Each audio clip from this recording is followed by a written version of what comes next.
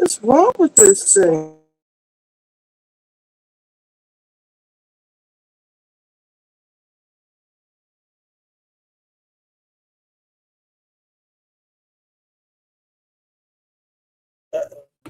About to fall.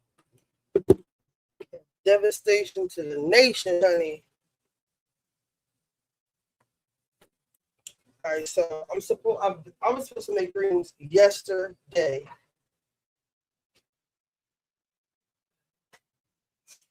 But I got 2 new deep fryers and I actually made some cabbage. So I'm gonna throw some cabbage on now. So let's put this there. Hey, Nay Nay.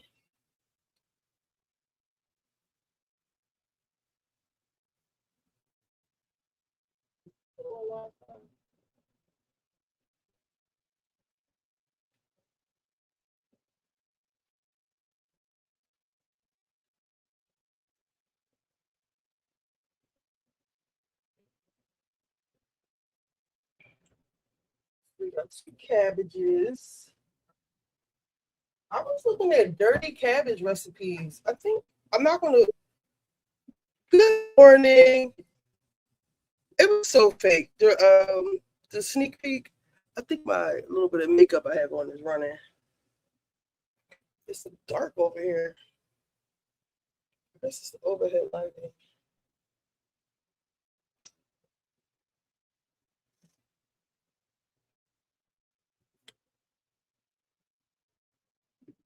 So with that being said, let's look at a dirty cabbage recipe because I might want to do that.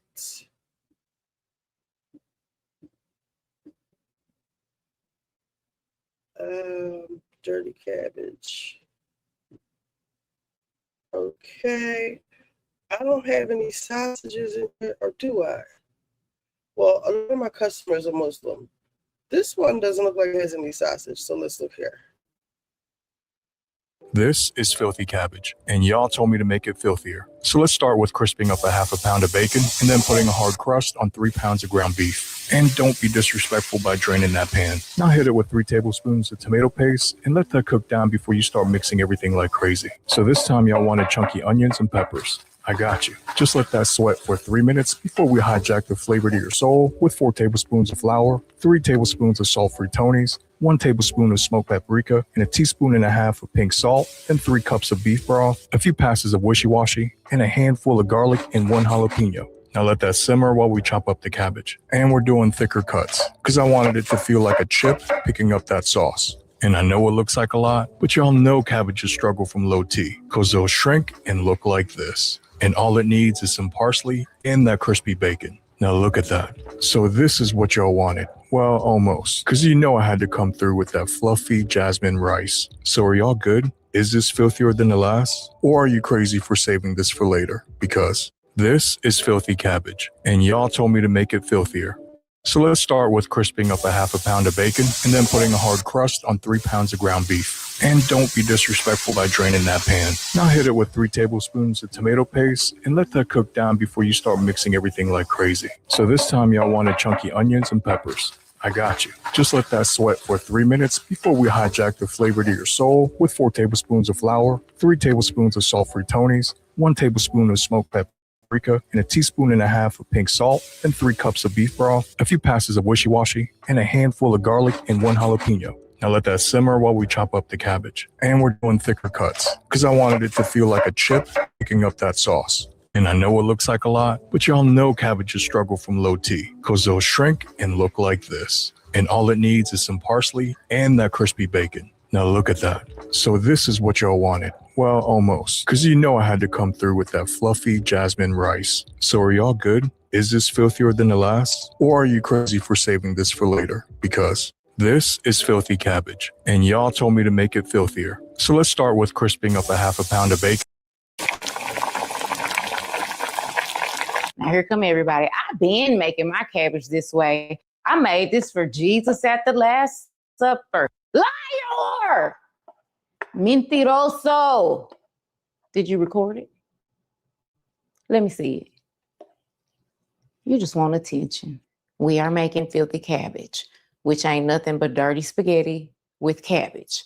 All right now, y'all getting out of hand. It's Dubai chocolate all over again.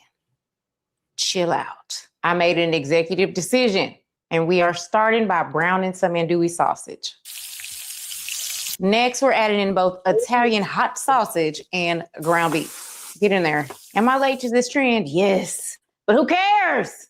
I can do whatever I want, except keep my car clean. Next, we're gonna coat our meat with 4 tablespoons of flour. I know y'all are like, why do you do that? Hey, don't do it.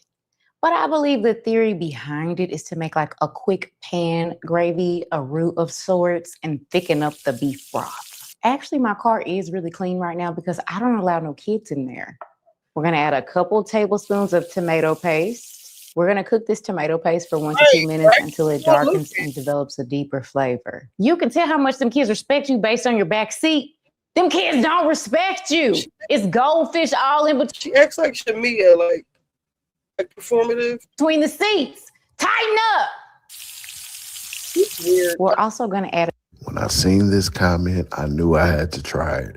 Dirty cabbage, real easy to make, easier. Wait, because I saw Mr. Make It Happen smoking AB. Let's see what he's talking about. Okay, folks, listen. Today we're making dirty cabbage, all of the flavor of dirty rice, but with the tender cabbage, smoked sausages, ground beef, peppers, onions, and Cajun seasoning. Now, this one is so easy. Listen, it's hearty, budget-friendly, and packed with deep Southern flavor. So you know how I say, let's get it. Okay, like I always do, I like to fly over these ingredients so you guys can see, right? You guys are gonna like this right here. Now I got the whole rainbow of bell peppers, right? We got green, yellow, orange, and red. Then we got some assortments of, other ingredients. I have them all measured out. And don't forget the full ingredient list is on my website, smokinandgrillingwithab.com, and that's WITAB.com. Okay, so what we're gonna do now is we got to multitask when we're making this, because this dish should only take you about 20, 25 minutes, right, to make. Now, you got everything measured out. We got to do a little bit of prep work, right? So listen, I got my head of cabbage. I'll just set this over here off to the side. And then we got onion, and then we got our bell pepper. Okay, so look, this is what we're gonna do. We're gonna start with the andouille sausage, right? And let me just open this up right here. And I use andouille sausage because it gives that deep, Southern, flavor. And when you're using cabbage, it's so absorbent, and it just put all of that flavor. That along with the Cajun seasonings, ooh, man, this is just on fire, right? So let me go ahead, turn my Dutch oven on. I'm gonna start with we just start with a medium hot, no, not a medium high. We'll start with a medium flame. And so now what I'm getting ready to do is just cut this down into like medallions. You guys can cut it however you would like. You know what I mean? I like mine to be a little meaty, so I don't cut them as thick. You know what I mean? When you cut them thin, I mean, you're gonna have a lot more. And so let me just move these out the way so I can show you exactly what I'm talking about. And that'll be, they're all about this size right here. See? So let me just finish this right here. And then we're gonna go ahead and put those in the Dutch oven and start to brown these. Okay, so I can see right now that my Dutch oven is, up to temp. You can actually hear it once we put this in here. Now, listen, we're only gonna brown this for about, I don't know, I'm gonna say about 3 or 4 minutes. And more like 4 minutes. If you got it on medium, we'll just go 4 minutes. Meanwhile, just make sure I got these. I just wanna see each one of these, medallions, to make sure that it's touching the, the surface, so it can get maximum contact, right? I don't want nothing riding over the top or nothing like that on top of another one. We keep them like that, and we'll let those work. All right, meanwhile, we're gonna go ahead and just prep, our bell peppers. Now, it's up to you guys how you wanna do it. I don't really do my bell peppers really small when I'm doing cabbage.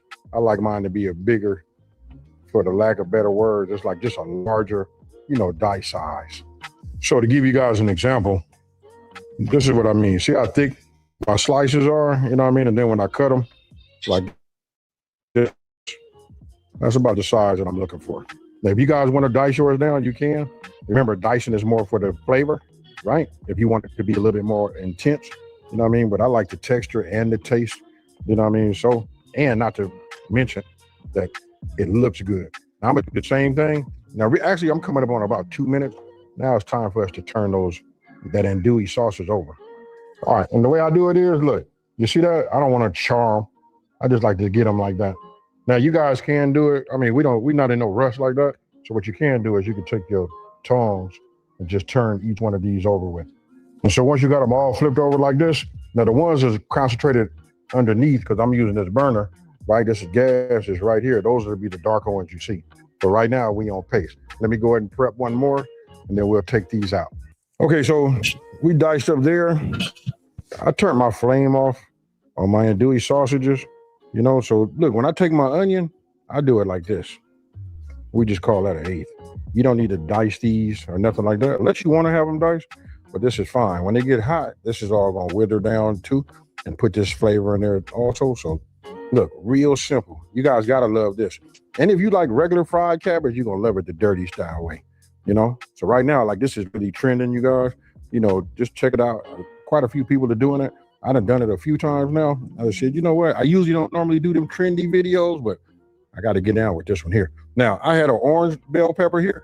I'm saving this because I already got 1, 2, 3, right? No need to put the fourth one in there. And plus, I got another video to film after this. I'll let you guys just wait to see what that is, but that'll use this one. So at least I don't have to buy an extra one. All right, so now let's go ahead and take these out.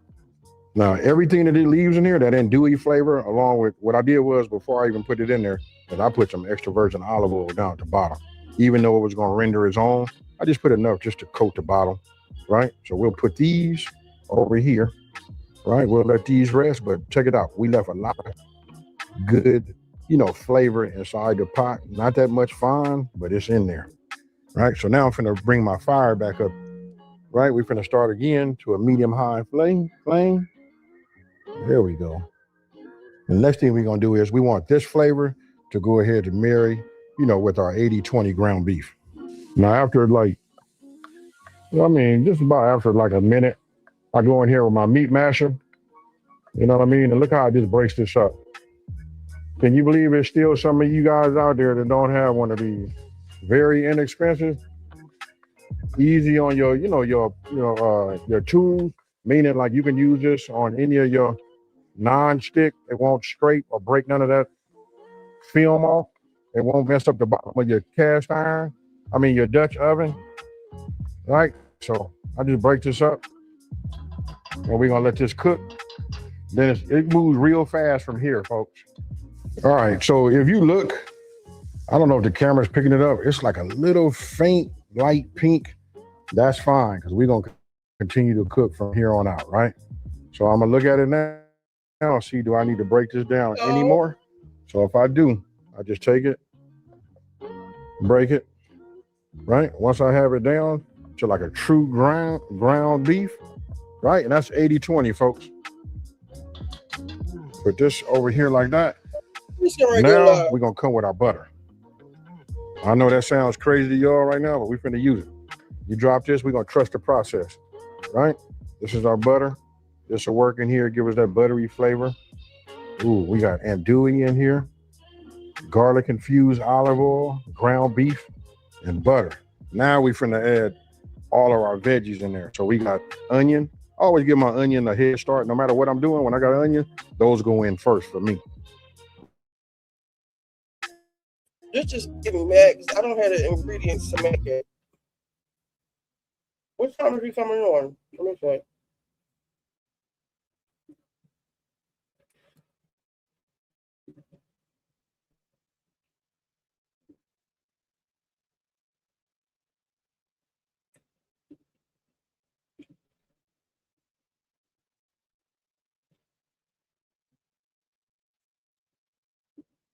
$30 minutes.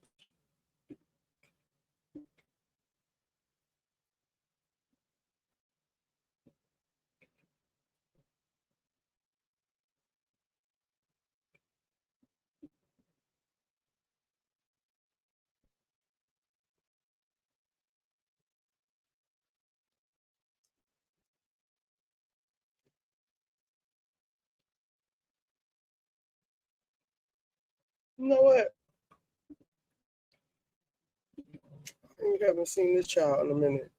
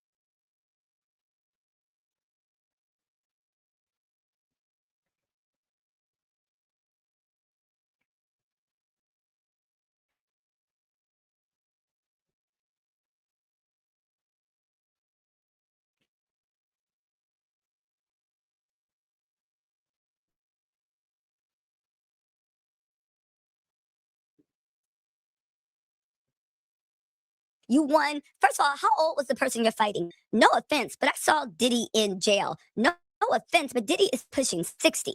No offense, but no matter how thick you are, vicious you are, violent you are, at 60 years old, you going up against a 25-year-old, white knuckling it, 30-year-old. Now, one could say Diddy blacks out and he goes crazy and the spirit of Satan possesses his body. That's where he gets his strength.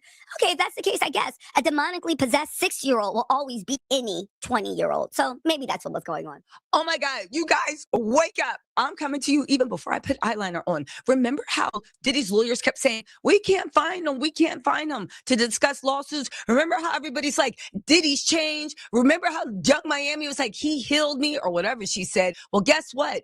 Diddy is in jail.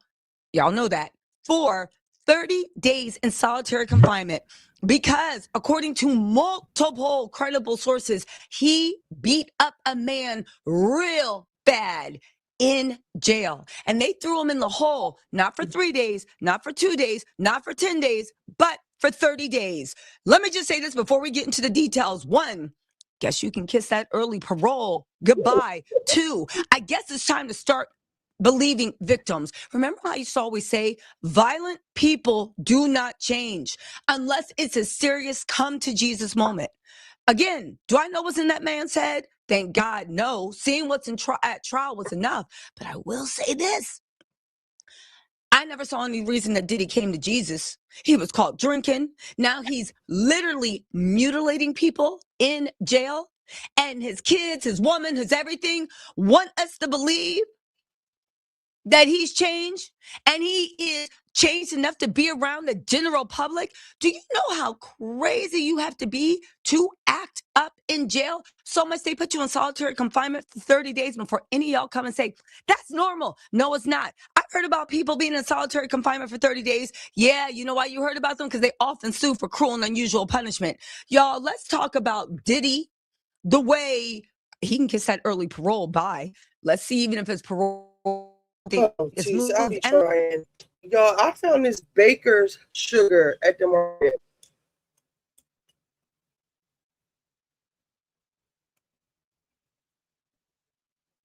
It's really fine.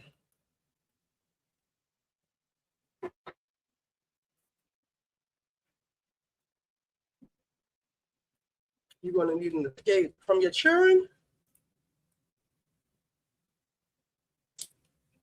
Y'all about to go in.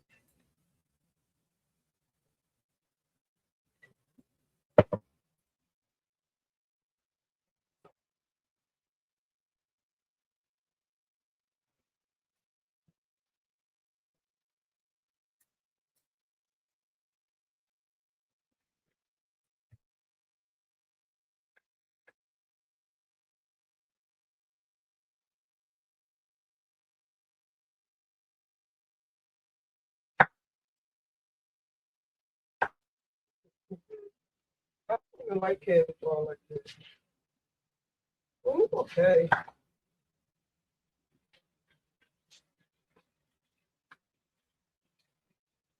I'm about to put some vinegar in here.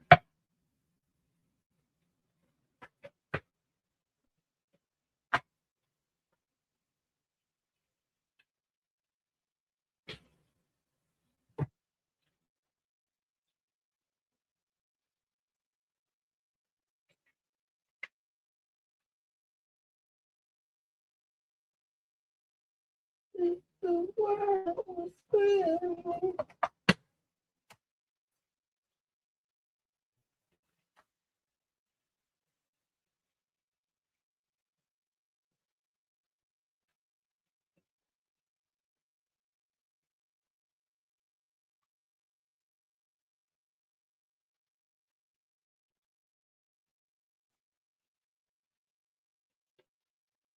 What y'all want to say?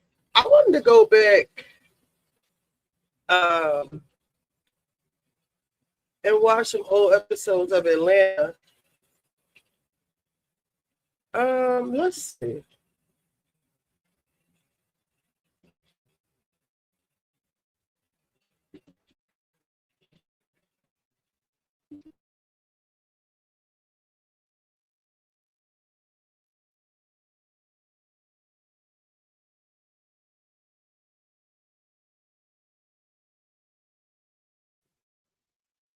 And there's one more thing that I heard that I'm just not sure I heard.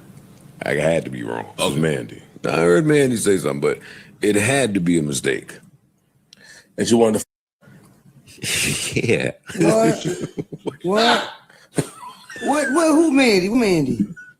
Hey, yo. Horrible decision. Hey, I ain't gonna lie, son. Yeah. I have zero problem with people replying to things that podcasters say until I hear something stupid like, he must be mad because he tried to fuck me. Oh, she said that? Yes. And you're not mad about that? Yes. Well.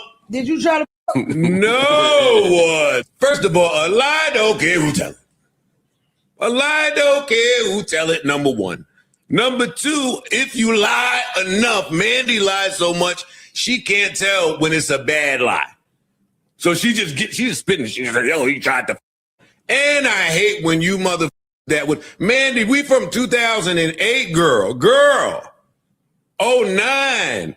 I love that you got in shape. I love that you can change your diet. I love that you made different life decisions and you looking better today. And you feeling better today, but dog, come on, we go back to 2008. A sentence I ain't never heard was, it's tried to fuck Mandy. That's not the way it comes back in the street, man. Lord help me.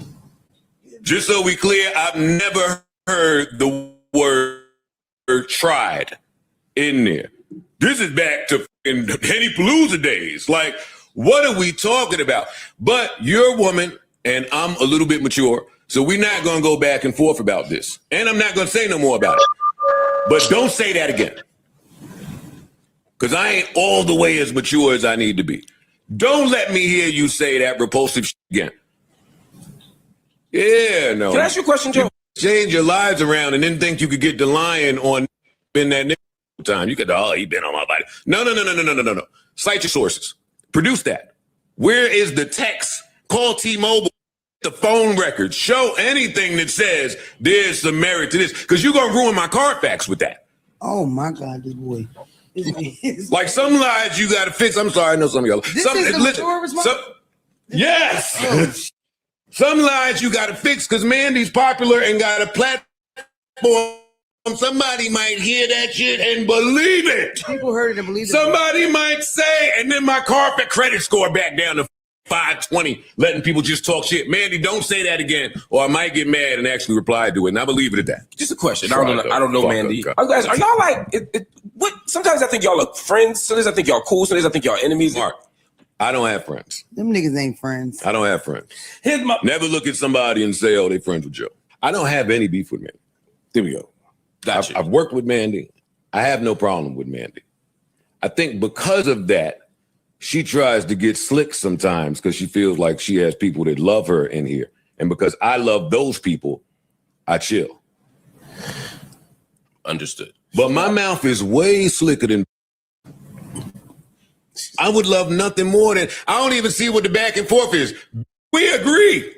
You said marriage is for broke people. I said you ain't marriageable. It's the same shit. We're saying the same thing. Wait, hold on. Y'all not saying the same thing. We are saying the same thing. No, you're not. No, you're not. We are. She's saying marriage is for broke people. Yeah. Marriage is not for her. Yeah, but when people hear marriageable, they don't hear it's not for you. They hear no one will marry you. Mm-hmm. I don't care what people are. Mandy is not looking for marriage. Then she's not behaving in a manner that's trying to get somebody to marry her. Joe Budden goes off on Mandy in a tirade we haven't seen in a while. For those of you that don't know, Mandy and Joe Budden are engaged in a 7-year pod war dating back to the days of See the Thing Is. They used to be on IG Lives, jonesing and like talking to each other in their soft voices. Oh, I like that. Makes sense. So what are your plans today? This. Just chilling. You gonna be on live? You gonna be on live with everybody? I'm excited just to go and tune in to the Joe Budden pod. I do want to thank you. Can I thank you publicly, sir? Because I know the last time we got on live, You said we wasn't getting that until this coronavirus was over. So I appreciate y'all. That is not what I said on this live. Is it? But now, after the dissolution of C, the thing is, it seems like they're in some type of love, hate, back and forth. But this go round was started when a clip of Mandy talking about how marriage is for broke women resurfaced. I think marriage is for broke. Oh, and so I think a woman who wants to be married is leaning more into the patriarchy and wants to be essentially, possibly taken care of, have their man as the leader. All of the ideals for me of what marriage looks like is that. So I just saw my friends recently this weekend. She was like, did you want to be married? And I literally said, yeah, when I was poor. As a woman who can now like provide for herself, also doesn't want motherhood, and also sees a lot of these celebrity women now having to continue working because they have to pay alimony. I mean, we have even podcasters now paying alimony. Shout out to Rachel Lindsay. Like, there's all of these people that once you make a certain amount of money, if your man doesn't, you have to pay them out. And I just don't want to be that. That's a take. I don't want to be that. But you also start. Now, that marriage commentary kind of went super viral, as it was everybody commenting on it. Married women, single women, married men, single men. And it just didn't seem like the best discourse. So Joe Budden would react to it on his podcast. And there's a better way to state why you're against being married than to offend the people that are married and to say, hey, this is all for broke people. I agree her wording was wrong. I agree with that. I agree. That's just but like I said, what I think she was trying to say was to speak to, back to my original point on that, I think she was trying to speak to the divorce rate. See, that part is a crock of shit. Why? And I prefer that the people that just ain't with marriage to just come out and say, yo, I'm not with marriage, and you don't give no reason. Because what if you fall in love or want to marry somebody where you're the person that has less money? I just think we hear from too many chicks that ain't been marriageable, talking about their views on marriage. Mandy do a podcast or did a podcast called Horrible Decisions. She go out there, she tell you, horrible. Not horrible. Whore. Spelled with a W-H-O. Yeah, W-H. You know what I'm saying? She'll tell you about her sexcapade. She'll tell you about she'll tell you about her life. It's kind of all out there. When is the don't make me say it. When a nigga was married at? When is the marryable part in that? Where is the portion of your life where you were living in a way to where that would be an option?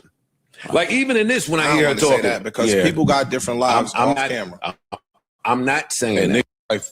And I know I probably am more privy because that's my friend to information that everybody up here don't have. Mandy has been in relationships, long-term relationships. So I don't want to say that she's not wifeable based on the content of her show. Now, as you can see, he didn't have the kindest of words for Mandy's commentary on the situation, hinting that Mandy isn't really marriage material, and that, of course, someone wouldn't marry Mandy the way she be carrying herself. Mandy has built a life around whoring. I mean, that's her brand. I'm not even trying to be funny there. Her pod that rose to fame was Horrible Decision, and it is something that springboarded her into the ability to comment on relationships, and something that she talks about. It kind of colors every aspect of how she views everything. Men with money are the only people that should really have a say in this world. Well, now this led to a whole back and forth, as when Mandy heard that commentary from Joe, she would go on IG Live and air out Joe Budden. Why does Joe be hating on me? I don't know. At this point, it's because I ain't let him fuck. I don't know. I don't know why Joe hating.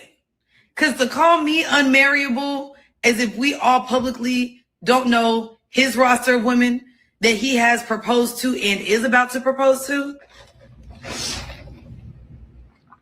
Because that was so disrespectful. Barry, I'm telling you, I would sit across from Joe and be like, now tell me what makes me unmarriable.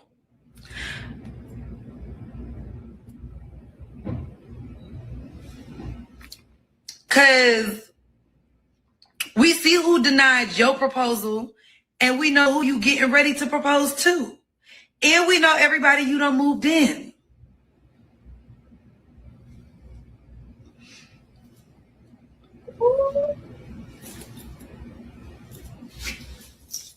I wish I could do the shebang. like, and something just popping, shabang. I just don't like that. Thank you, Fernando. Thank you. And that's why I like Ish, because Ish knows me off the pod shit. I am very marriable. Even that is such a dumb ass, like, what is that? Adjective? Yes, that's a dumb ass adjective. Because the fuck is marriable? There's a lot of people married that I wouldn't want to be. So do I want to be them?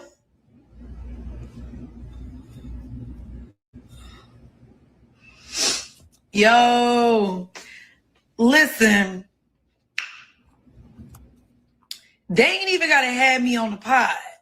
All they got to do is have post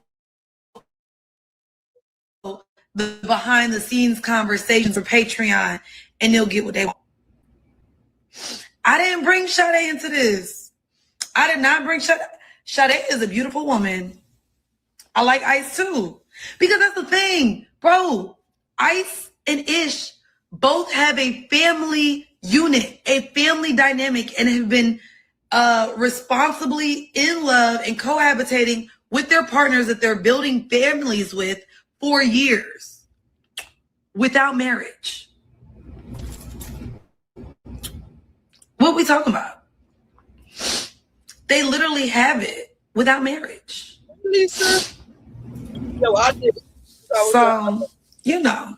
Now, as you can see in that rant, things got a little crazy as she kind of took shots at Joe's girl, Sade, and I think maybe that set Joe Budden off. But the thing that Joe really took... It's strange. He went to jail early in life.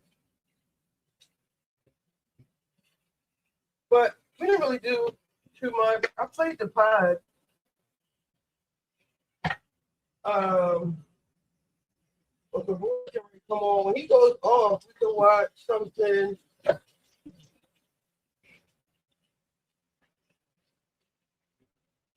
Let's finish the rest of this.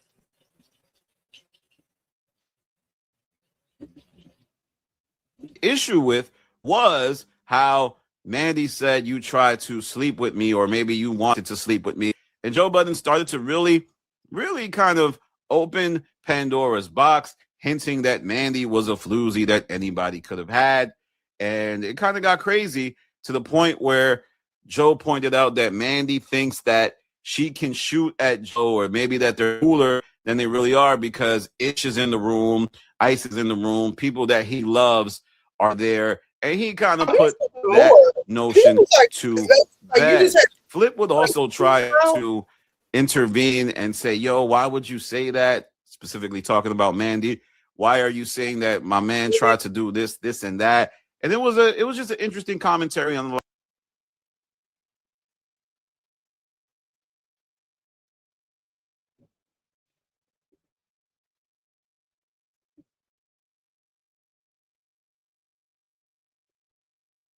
live. A perception. Complete perception.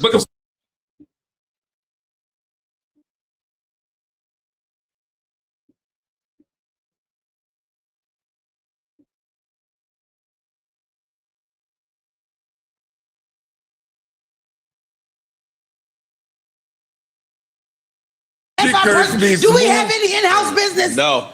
God damn. Hey, I started that too. Sometimes he sit over there. I started that.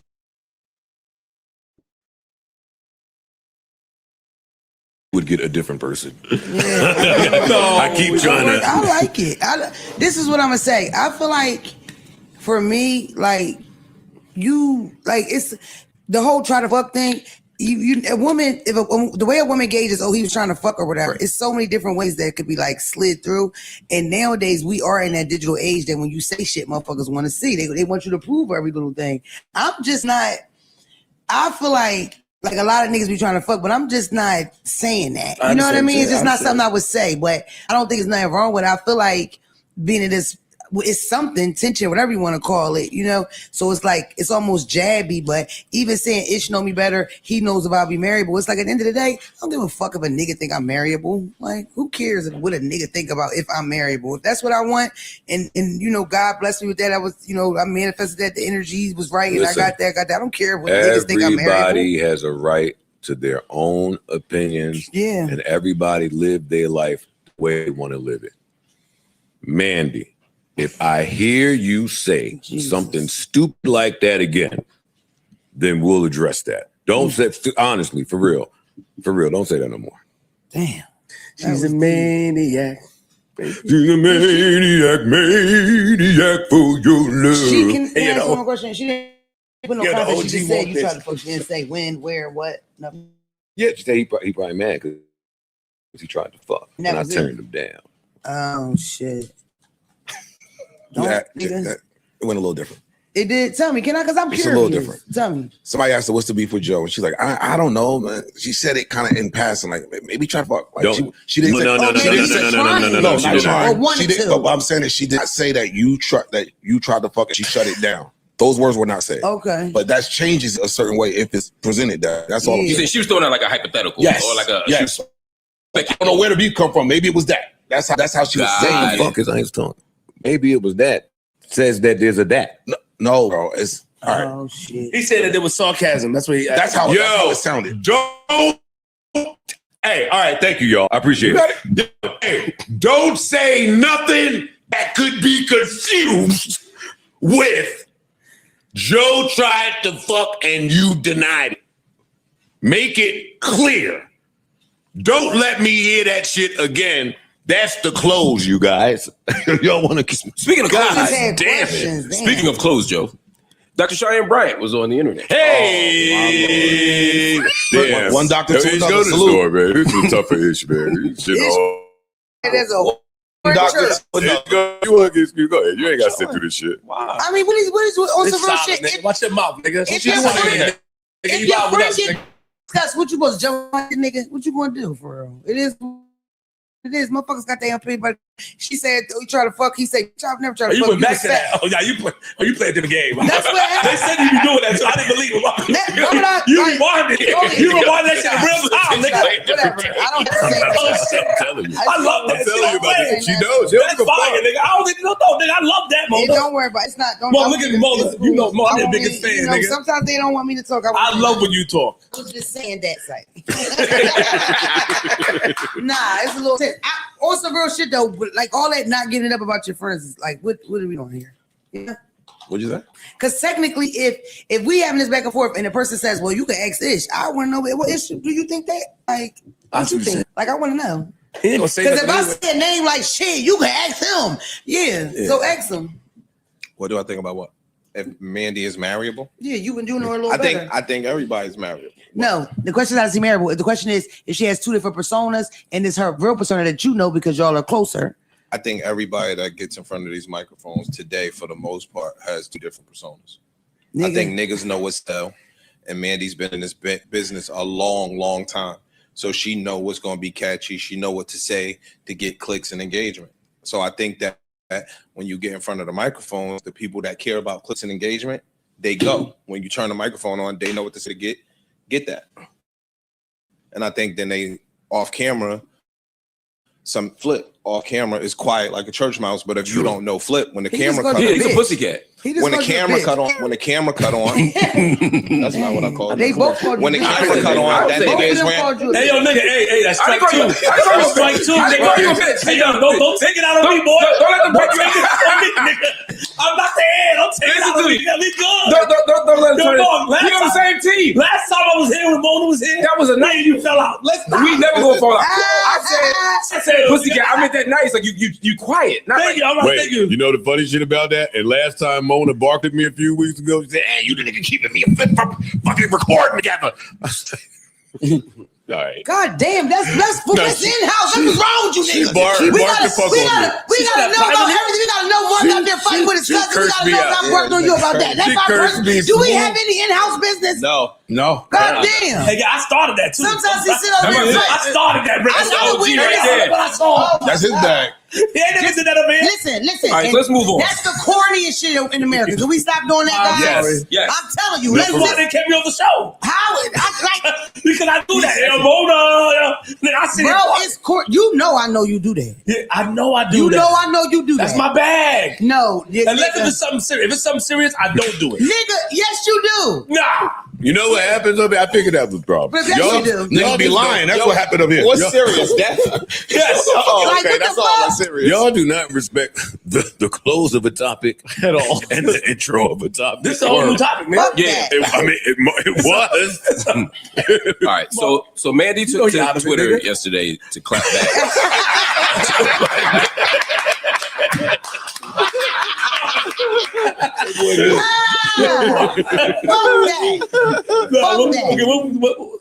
Excuse me, new rule. In-house business, period. I can't if I tell you niggas, that shit, I ain't gonna lie. I accept that. So we gonna beat you the fuck up. No, I'll take an ass for me. All right, I'm gonna have to kill me. I'd rather that. This shit feel like Cain and Abel. Nah, I'm gonna come out there. They just jump me, y'all. Yeah, and it's all jumpers, no fair ones. Yeah. You get jumped. I'll take that. I should be able to don't take $100 from me, but I'll take that. I should listen. It's no rules if you bring your fucking mouth up here.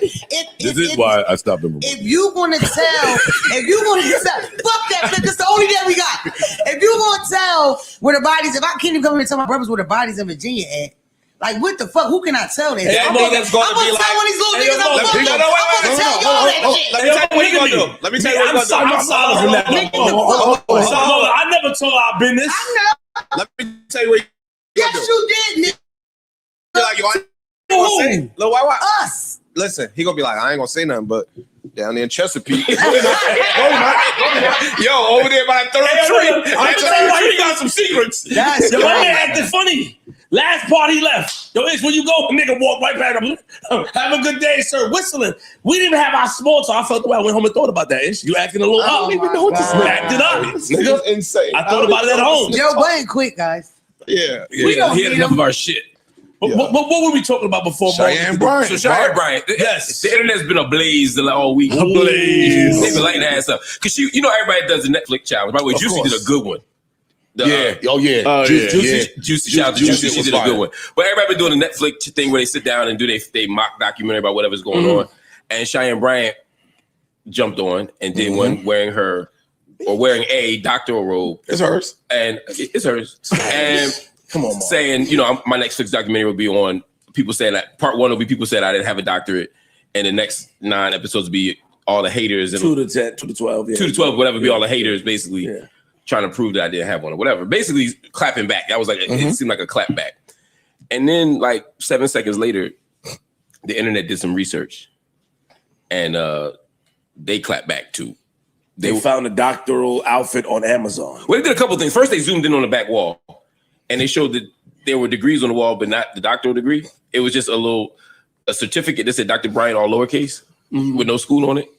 And then they researched her robes and hood and saw that it was for the wrong degree and that it wasn't from that school. And so I thought, and I don't know what y'all thought, I thought she was just leaning into the joke. That's me too. I thought she was just being funny and having fun with it. Trolling. You think she intentionally knew this was the wrong shit to put on? Yes. No. So that's where I don't think she knew that. I don't think she cared. I just think she found a robe somewhere and just leaned into the joke. I think that Dr. Bryant has now become a personality. And to the Mandy point and Flip point, I think now she knows what gets the algorithms going. That translates into revenue for her. And so I think that she's now stepping into that lane where I don't give a fuck as long as it's getting me paid. I think it's a little bit of both. I agree with everything you said, but I also wonder if there's not another thing on top of that too. Like, if you get put on blast and get caught lying, you know what I mean? And you're still maintaining that you're not lying, then I think you can't. Mark, she trolling. Like, I wonder if there's a little bit of this it. had died down. This had, for all intents and purposes, died down. That's my point. She revived it. And if I'm gonna revive it, if I was trying to escape it, I would have let it go out with the tide. Right. I brought it back because evidently there's something beneficial in me bringing it back. It's something advantageous in me now going doing this and reawakening the shit. My That's books insanity. is moving, my whatever is going, and That's crazy. I think real quick, my nigga, I think it's you think her books and shit moving off like this helps the books move? The books ain't moving. I think because again, I think whatever it translates to is something that is beneficial to her. Like financially. What I see all of this as a pivot. I think you're right. Being an all of this shit always is better for you than not being. All this shit looks like I agree with that, but I think there's a mental thing going on here too. On Like top she of that. throwed the fuck off. Yeah, that's what I thought. That's to use a technical term. Let me ask you a question, Mark. do you think after she came up here, shit started to get a little shaky for her? Oh, everything after shit the day she came on the Joe Budden podcast. Yes. Boy, that's starting to be a running thread. Shit ain't been right since. Listen, at the end of the day, I think people don't like. My thing is, you know how fucking crazy you got to be to play that game. You really ain't no doctor. So it's like, why aren't we all assuming that this nigga is not that calculated? Nigga, I think person to play that game like that, She's stand calculated. down and not say nothing. The way she carried it, I would not be surprised if this wasn't no purple on purpose. I think in her mind, the best case scenario is people just think she a doctor and shut the fuck up. Yeah, So I think she could play I into disagree it. with that totally. So what do you think about the pivot? I wanted to hear what you had to say. So I think this is a pivot from what was she calling herself before? Like what was her profession? First therapist, then psychology expert. Okay, I think this is a move from that to influencer personality, where now I'm not really looking to give y'all consultation, all that shit. Now I can sell just by being me. And lean into all of this shit, get all of this attention. She has selling merch, selling shirts, all of this shit. Writing a book as the doctor or being the personality, it might be more money over here just being a personality. I think that's right. Now, yeah, does it last as long? We don't know yet. Yeah. But right now, this might be more lucrative But for the her. pivot is by necessity, not choice. What else the fuck you gonna do? Life give you living. You not a fucking doctor. You come on the show. But again, and shit goes to shit as soon as you come on the show because now people looking more into you than before. You got two options at that point. On this show, you got two options at that she point. turned to an avalanche after this shit. Well, right, but at that point, what you have two options. Now I can sit here and lose everything and be like, "Fuck, they got me. I'm out. It's over." Wait, hold on. I can't hear everybody.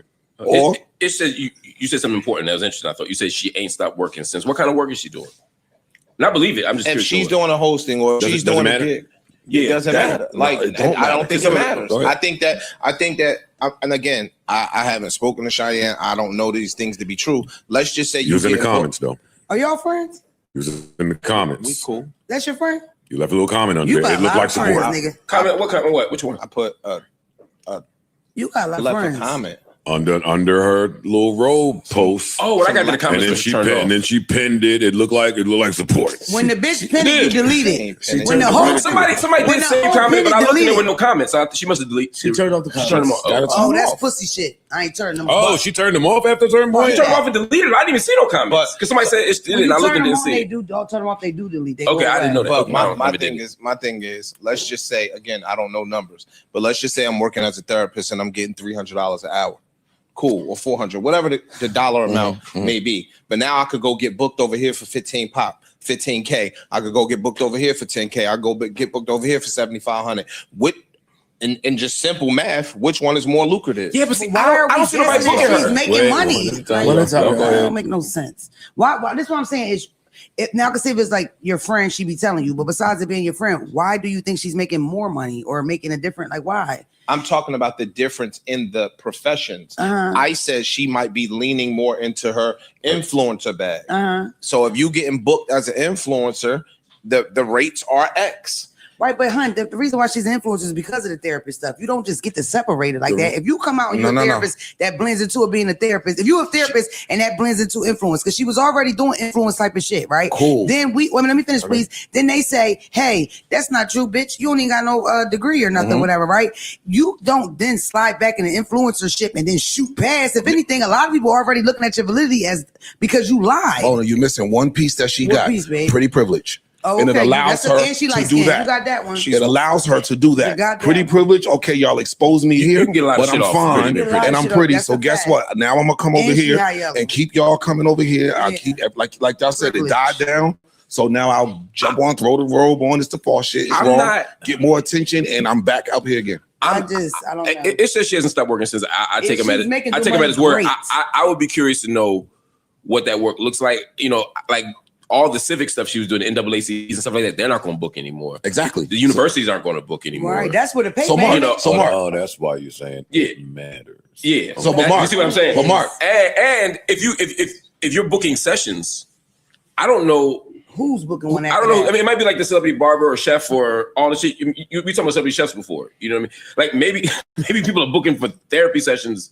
You know what I mean? Because of the pretty privilege, they're not actually looking for therapy. They're looking for some kind of. I'm not talking about sexual. I'm talking about like some kind of like. Right. So they just want to spend time with her. But They just Mark, want to talk to her. They just want to get advice. But like life coach is what I'm. But like you said, the bills don't stop though.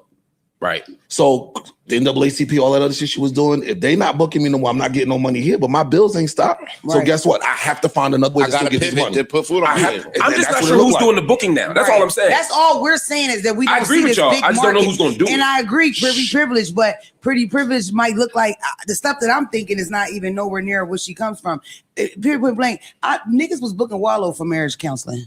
So it's like people do that, but it's like, but they trust Wallow. They trust Wallow because of who he is, and he tells about his story and what he been through. Ain't nobody come out and say that nigga ain't do 20 years, he did 5. Right. That's what I'm saying. Once your validity is knocked down, pretty privileged at all, like the balloon pop. Like Her brand is around giving advice. Her whole brand was around. I know this because of school. Was around giving advice. I got you. Yeah, So we going here. So to move the conversation forward, like I'm thinking about when you get if you get caught in a public lie, and we've seen it before in other places, like how do you respond? Do you own it? Do you run from it? Do you change the subject? Because sometimes you can just ignore it long enough. I mean, you don't necessarily know how to respond. You start throwing shit at the wall and see if it sticks. It's niggas that were certified gangsters that got caught ratting. And guess what they doing? They getting paid to talk now. Yeah. Their validity ain't go nowhere. So how do they do it? Don't say that. Don't say that validity ain't going nowhere. That's not true. I'm not. The validity in that. What I'm saying that world is, went somewhere. In the street world, yeah, they validity went somewhere, but these niggas might be making more money now talking over there than over there. Like so again, you throw shit at the wall when you're in survival mode. Not saying that she was in survival mode, but if you are in survival mode and the money that used to live off stops coming in, guess over here? Yeah. You don't go in a fucking hole and curl up and cry. Agreed. You gotta go get money elsewhere. And if this leads to her getting money elsewhere, then that's what she's doing, and more power to her. And I agree with that. If that sister could figure out how to turn this thing around, more power to her. I don't want to see nobody living off of survival and all that other shit. But we just gonna have to agree to disagree. Me and Mark don't see where the paper at, even in the pivot, especially this soon. And I'm gonna say this to you. I was thinking you pass her. Validity, right?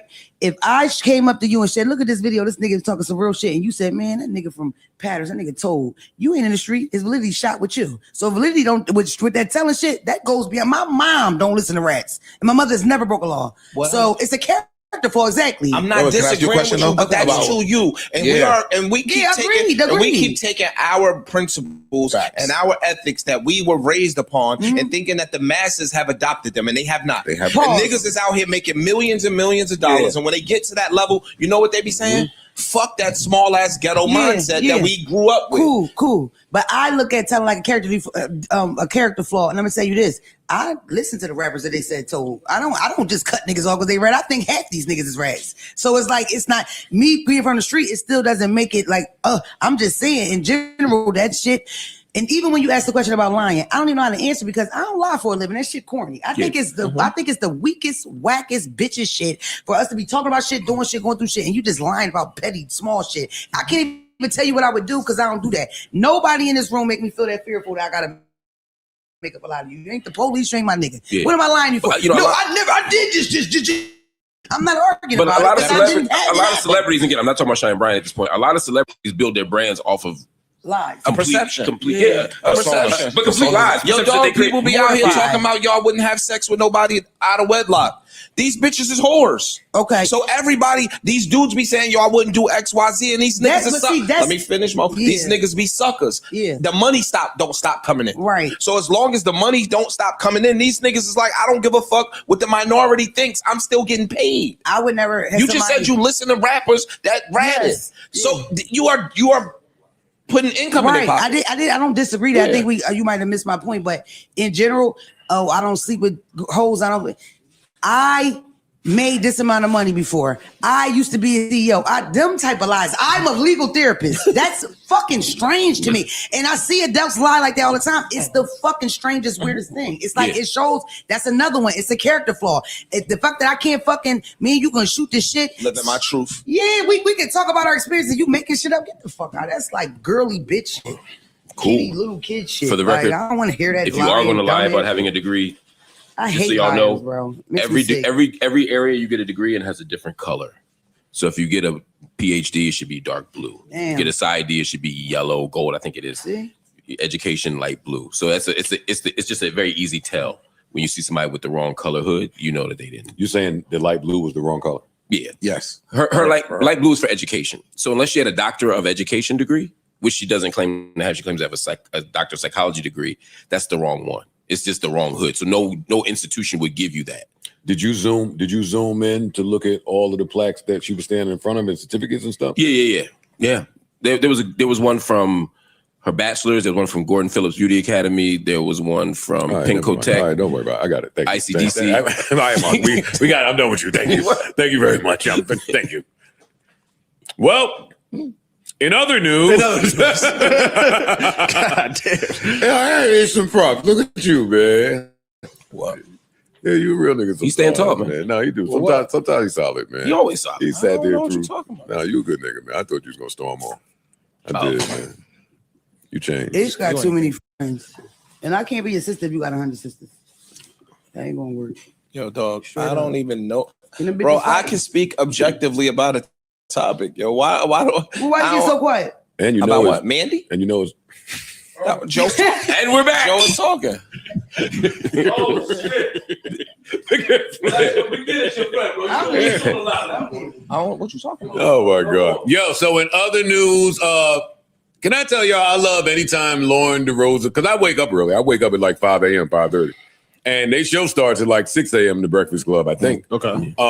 So I be up when Lauren LaRosa sees like when she follows up on news stories. She's a beast. A beast. She follows up on everything. Mm-hmm. Yes. And that's still like the TMZ in her. Like she reports it like she's still a TMZ. Hey y'all, I just got word from one of my sources that Sean Combs is in solitary confinement because he attacked an inmate or ended up choking an inmate, and he's in the hole. That's how he got in the first place. I promise you. I promise you. I never for a second worried about him. Like in there. Like I feel like he's gonna get busy. He's gonna get busy. He's gonna get violent if he had to. Like Apparently beat him pretty bad. In addition, reports say in addition to choking him out, that he actually beat him down pretty bad. yeah, I ain't surprised. He probably told that nigga to do something, he ain't do it. I mean, I agree with you. I never thought he would have A problem. a problem taking care of himself Yeah. in Fort Dix. How many times? Oh, now Why you you just say said that? Why you say that? I mean, what's that? Is Fort Dix a camp? Are you saying like it's a minimum security camp type of thing? it's not minimum. Oh, I ain't think Fort Dix. It's like medium. They do. But Fort Dix has two spots. A camp in all of this is like. We got a Fort Dix expert in case we need like. Is it? That's Okay, a low, right, you Pop? spent a little time No, over my there? dad was in Fort Dix. All right. How ended the low? I was at FDC on 8th and Orange. That's a low. Yo, That's at DC. Yeah. I did the fed. I like your vibe. All right. I like your vibe. Yo, you are such a bucket. She's so ratchet. And what did Daddy say back? That's medium. I know Pops ain't have to knock me down like that. Oh my god. That's medium, girl. I was. No, I wasn't trying to say that. I just never thought I just never thought Puff would have a problem. I wasn't trying to make a joke. Puff can fight. Puff can defend Puff can defend himself and attack you. He will fight. He will. And he's very like diabolical. Like in prison, I don't know if people realize like how like mental games. Yeah, that they play. Like it's so many times where people, even my father got a deal. Like the way he thinks is different than 10 years. People that have been busy, sometimes they don't ever adjust back to regular life because they're so diabolical. Little chess pieces moving shit around and shit. My dad. All right. Okay. Anything to show that though. Hey, Any shake that shit. Shake that shit, Mo. Hey. We really need It's so hard to pick one. Hey, I want the thin one.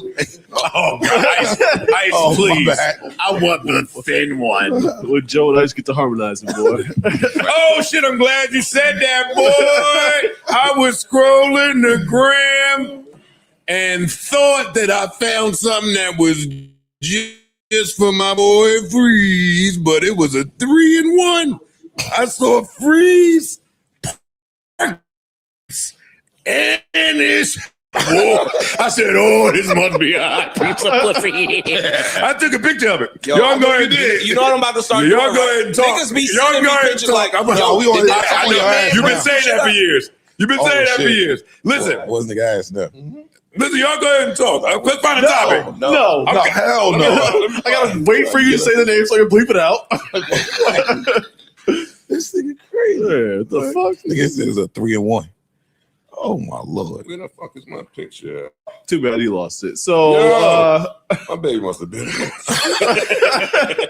I'm getting to that picture. I'm sure. 3-in-1. I said, "Oh shit. I gotta save this, boy." They try and bring trains back. Anyway, what else is important? What else is important? Unimportant? Hopefully Puff is all right, man.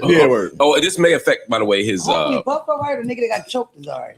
Yeah, the dude that got choked. You know, we don't know his status. I ain't hoping that nigga is all right. I feel like that nigga had it coming. You walk by Puff's cell and you said something you shouldn't have said. Hey, all that shiny baby oil, you bitch ass. Puff said, "Take that."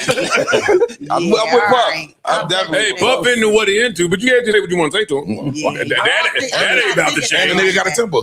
I don't know. And the nigga rich. And it ain't no drugs in there. Yeah, I don't know what happened in that interaction, but I do know he ended up in the hole in Dick's, and he is looking at it. He was looking at a February 2020 game. In the hole. In the hole in Dick's. Like, I just want to know, is he getting this shit off and seeing it the whole time, like saying more slick shit? You don't know because everybody in the room not catching it. But February 2028 was his release date, right? So it'll be interesting to see if it affects that, you know, because some of this is good behavior, bad behavior. I found it. Yeah, they give you 59 days on each year with the feds. And you lose them when you go to the. So here we go. 58 days. We've lost Joe. He's on to something else. Go ahead. Turn the phone again. Found it. Yeah, you better believe it out, boy. She's a fox. She's a monster. Hey, That's all right there. Hey, that's AI. You ain't waist too little. You Fuck ain't. that. Hey, when they waist too small, that's AI. Ain't no way that's real. It's like All three of them there, boy. Look at Paul. Anywho, what else is important, unimportant? Yo, Hold on. Stop. Whoa. I see a nice little white shirt floating On the same person. Look at that. Nigga, I had to do that in case I lost it. No. Yes, you won't find another one. Joe, you can You won't screenshot it. You won't find another one. How much you want to bet? I don't want to bet. Oh, I don't want to bet. Oh. Quick, two pictures down. You won't find another one.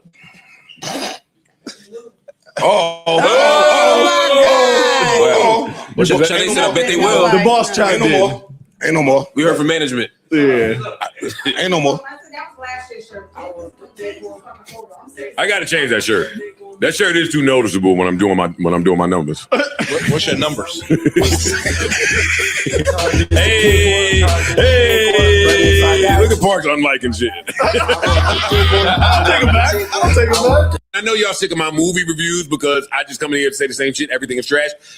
But this one, this is some special trash. Oh, really? It's trash? Yes. This is some special trash here. Trash. This made me say maybe Steven Spielberg just fell the fuck off and nobody knew. No way. Because Steven Spielberg, I know, wouldn't even put his name on Disclosure Day, which is, for all intents and purposes, like a very bad. It does. It looks like a very bad version of like E.T. It's about like aliens and alien energy. It's part of. No.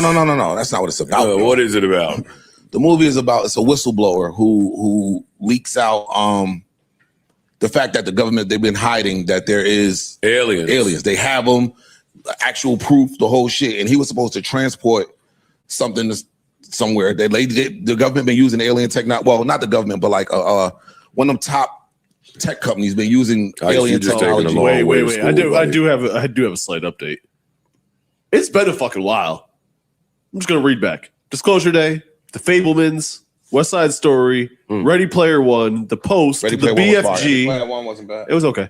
The Bridge of Spies, Lincoln fell asleep very quickly. That one. Warhorse, The Adventures of Tintin. This is 2011. Indiana Jones and the Crystal Skull, Munich, War of the Worlds, The Terminal. Catch Me If You Can was 2002. That was the last line. Oh, it's over. Oh, we pack him up. It's over. You can pack him up. Yeah, you pack him up. Yeah. That's how I knew I was old. Steven Spielberg that name is down just, bad like that. And you know what made it worse? That I just saw Odyssey. Right. Yeah, I can't. That was the talk. I can't stop thinking. It was like Spielberg and Nolan both dropping a month apart. We got 2 blockbusters. That was the talk before Disclosure. That is disrespectful to the Nolans. Absolutely. Yeah. That's disrespectful to Christopher Nolan, Ryan, everybody. Seriously. Homeboy that just did that whole pigs witch scene in Odyssey with no CGI or animatronics. Yeah. Leave him out of this. But I just didn't know Steven Spielberg was that bad. This movie is horrible. This movie is terrible. It was so bad, I rewound it to record some and put it on Instagram, but they blocked me. Oh, this is Steven Spielberg stuff, so you can't put it up here. Suck my dick. It's horrible. Because at the end, they find the alien. The alien come to the news station. Chop it up. You being serious? They think I'm lying. Are you being serious? I promise you. You just kicking. They find the alien come. I don't want to hear that shit Ice talking about. No, homeboy that was. I'm saying it's bad. The government person that was trying to kill the nigga that had the information. They friends. Everybody friends at the end. They all sitting down looking at an alien doing some ET shit. I'll show you the clip. I would play it, but it's not audio. Actually, you know what? I'm playing it. I'm playing it. I'm playing it. I'm telling you, like, it's that bad. This is one of them cases where you got a big name director, and then the trailer for the bag. Right? You thought it was going to look a certain way. Tough. The trailer was absolutely tough, and then you see Spielberg, so you're like, okay, we got one. Spielberg. Lucky y'all know your middle name. Oh, this is me. Hell, Adam. Damn it. This Disclosure Day bullshit. No, on God. It's I bad. almost went to see this in the theater. Hey, I'm gonna send you this clip, Erickson. I am.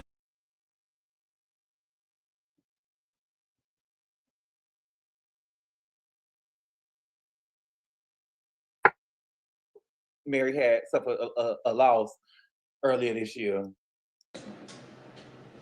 Are you okay?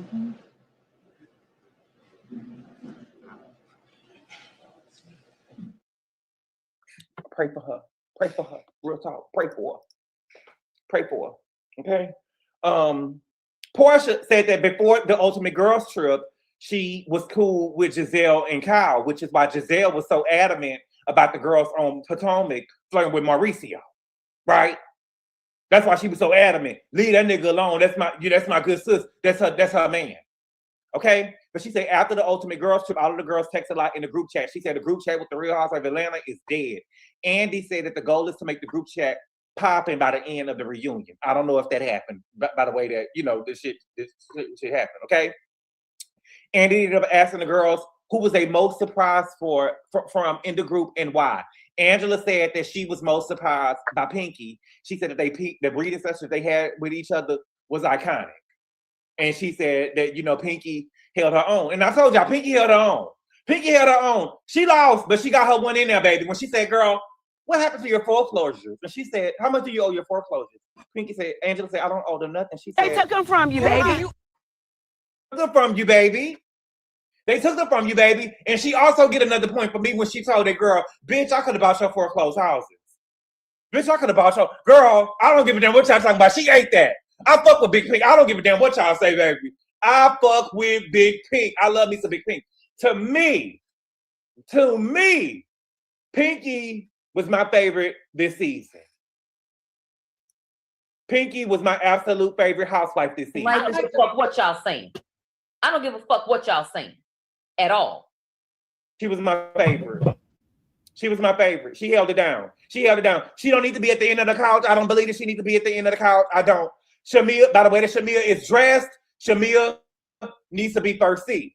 Shamea needs to be first seat, and then I will put Pinky.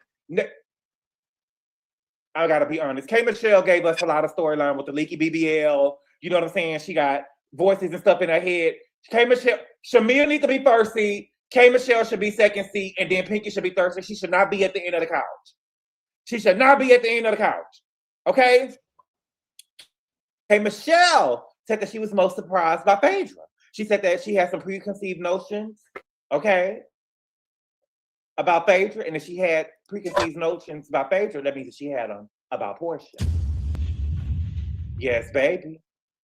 So she had them about Porsha, okay? She said that Phaedra has helped her. Phaedra has listened to her and the voices that are in her head. She said that she helped her husband get his licenses. Right? She helped her husband get his licenses. Now remember, she stopped Candy from getting her licenses. She stopped Candy from getting her licenses. Remember, see, baby, I've been here since day one. When Candy was trying to get her liquor license down there at the OLG before they shut down and Tar ran it into the ground. Remember that? Candy said that she had got word that Phaedra was calling, getting favors in from the people down there at the liquor licenses and stuff down there, and telling them not to approve the licenses. Put a 9 in the chat if you remember. It happened season 9 at the reunion. She called Phaedra out at the reunion, and Phaedra said, "Why do you think I'm so powerful? Why do you think I'm so powerful?" Yes, babe. Thank you, Dina. Yep, thank you, Disha. Thank you, YDK. See, thank you, S-Lover. See, I love the people that's here from day one. Mello, we have to talk about what let's talk about what's now, not what has been, but it ties into what has been. This is the receipt, Mo Walker. This is the receipt that she around here helping the man get his license, okay? She said that she helped her get her surgery for free. And she gonna talk about it later. But see, this is what I'm talking about, girl. You still getting more surgeries? You still getting more surgeries? I don't want to hear no more crying from you. I fucked myself up. I did it to myself. I don't want to hear no more crying from you, K. Michelle. If you go over there and lay on the table and get your ass done again. I don't want to hear no more crying from you. I don't.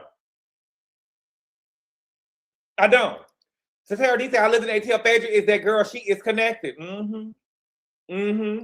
I'm pretty sure she is connected, baby. If you give head like they say she was giving, I'm pretty sure she got Atlanta on lock, baby. Yes. Thank you for the super chat, YDKL. She said, but what kind of license is she helping with? You know, he's supposed to be a doctor. So he's gonna probably have to pass like a Georgia bar. I mean, a Georgia doctor. You know, he's gonna have to get a license in Georgia. Okay. So that's all we got from the reunion. So far, what I see, I think that Shamea is best dressed by far. Next, I will probably give it to Drew. Then I will go with Kelly. I'm fair. Okay. What else did I see? Okay. Let me see. We're gonna stay over here on Atlanta. Well, real quick. I ended up seeing that.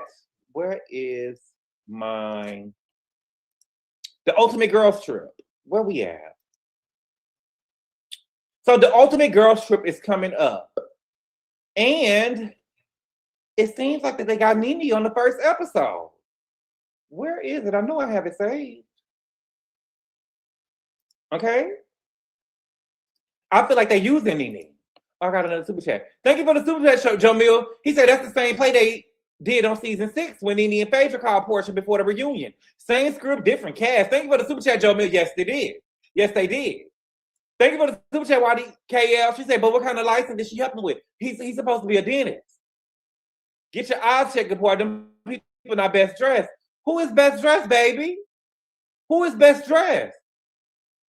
Baby, Porsha own a weave company and she don't even got the best hairdo on the staff. $10 million business, wow. $10 million business, wow. Please. Come on, man, let's be serious. Now, let's be serious, Nigeria. It's Sunday. Let's be serious. It's the day of the Lord. Okay? So, It is being said that Nene Leakes will appear on the season premiere of The Ultimate Girls Trip. Okay. Now, is this the AI picture? Let me see. Well, I can't zoom into this. Is this the AI picture, or did they take a picture with Nene? Because I've seen Nene in person. Nene looks good. Nene looks damn good. I mean, she don't look like the Nene. Nene look like a little Nene mixed with Tamar Braxton-ish, right? But Nene looks good. And so this could be AI. This could be the real Nene, and she went and took this picture. But they said that she's supposed to be on the first episode, okay? According to Mr. Housewives, they say, well, she's coming. According to Bravo and Cocktails, Nene Leakes will appear within the first 10 minutes of the season premiere of The Ultimate Girls Trip Roaring 20. Okay? So we'll see. We'll see. Okay? So Bravos and Cocktails Roaring 20's Girls Trip. I just watched the first 2 episodes of Girls Trip. You're going to love it. Nene is in the first 10 minutes, okay? Now, what does the first 10 minutes entails, though, right? What does the first 10 minutes entail? Does it show all of the OGs that they're going to be seeing on the trip? That doesn't mean that she's going to be in the first 10 minutes. You get what I'm saying? That doesn't mean that she's going to be in the first 10 minutes. We'll see. We'll see. But I'm excited to see Nene on the Ultimate Girls Trip. And I love Nene down, but I hope that's where it stops and where it ends. She does not need to be back on the show. You know, I don't think that she, you know, the last time we saw Nene, listen, she probably changed. I don't know. This is a good picture, Nene. This is a good picture, Nene. This is a real, it gotta be a real picture. Nene, you did this. Nene, you did, she always wanted to be a sex kitten. You did this. She's giving clavicle. She got a wrap dress on. Okay. Look at the hands on her. Jesus. Baby, the hands is giving Bruce, girl. You gotta get some more nails, baby. You guys, I can know that's the one. Okay. Thank you for the super chat, Jerry. He said Nene lucky they even called her back after suing the network and calling Andy a cokehead. I agree if she can stay gone. But see, if Andy is a cokehead, he's a cokehead, baby. Now I don't agree with the racist stuff. I don't agree with the racist stuff. If you know what I'm saying? But if he a cokehead, he a cokehead. If I saw you do coke, I saw you do coke. Kathy Griffin came out and said that he offered her coke during a commercial break. Yes, baby. Put a 4 in the chat. Kathy Griffin came out and said that he offered her coke. I believe that he offered her coke. I do believe it. I believe it. He offered her coke. He does coke, baby. He does coke. He probably do it on the weekend now since he got Benji in Savannah. But you know, he does coke, baby. He does coke. He does coke. Now, are you saying that just because she's seen him do coke before, maybe he's not a coke head? I mean, I guess you could say that. You just seen me do coke. I'm not no coke head though, right? You just seen me, you know what I'm saying, smoke crack before. That don't mean I'm a crack head, right? But I get what you're saying though. Okay. What else I see? Shout out to Nene. I am going to be watching the Ultimate Girls. Listen, I probably just watched the Atlanta episode. We'll see how the first episode go if I'm gonna participate in the whole season, because I haven't watched the Dallas Girls. I never watched Orange County. I never watched one episode of Orange County. I have watched 1 or 2 episodes of New Jersey. I have watched Miami a season. I think I watched a couple of episodes of New York when they did the new cast. So we'll see. We'll see what all I'm gonna get into. Okay.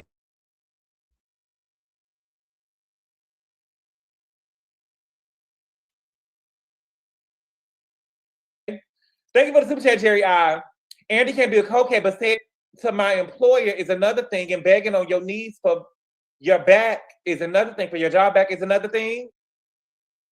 But baby, you a cokehead if you my employer. You a cokehead if you my coworker. You a cokehead. You a cokehead. It doesn't matter what you do, baby.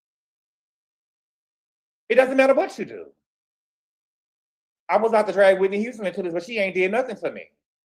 But they said that her voice was the 8th wonder of the world, and she was still a cokehead. What does that mean? What does that mean, baby? I don't know. I mean, a cokehead is a cokehead, baby. Dead or alive, rich or poor, Manager or Bravo, you know what I'm saying? Manager, I don't know. I'm just saying, baby. Okay. Now let's get to let's get over here to this loser. What JT say? We ain't fucking with no losers. Hands in the air if you came with a shooter. Okay. So Kiana over here begging for her goddamn champagne flew back after she done got hit upside the head with one child. Let it go. Girl, let it go. So Kiana done got engaged, y'all. Okay? Kiana made a post. Girl, this man don't want you. This man ain't even looking into the... Is he supposed to be in engagement photos? Is he supposed to be in engagement photos? And I know this ain't the $2 million ring he was looking at. Is that the $2 million ring he was looking at? How much was the ring that I believe it was the $2 million ring he was looking at. Bitch! Beyonce wedding ring is $5 million and Jay-Z is a billionaire. You mean to tell me that Greg is buying Kiana a $2 million ring? Greg is buying, child, get on out my face. Get on out my face. He ain't even looking into the picture. She wrote, God's timing writes the most beautiful love stories. The most beautiful chapter of my life begins with us. Us and his 3 kids. Oh, please. Us and his 3 kids, girl. You forgot about the 3 kids. Okay? Look at her. She ain't giving wife. She giving whore. Okay? She's just so happy to be a wife. He ain't even looking. This man is not even committed to the photo shoot. He haven't looked in the camera not one time.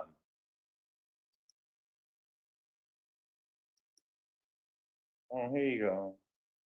So.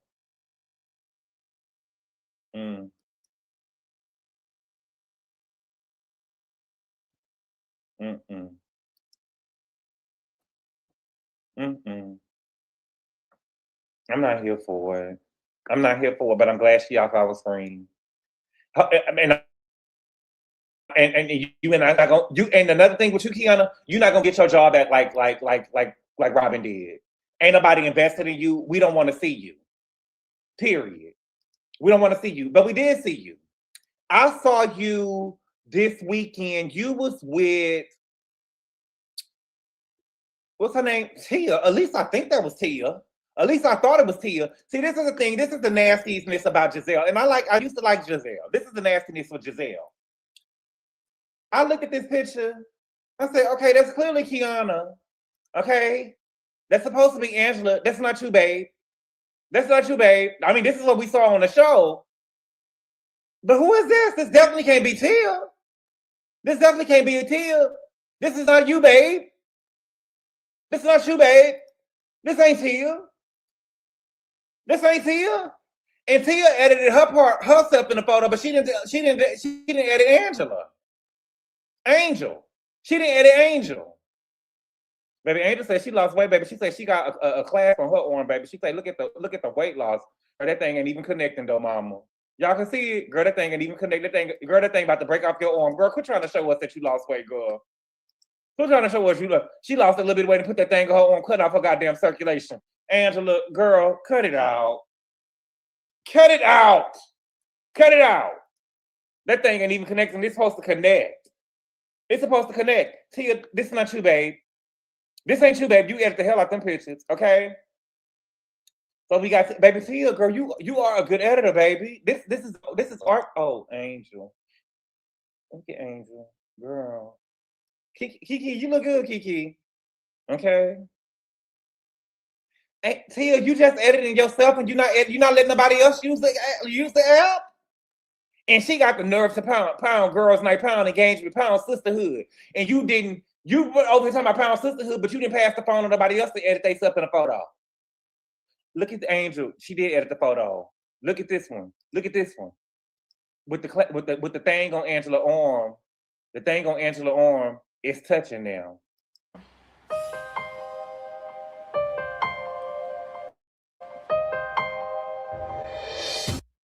It's touching now. What is that thing called on her arm? You can't zoom in. You can't zoom in on Instagram. But the thing on her arm is touching now. See, at first it wasn't touching, but now she's sitting down, it's touching. So what it gave me is that when they sat down, that it was touching, but when she ate, the cuff, thank you, Princess Jasmine. So when she sat down, the cuff was touching, but when she ate, she could tear up some shit. Angel can tear up some shit. She ate, it wasn't touching no more. So we got the pictures. We got the pictures of it not touching no more when she ate. The girl, went to your arm? I ain't never seen that before. But different strokes. Okay. Okay. Oh, this is Kiana Ring, girl. Kiana, you should have showed this on your page, baby. Kiana trying to give it to Tia so Tia can show us, so we could be like, oh, let's put it back on the show. Girl, bye.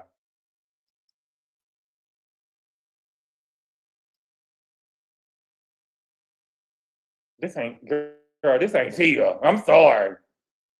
This ain't Tia. I'm sorry. I'm sorry. This ain't you, Tia. That's not you, babe. That's not you. Okay? Angela, I miss you, though. Angel, we gonna miss you, Angel. Okay? What else did I see? Child. Now, when Shamea when Shamea was on Watch What Happens Live, now, when Shamea was on Watch What Happens Live, she told us that she was going to be in St. Louis this weekend and she was going to be going to a St. Louis baseball game, right? And so she went there with Kelly. Her and Kelly was at the baseball game and she had to let Kelly borrow some of her clothes. Look at this. Hey, best friends, we traded our peaches in for some baseball. Kelly can't fit them pants out. Them Shamea pants. Look at them pants all on the floor. Kelly walking all on them motherfucking pants. Girl, at least cuff them up at the bottom. See, that's what I'm saying. Shamea, you ain't no good friend, girl. You ain't no good friend. At least cuff the. If your man is your husband is the princess of Muda. Shamea, if your man got all this money, you supposed to have a tailor with you. Why is she walking on your pants like that? Look at her. That girl can't fit these pants. You can't even see the stilettos. Girl, come on, y'all. She's stepping on the pants, y'all. She wearing Shamea pants.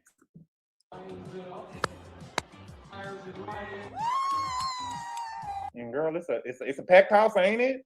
It look like them Escape concerts. There's some people in the motherfucking stand. It remind me of when the taping that WV was on. Oh, please. Shout out to Beyonce for having real sold out tours, baby. Oh! Ready? Mm-mm.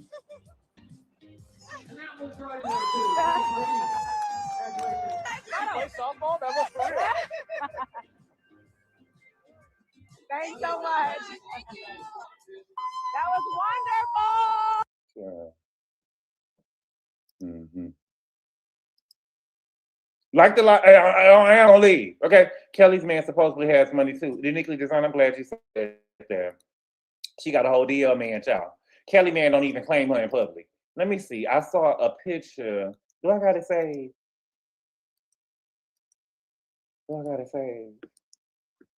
I saw some pictures of Kelly and her man, and she was on the boat with her man, and her man had on the helmet. He don't even want to claim her in public. That man don't want to, like, she in a whole DL relationship with a man that's showing up to the scene, showing up everywhere except for on camera with her and claiming her. And she's sitting up here talking about she don't want his life in danger because her ex-husband crazy. Girl, bye. This man can't protect you. He can't protect you. Mm-hmm. Let me see. I must have saved it to Twitter. Let me see. Girl in a whole DL relationship. Mm-hmm.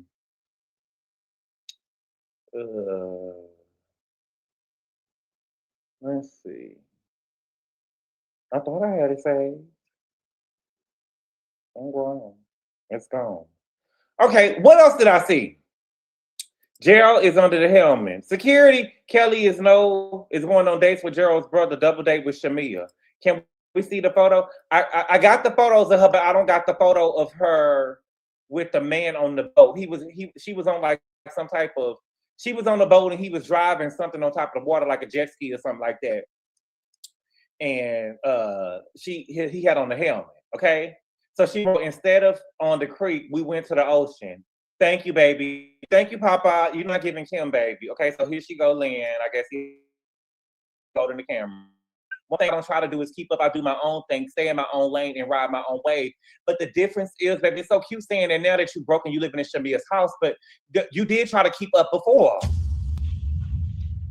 You're not trying to keep up now because you can't keep up because you're penniless. You're broke. You're broke. You tried to keep up. Make me lose my breath. You tried. You tried. Okay? So here she go trying to give sex kitten. In the words of Claudia Jordan, baby, who the fuck you? Shout out to Claudia. Baby. She said, babe, baby, boo. Kinda lame now. Please refer me to Supreme Leader. Girl.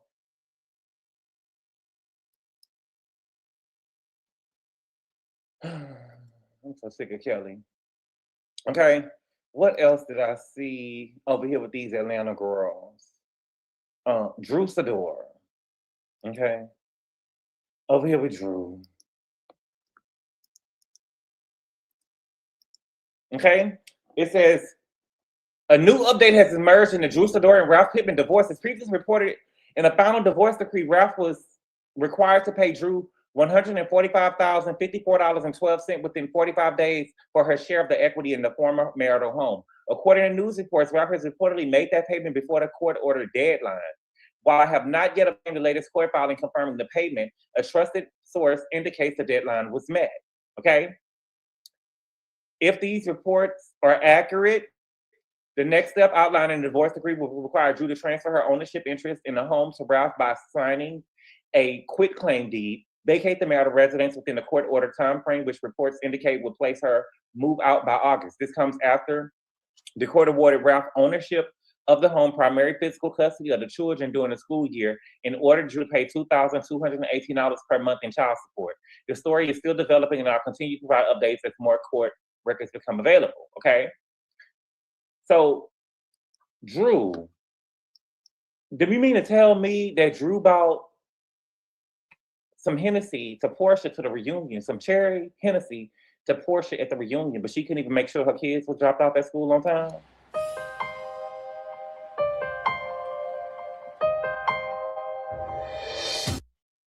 Priorities. Priorities. You done took your ass to New York and I bought some cherry Hennessy with you, but you couldn't make sure that your kids was at school on time.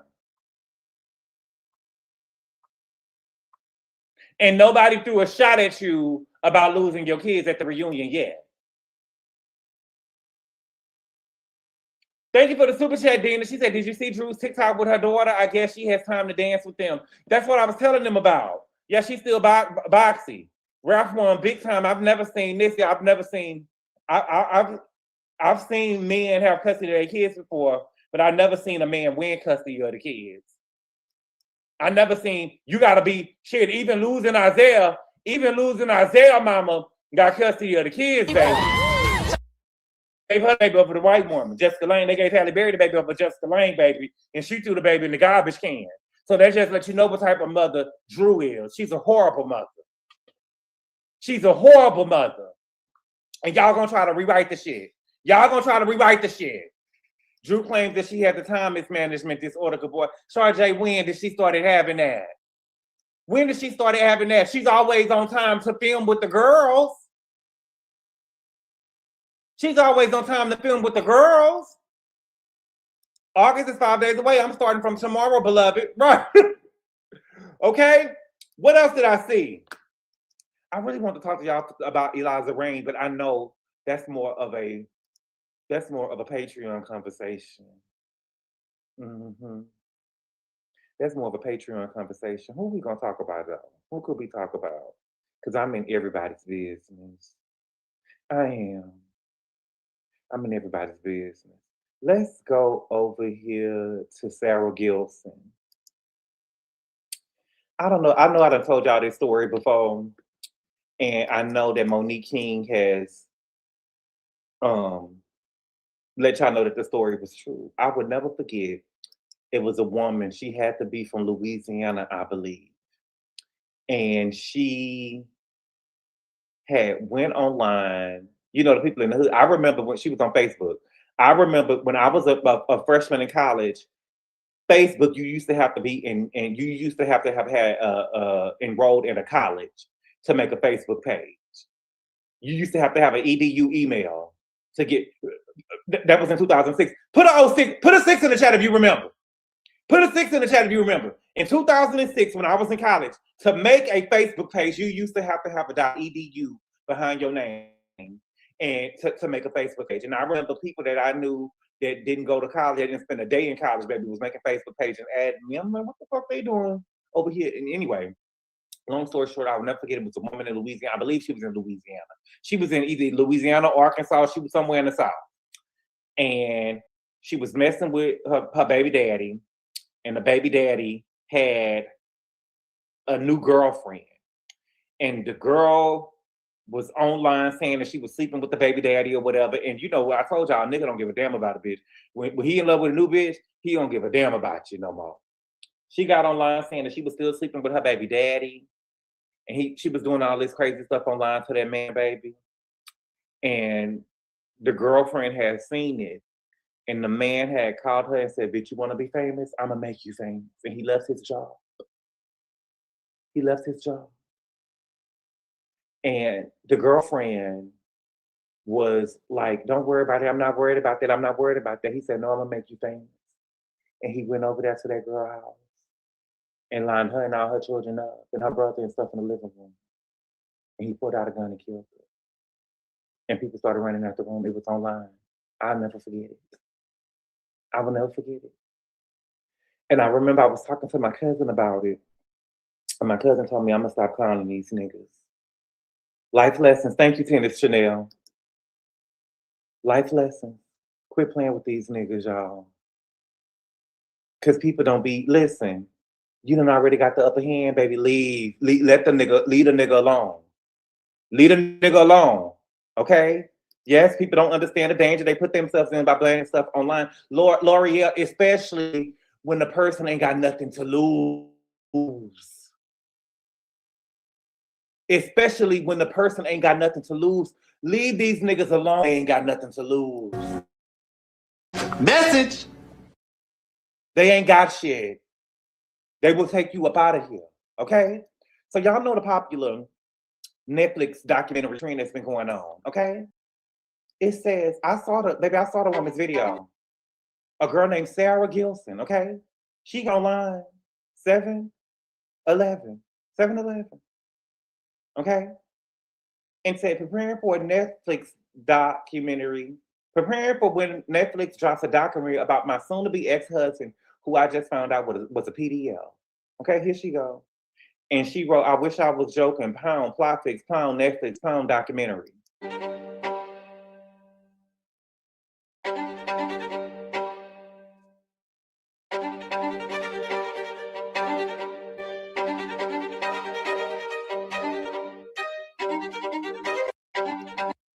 Okay? That's her. That's her. Influencer Sarah Gilson, that was her in the picture, allegedly fatally unalived by husband in a unaliving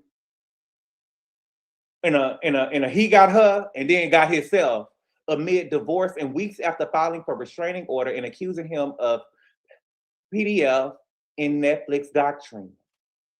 Okay? Y'all, let it go. Y'all let it go. Leave these people, y'all, baby, you, girl, my heart breaks because it wasn't even worth it. It wasn't even worth it. Mama, I'm so sorry that this happened to you. I am. But baby, y'all use this as life lessons.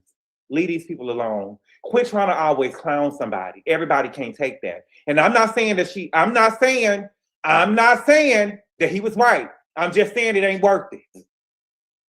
It ain't worth it, baby. Let me read the super chat. Thank you for the super chat. Big L88, she said the experience is still there for you. Where the video going? I'm gonna have it uploaded next time just for you, Big L88. Jerry, I thank you for the super chat. He said there's a stranger in my house in photos, baby. There was actually two strangers in that photo. But I didn't see Angel and I didn't see Tia. The only person I saw was Kiana. And y'all know I don't like Kiana, but she always have a face card. She always had a face card. Even when Deborah busted it.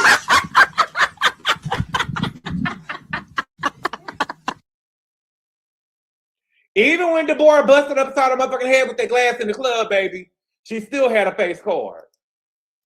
Thank you for the super chat, Big L. She said, you didn't read my super chat. You always miss it. No, I didn't. No, I didn't, Miss Big L. Thank you for the super chat. I appreciate it. I didn't miss it. I just have to come back and look at them. Thank you for the super chat, Big L88. She said Big Pink looked good at the reunion with her bald-headed self. And guess what, Big L? The bald head didn't look dirty this time. The bald head didn't look dirty this time either. Okay? So it says, TikTok influencer Sarah Gilson was allegedly fatally unalived by her husband, Jeremiah Sean Duffy, a.k.a. Duffy Daddy, on TikTok in an apparent unaliving, I'm taking myself out. On Thursday, July 23rd, the All Was So Police Department arrived at Gilson's home at around 11:15 p.m. A child living there called 911 to report a domestic dispute. Upon arrival, police found Gilson, 43, and Duffy, 48, unalived, both with gunshot wounds. An extended family member later identified the couple who was going through a divorce, and allegedly Duffy broke into Gilson's home, unalived her, and then turned the pow on himself. Gilson filed for an emergency protective restraining order against Duffy on June 10th. Mama, and I'm just, listen, don't be mad at me, y'all. All I'm saying is this. If you put a restraining order on the man, it means that you was in fear of your life from the man, or you thought that things can go left. Why would you get your ass on the internet playing with that man? I'm not saying that he was right. I'm not saying that he was right. But why would you get if you already had a restraining order out of the man, on the man, why would you get online and play with the man? Leave the man alone. Leave the man alone.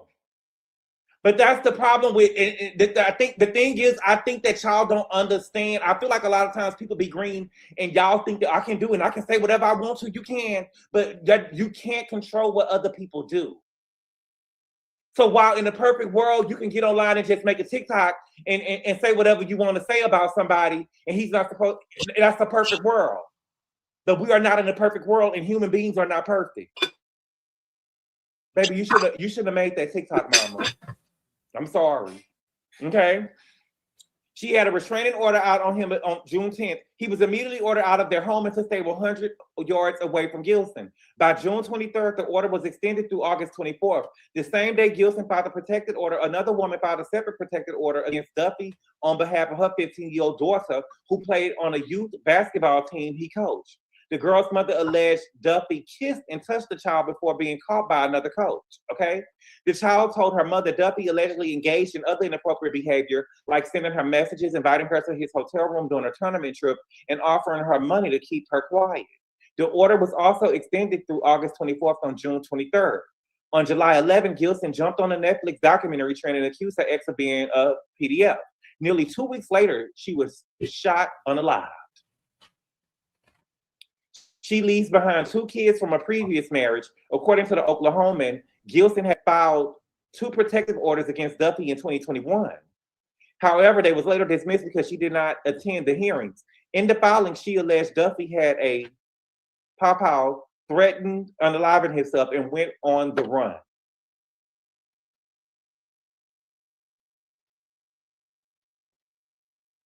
The first comment I see, somebody wrote, stay quiet and have an exit plan isn't talked about enough, especially the stay quiet part.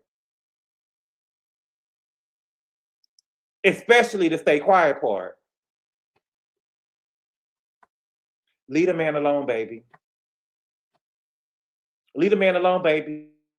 If he was a PDF and he about to lose everything, I would think that a motherfucker that was getting ready, that was a PDF and got found out about it, I would think they would be ready to take their stuff up out of here. And I don't want to go with you.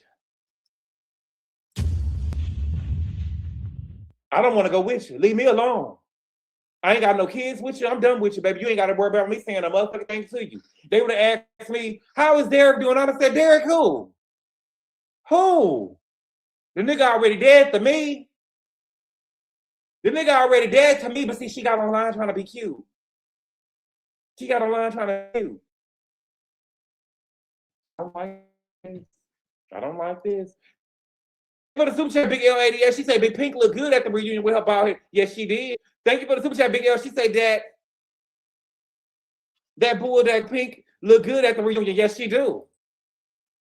Yes, she do. Women do it too. Police couldn't arrest him. They needed a federal warrant to get him. Hey, Tony Sutton. Not just men, Naomi. Women need to protect themselves. Yeah, I'm welcome. Women need to protect themselves, but she also should have been quiet.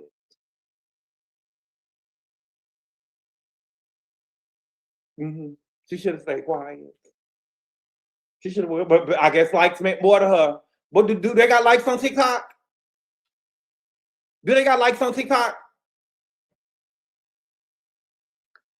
Women should not be trusting a man who are not emotionally attuned. Those boars are made to brute their ways through everything. He is still the PDF. They're not the boar. He was gonna unalive her anyways. Print fire ass, baby. I don't believe that. I don't believe that. Never provoke a dangerous person. No, you don't. Never provoke them. I'm sorry, baby. Yes, TikTok is like them too. I don't give a if I'm exposing. And they own me. I'm gonna put a flower on your grave. Girl, you better, I'm telling you, Naomi, did you see me put the message in here? Take heed. Message. Leave that nigga alone. Leave that nigga alone. Leave that nigga alone, girl. You talking about you gonna do it anyway. Girl, you got 3 kids. You got 3 kids. No, ma'am. No, ma'am. They gonna be in the system. Okay? What else did I see? Baby, this story about Celeste. When I tell you this story about Celeste, make my stomach hurt. This story about Celeste and David make my stomach hurt. Do you hear me? And let me tell y'all something. I don't care what y'all say. I probably should wait to say this on Patreon. Listen, they talking about the parents done ran out of the courtroom. Baby, them parents ain't doing nothing but putting on courtroom theater, if you ask me. I don't give a fuck what y'all saying. I don't give a fuck what y'all saying at all. Baby, them people ain't, them parents ain't care about more about Celeste than the man on the moon. I don't give a damn what y'all talking about. Them people in there putting on. The mamas and daddies in there putting on. Now, I want this to be said, okay? The girl was 14 when she was found. She was turning 15. She was already dead at 14. They found the body on her 15th birthday or a day or two after her 15th birthday, okay? Text messages. Well, first of all, they had pictures of her and him engaged in sexual acts, and they said that the mom and daddy had to run out the courtroom because they didn't want to see the graphic pics. Pictures are too graphic. Baby, let me tell you something. I remember seeing a video. There is a video online of Celeste, and it tells you that the parents wasn't shit because Celeste had ran away before. They knew that she was at the man's house, and they went to go get her about her home. She ran away again. And how I knew that the parents let her stay is because before her 14th birthday, when she was 13 years old, she had cussed out the neighbors. And I wasn't worried about her cussing out the neighbors. She was a young girl. She was off the chain, wild little girl. She ain't the first girl that was wild. But see, she came home for her birthday, her 14th birthday, and then left and went running again. So the fact that she came home let me know that she was over there staying with that nigga, and they didn't give a damn that she was over there with a grown man because he was a millionaire.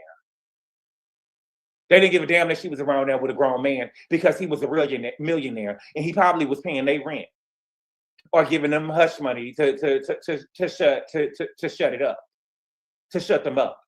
Right, that's right. She was coming as she pleased. She was coming as she pleased. But my whole thing is, what the fuck is she doing? You over here with a millionaire, baby. Your mom and daddy live in apartments. Your mom and daddy live in apartments, girl. What you going to be home for?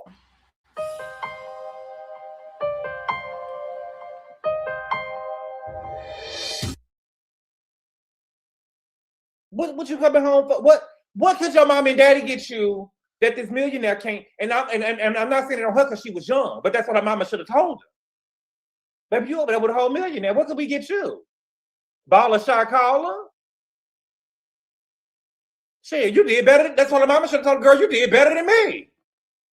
I'm over here with Jesus. I'm getting up every morning at 3 o'clock in the morning to go to a pie factory, and you over here with a millionaire. Okay? Baby. They ran out the courtroom. Listen, I feel like the parents pimped the daughter out, and I'm standing on that. They pimped the daughter out, and I'm standing on that. They didn't care that she was out there because the man had money.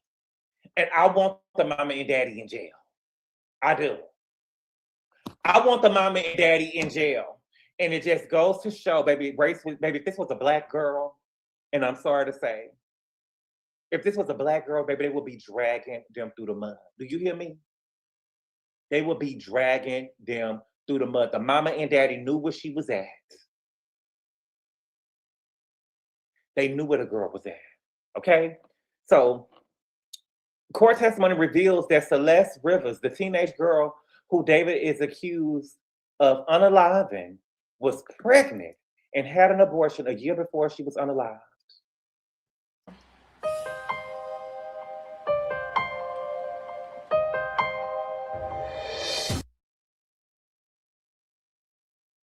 And I knew that it had to have been something with an abortion because they had the autopsy. I read the autopsy report. What they did, it was they couldn't really understand what was going on with the body because the body was so decomposed. And once they really did do a autopsy, they said that she was not pregnant within the last 18 months. I think they said she had not had an abortion within the last 18 months. And so I'm like, why would they put that in there? Because she had had an abortion prior. See. So she was already pregnant at probably 12 or 13 years old. She was probably pregnant at 12 or 13 years old.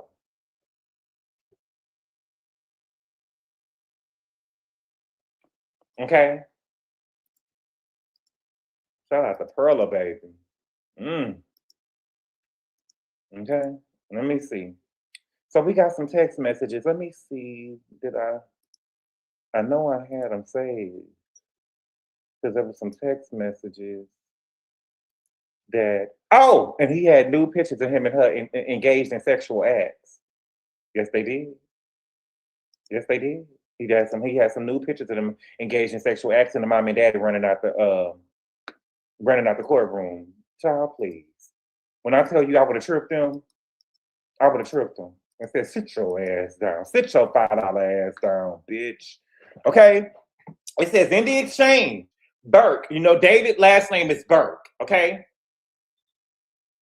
Rivas is Celeste, okay? So I'm just going, instead of saying Burke and Rivas, I'm just going to say David and Celeste.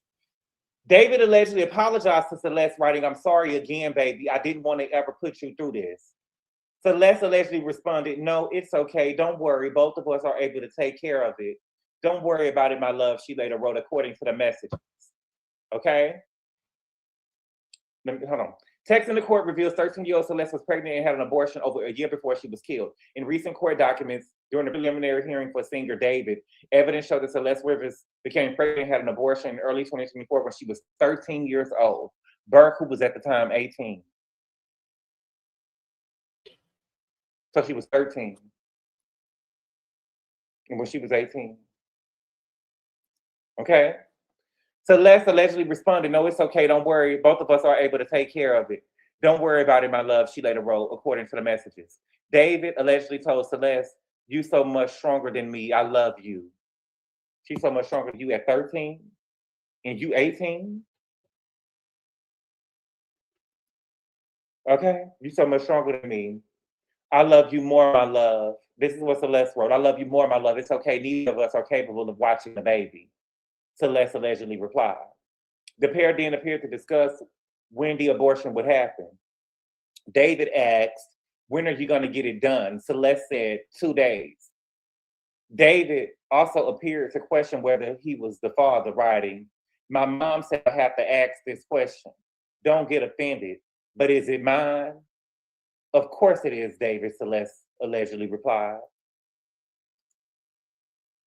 So his mama knew that he was fucking a 13-year-old?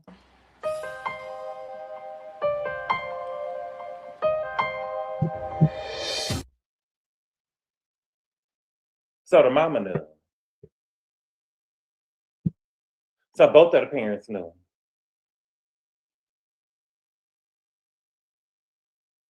What I'm telling you though, I'm not surprised that his mama knew.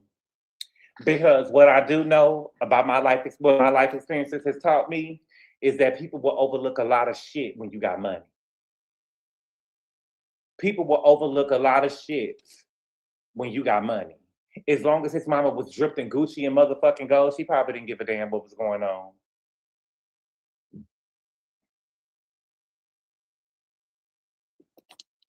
Yeah, Russell. He lying. His mama didn't ask that. He asked for himself. But they sure gonna bring it into question in court.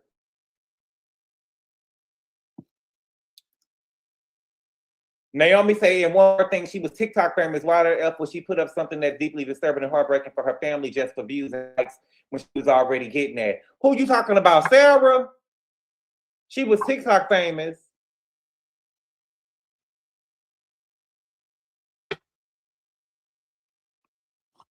What you mean? They definitely saw the girl because she's a kid. She was only 13. Didn't she need the parents' consent to do what? From my understanding, David and baby girl got her fake ID stating that she was 17 years old.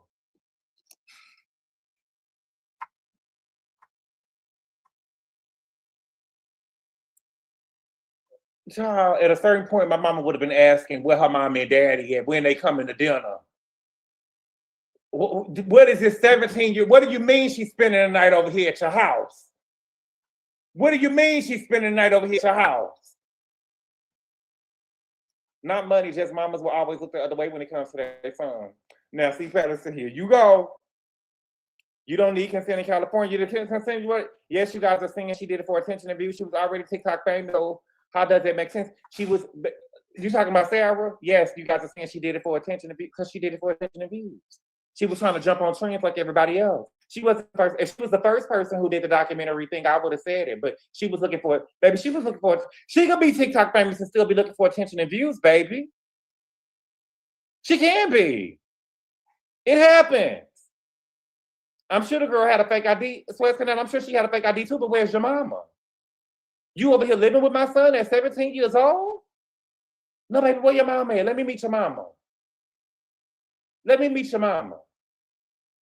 Let me speak to your mama because your mama must not be no motherfucking good. You over here mourning tonight with my son. You over here all shacked up with my son. Let me see who your mama is. And tell her she needs to tell you to take your ass at home. That's what my mama would have said to her. Don't you think your daughter need to be at home? But my mama wouldn't even ask to speak to her mama. My mama would have said, get rid of her. Get rid of her. What is she doing over here 24/7? Because my mama would have got, like, my mama can get a little, you know, she could be a little, if you get on the bad side, she could get the act, you know what I'm saying? She'll be nice with you when you first meet her, but by the third or fourth day, and Celeste is over there waking up around there, my mama would be like, you ain't got no home to go to? Don't you think you might want to go home? Don't you want to go visit your folks? You ain't got nowhere to be?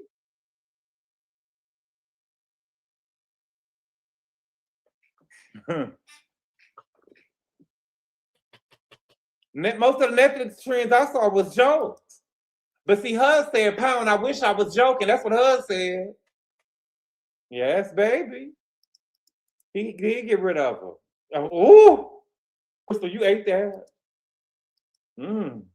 That's sad because he did get rid of her. You know, I didn't even mean it like that. I just be talking. I ain't mean get rid of her like that. I mean get her ass out the house. But I guess they meant by any means nothing. My family would demand to meet her family. She chose the wrong venue to speak her truth, and the cost of the Netflix documentary would have done that on its own. Right. He also took her own, but I'm not trying to be funny, Rob J. Can we do the, can I say something? No, I ain't gonna say it. It's too soon. It's too soon. I gotta say it though. No, I'm not gonna say it. It's too soon. It's too soon. Well, I'm not. It's not. Well, it's not a joke. At least she gonna get her doc. She gonna get a doc after all, baby. That's all. I would have took that little ish home. My mama don't live. My mama don't you live somewhere? My mama said, you had a real mother. Yeah, I had a real mother. I had a real mother. Oh, she gonna get a doc baby. That's why I'm not trying to be funny. I'm just saying she gonna have a real doc baby. She gonna have a real doc. She gonna have a real doc. They gonna give her a doc baby. Trust me. They probably got the cameras in their kid's face now, baby. They probably got the cameras in their kid's face now. When the boy will call my house in high school, my mom will hang up on him and that voice sound too deep. Now there's a Ray. Now come on, man. Now come on, man. I'm not victim. I'm being the realist. I'm not. I would have called the police on myself. I'm not going to jail for no one. I'm not trying to be too soon, Lakeisha. Don't do me the irony. I'm just saying they won't give her a doc. This is another day for women in 2026. Naomi, baby, that was a white woman in America. Baby, that was a white woman in America who you claim was already TikTok famous. Baby, I'm telling you, her people are signing the paperwork as they speak. Trust when I tell you. This time next year, you're gonna be seeing, good boy, you was right. I'm telling you, baby. I'm telling you, baby. That's a white woman in America. They're not gonna have no doc about that black doctor that was over there killed by that man that was there trying to run in Virginia. That black woman over there, that queen, that dentist that they had over there, they're not gonna have a doc for her. They're not gonna have it. She was light skinned, but she was still black. She was light skinned, but she was still black. This white woman over here that TikTok famous? Oh yes, baby. Yes, baby. Dr. Fairfax, they're not gonna have no. They probably say who?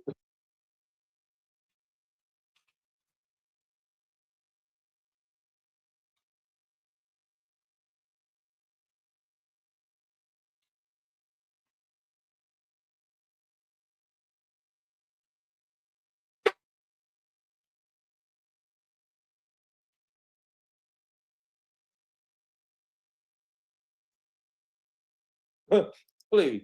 The boy that mentioned the page was dirty for the yes, she did. That lady gonna have a TV series about her life on CBS, right, baby? Well, I'm glad he will be exposed on the national platform. And RIP to the angel. Naomi, and I want you, baby. I want that angel. I want her story to be testament to you. Tonight, that bullshit. Wait till the nigga is dead or in jail before you get on with the bullshit. That's all I'm saying. Wait until he's in jail. You say he'll pay. I mean, before you get to saying the stuff. Wait until he's away and it's safe. Because it wasn't safe for her. Learn something from this. Where's Tyra? Learn from this. And the words of Jill Scott, don't do the same dumb shit. Don't do the same dumb shit. Please. Remember when Gabby Petito was missing, blonde with blue eyes? They were so hard for finding her. Baby, it was everywhere, baby. Baby, Gabby was everywhere. Gabby was everywhere. I saw a movie with Gabby. They had a 2 movie for Gabby. They had documentaries for Gabby. Oh, yes, baby. Oh, yes, baby. Yes. And that was less than a year. The white family trying to find a way to sue TikTok now. Oh, baby, yes. Baby, I can make fake pages. He won't even know it's me. Nene, leave the man alone, baby. I get what you're saying. Leave the man alone. Just why not just leave him alone? How about that? You want to make fake pages? Why you got to go all through that? Leave the man alone, baby, until he's in jail. Raise your kids. Does it mean that much to you, girl? Go at home and hug your child. Tell him you love him. Leave that man alone.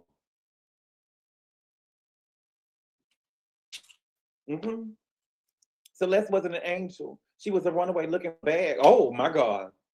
Wait till Nancy Grace covered this white lady case, baby. Oh, baby. They will spotlight white failures so they can help them get money on the back end. All the white scammers get TV shows and documentaries to make some money off to offset their debt. I think women need to start moving like J-Lo and enough. Don't let them look for you. You go looking for them and deal with it. Gabby was a blue-eyed blonde wasp. What is a wasp? Let me know. Thank you for the big super chat, Big L88. I appreciate it. Thank you for the super chat, Monique King. She say, I'm catching up on the live. The Sarah girl was here in Oklahoma. And oh, yes, to the Louisiana woman and her children, life lessons. Thank you for the super chat, Monique King. Oh, yes. Oh, yes, baby. I will never forget that, baby. That man said, you want to be famous? I'm going to make you famous. I'm gonna make you famous. That's the first thing I thought of, Monique King, when I saw Sarah's story. I thought of, you want to be famous? I'm gonna make you famous. He made her famous, all right. Thank you for the super chat, Big L88. She said them parents need to go to the floor below in the Easter hand basket. I want them in jail immediately. Immediately. I want them in jail immediately. I really do. I promise to God I do. You crack me up every time you say, man, my dad says that. What? What?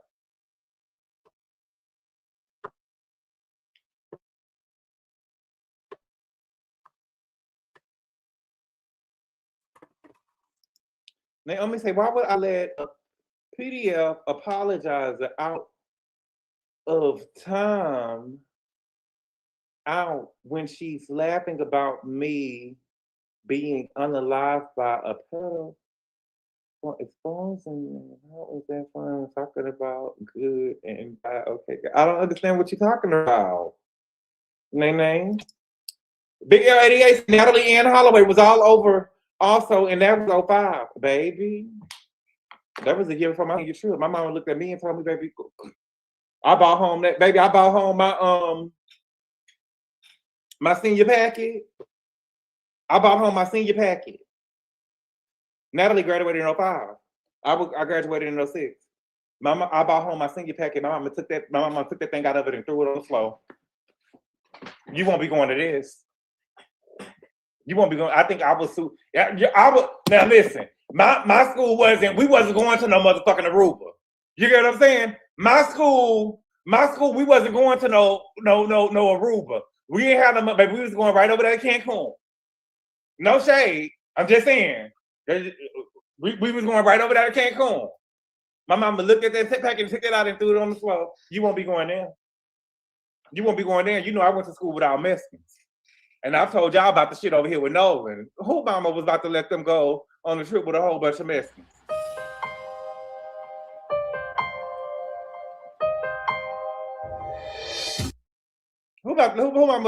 My mama told me, we went to a school with, listen, I went to school with the South Park Mexicans. My mama told me when she was growing up in Houston, a Mexican was known for cutting your motherfucking throat and taking their ass back over there to the border. Taking their ass back over there, back to Mexico. They'll cut your motherfucking throat and send you back over there to Mexico. And they take their ass back over there to Mexico. That's what my mama told me when we was growing up. But the Mexicans that we went to school with and stuff was cool. They was like South Park Mexicans. They was like, they be joking there. But I wasn't gonna go to Mexico with them so they can cut my motherfucking throat and send me and put me under grandma's house. Oh, no ma'am. No ma'am. I wasn't going on a senior trip. I told you I'm a really truth hurt sometime. About what? I graduated and I said, I don't know what's going on. Now SPM, yes. I'm SPM. You know my name. Y'all remember that? SPM. Some pork Mexican SPM. Some pork Mexican. It used to come on the box. Thanks for the super chat, Cutie Country Guy. He said they would have chopped you up and served you on the side like Pinko the Guy. Oh, yes. Good boy, yes. Thank you for the super chat. I appreciate it. I did go to Mexico. Me and my homeboys, they was all black. We went to South Padre Island my senior year for spring break. We went to South Padre Island, and Mexico was just right there. It was like some part of Mexico that had an M in it. It was like Madagascar. I can't think of the name of it, but it was right there, and we drove right across just to say that we went. But yes, baby, we went. I went.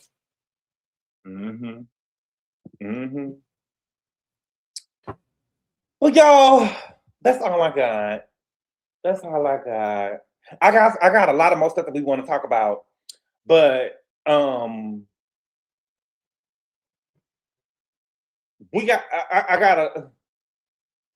wasn't fucking with school trips. People be too gossip too much for me. Well, Amy J, that was if you was over there letting niggas swing. The only time that the girls used to get to being talked about when they went on the school trips. What was you doing at the school trips to be talked about, beloved? Better yet, and I'm not trying to victim shame. What the fuck was Natalie doing? Natalie, if I remember correctly, now I didn't follow everything with the Natalie case, but I know that the man who killed Natalie, who unalived Natalie, ended up unaliving another girl a little bit later on.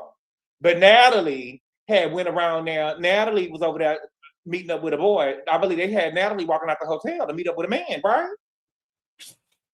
All over here in Aruba by herself. Natalie had met up with a man over there in Aruba. A boy in Aruba. Girl, please. We definitely ain't fucking no nigga, no nigga. You know what I'm saying? I can see you going over there to Aruba. Okay. You're not gonna mess with another nigga from the States. You about to mess with an Aruba here? Please. And I'm not, okay, let me be clear. Okay. But that's, ooh. Oh, Natalie, baby. Oh, Natalie. Natalie had, Jerry, okay. I went on one school trip and let a boy freak on me, school dance, and I was called all types of hoes. I went on one school trip and let a boy freak on me, school dance. It was called all types of hoes. Wait a minute. I went on one school trip and let a boy freak on me. School dance, I was called. What do you mean you let a boy freaked on you at the school trip? Aruba is now getting back popular. I would never go. Oh, Amy, did you see Beatrice from Love Island with cornrows in? Madison Holly, I did see her over there jumping in the long jump. She won the long jump, y'all. But Beatrice won the long jump. You know, freak dancing at the school dance on the trip. What? You know, freak dancing at the school dance on the trip. I don't know about no trip and then having a freak dance. Y'all went on a trip and had a dance on the trip? Y'all could have had a dance at the house. Y'all could have had a dance at the house. Especially if y'all was freaking. What's going on? Ashley, I did. Sometimes, yeah. Mm-hmm. You know, we're not on Patreon, Amy J. Let's okay. Amy J, we're not on Patreon. You say that for Patreon, baby. Letting the boy hump on your butt. Good.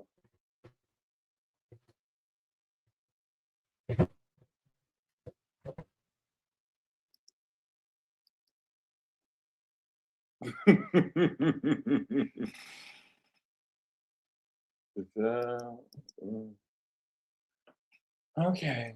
You mean bumping and grinding on the dance floor? Bumping. All right. But y'all, that's all I got today. I think she meant she was freak dancing at a dance and wanted a school event. And she was known. Wait, I think she means she was freak dancing at a school dance and wanted a school event, and she was known as a hoe after. The boy would have been talking about you too. No, I would have never. After that experience, I was like, fuck these hoes. I got to be on the creep. Oh, wow. Oh, wow. No, baby. I'm just saying, baby, I would have never been. Okay. Love it. Oh, sweet Amy. Oh, my Amy. My sweet anchor boy.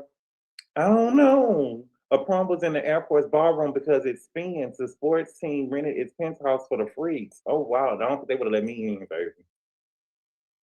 How can the teacher stop you, Angie? Time for wine and trees. Enjoy y'all Sunday. All right, y'all. Well, thank y'all so much for being here, y'all. I really appreciate the love and support. Thank y'all for being here. I will see y'all tomorrow. And yeah, I will see y'all tomorrow. Thank y'all for being here, y'all. I really appreciate the love and support. And I will see y'all tomorrow. Adios.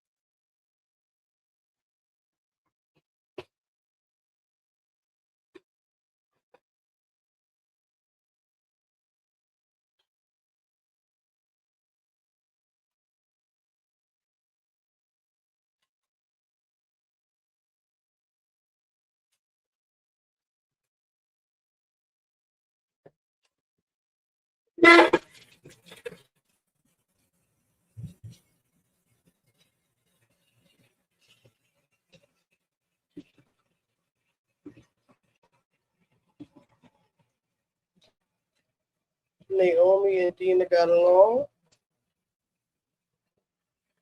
I want to watch that show, Cake Fear. I'm gonna do this cake real quick. What can we listen to?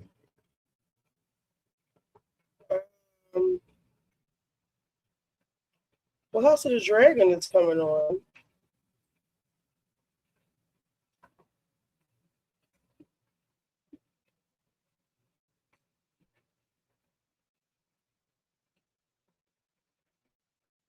Oh no! What happened? What y'all arguing? Oh shit! Now, what was y'all arguing about? Do I need to drop the link?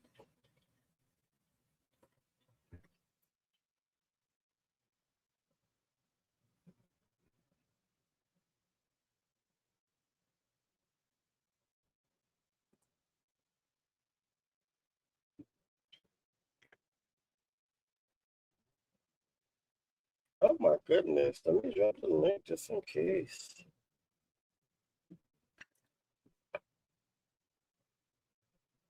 Y'all gotta cut that out.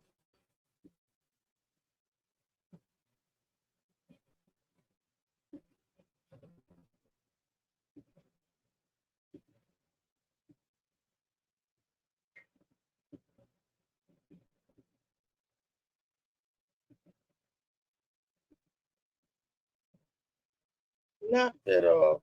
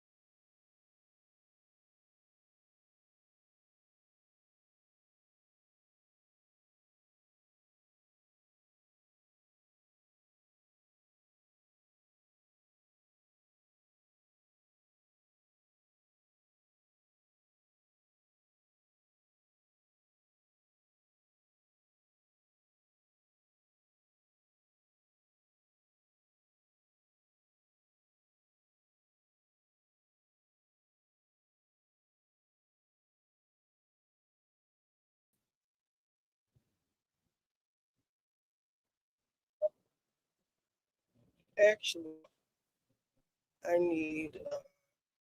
Yeah, bring your asses up here.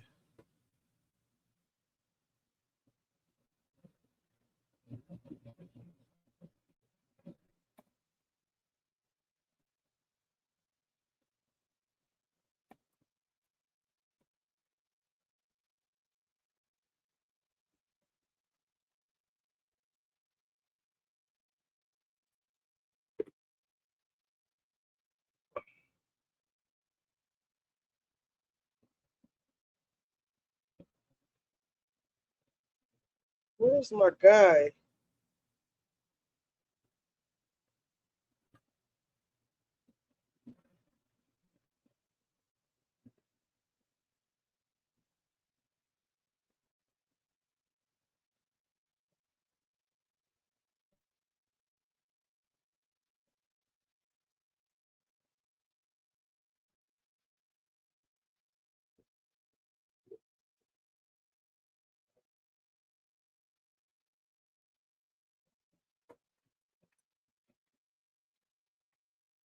Large bowl, we're going to combine all the dry ingredients. Measure my shit out.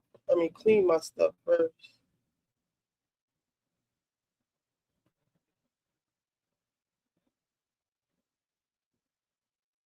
Yes, come to the principal's office.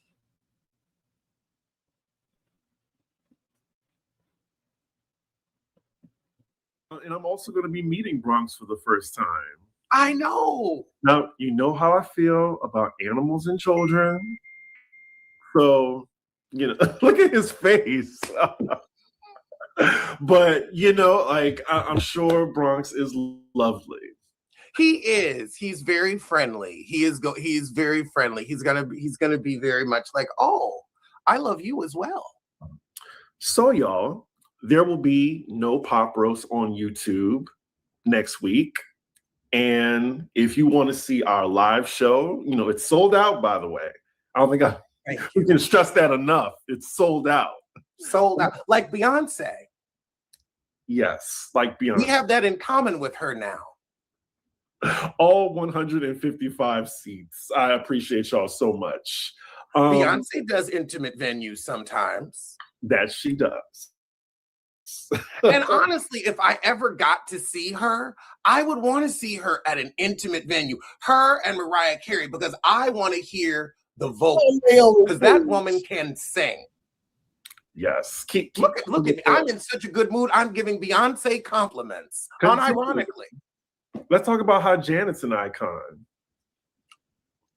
Oh, no, we ain't got to push it. All right. Again, she's an I cannot sing at Harlem. That she is an icon not sing at Harlem. But yes. Even Ron is no but it's also a worldwide supporters. Somebody just said they watched us from the Mauritius Islands, which is like, or the Mariana Islands, which is near the Mariana Trench. Like, that is literally on the other side of the world. Yeah. So, look, I think you pinned it already, right? Let me go on if I haven't. Yeah, I got to. Hold on, let me pin it. Yeah. So yeah, that live stream link, it's good for 7 days. And y'all, I think y'all will want to watch it, you know? So yeah, support us. This is a very like, it's going to be fresh material. It's going to be new material, new reads, new roast. And then also some of the same old goodies, some of the good oldies. Yeah. So yeah, I'm also excited to meet some of y'all too for the meet and greet. I am very excited to meet y'all. Yeah. The venue is really nice. It's the Green Room 42. It's located in Yotel Hotel on 42nd and 10th. The food is really good. And the drinks. I went for Brooke's show. I'm going to have, you see, I'm going to do a screen share so people can start seeing the menu. Hold on. Let me just throw the menu up because I am already planning on I have my menu for the city already planned. So we're gonna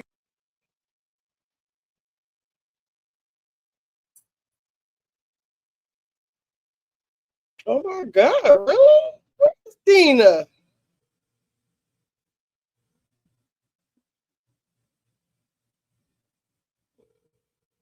Dina. Your call has been forwarded to voicemail.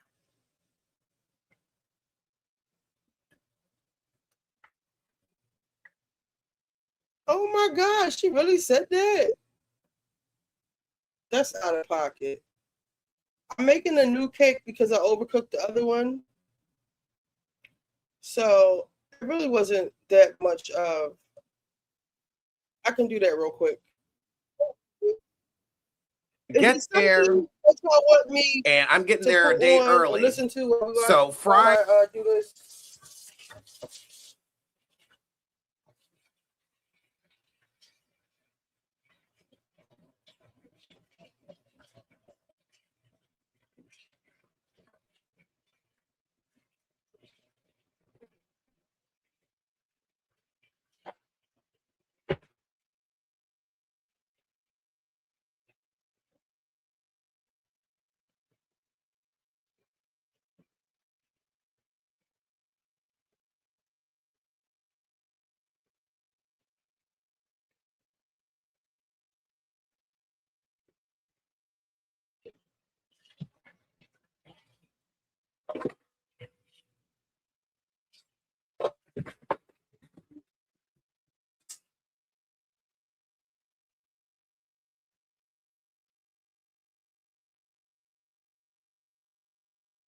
Surprise.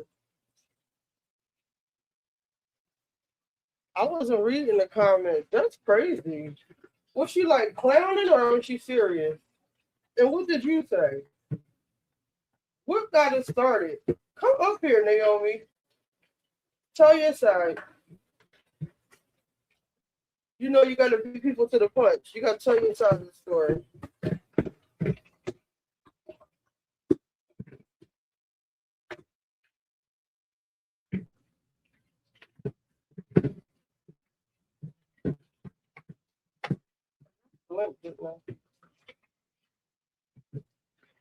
Tell us what happened.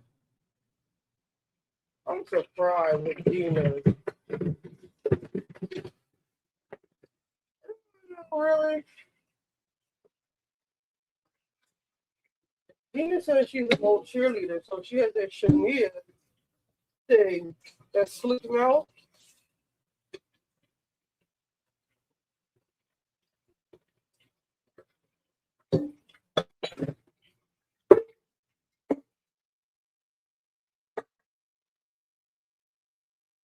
Hold on, let me get that.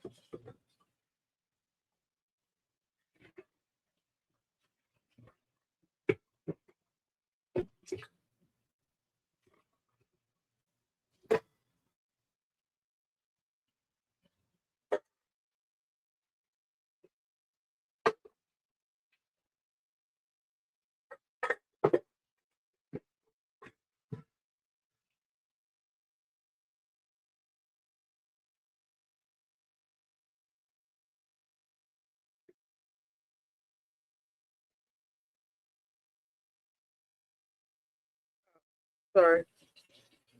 Hold on, I gotta fix this. Hey. It's like I'm just gonna come up before I get in the shower because I'm sorry. Can you like see my boobs? I don't have a. No, I can't see your boobs. Okay. Gosh, So what the hell? So this all started because did you see the story about how that famous TikToker did a story exposing her pedophile husband and then he broke into her house and killed her?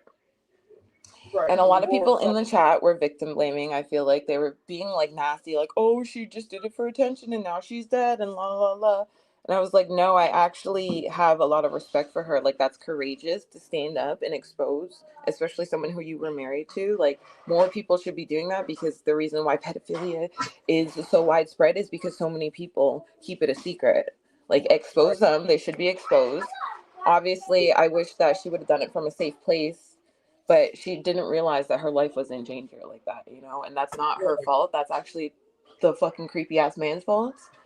And yeah, I wish she was at like a woman's house when she made that TikTok or whatever, but I don't think it's wrong for victims to talk about their story or what they went through, and especially not out of fear.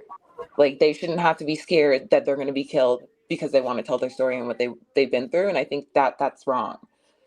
So I was just saying that I'm like, I don't give a fuck. Like, I would be speaking my story and I don't care. Like, obviously I would be doing it from a safe space, but I'm also the kind of person who would post flyers up and down the person's block to expose them too. Like, that's the kind of person I am. I'm covered by the blood of Jesus. I know that God doesn't fucking like pedophiles and doesn't want us to sit around and let fucking innocent children be harmed. So I would, because that's me, but that's just me. And Rob J and Nacho Twins was in the chat. Rob J was like, oh, what color do you want your shirt? Like, they're trying to joke about like me being killed by a pedophile for exposing a pedophile. And I'm like, that shit's not funny. And then Nacho Twins' mom was like, ha ha ha, good and bye. So I put her on timeout for fucking 86,000 seconds. And I'm like, okay, good and bye, bitch. Like, and then Dina tried to come and like unmute her. I'm like, why the fuck would I Wait, unmute? who was it? Who was Rob J talking with? Well, it was Rob J who made the joke about like, oh, what color do you want your shirt? Like, saying I would be killed if I exposed a pedophile. And I don't think that's funny, first of all. Like, that's not a fucking funny joke. And it's not funny anything about the situation. And how about we focus all of our attention on the disgusting pedophile man? Why are we focused on what the woman did, who's the victim of this disgusting man, first of all? And then so I only timed out Nacho Twins because she was like, haha, good and bye. Like, why is that funny? Why is laughing about somebody who would possibly get killed by a fucking pedophile for exposing them funny to you? Like, are you demented? It's breaking up. Who said haha and bye? Nacho Twins' mom. Okay. So that's the person that I timed out. And then towards the end of the live, Dina was like, unmute her.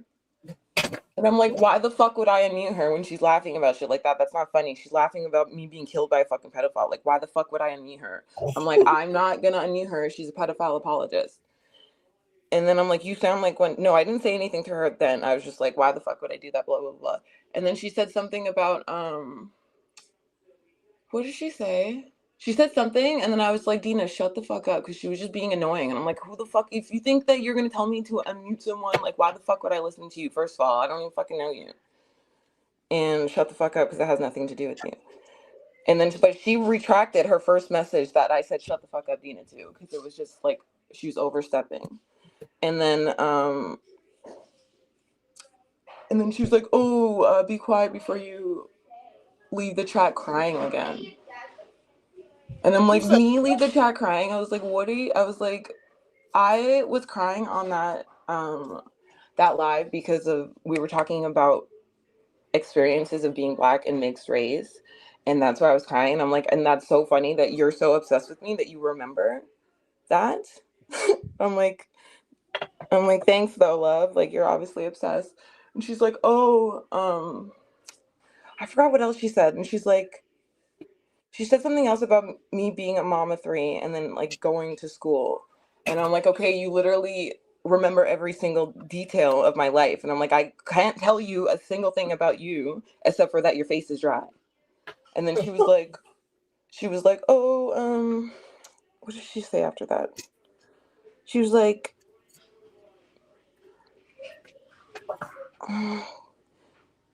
or yeah, she said something about me being like a mom and then going to school. And I'm just like, so she's like, obviously I'm gonna remember when people expose too much shit on the internet, like stupid shit. I was like, how is me getting my degree stupid? Yeah, and I'm like, how the fuck is me getting my degree stupid? Like, you sound like an idiot. You're obsessed. You remember every single fucking detail about my life. Like, I've never even had a face-to-face panel conversation with you. So you're literally just in the chat. But why would she bring this out? Writing notes. She's literally bringing everything up because I'm making her feel stupid. Because I'm like, why the fuck are you even talking? Like, I'm not gonna unmute this fucking pedophile apologist, and I don't give a fuck. And I'm like, that's probably your guys' generation. Like, I'm not a part of that generation. I'm not staying quiet. Like, I don't care. And then she was like,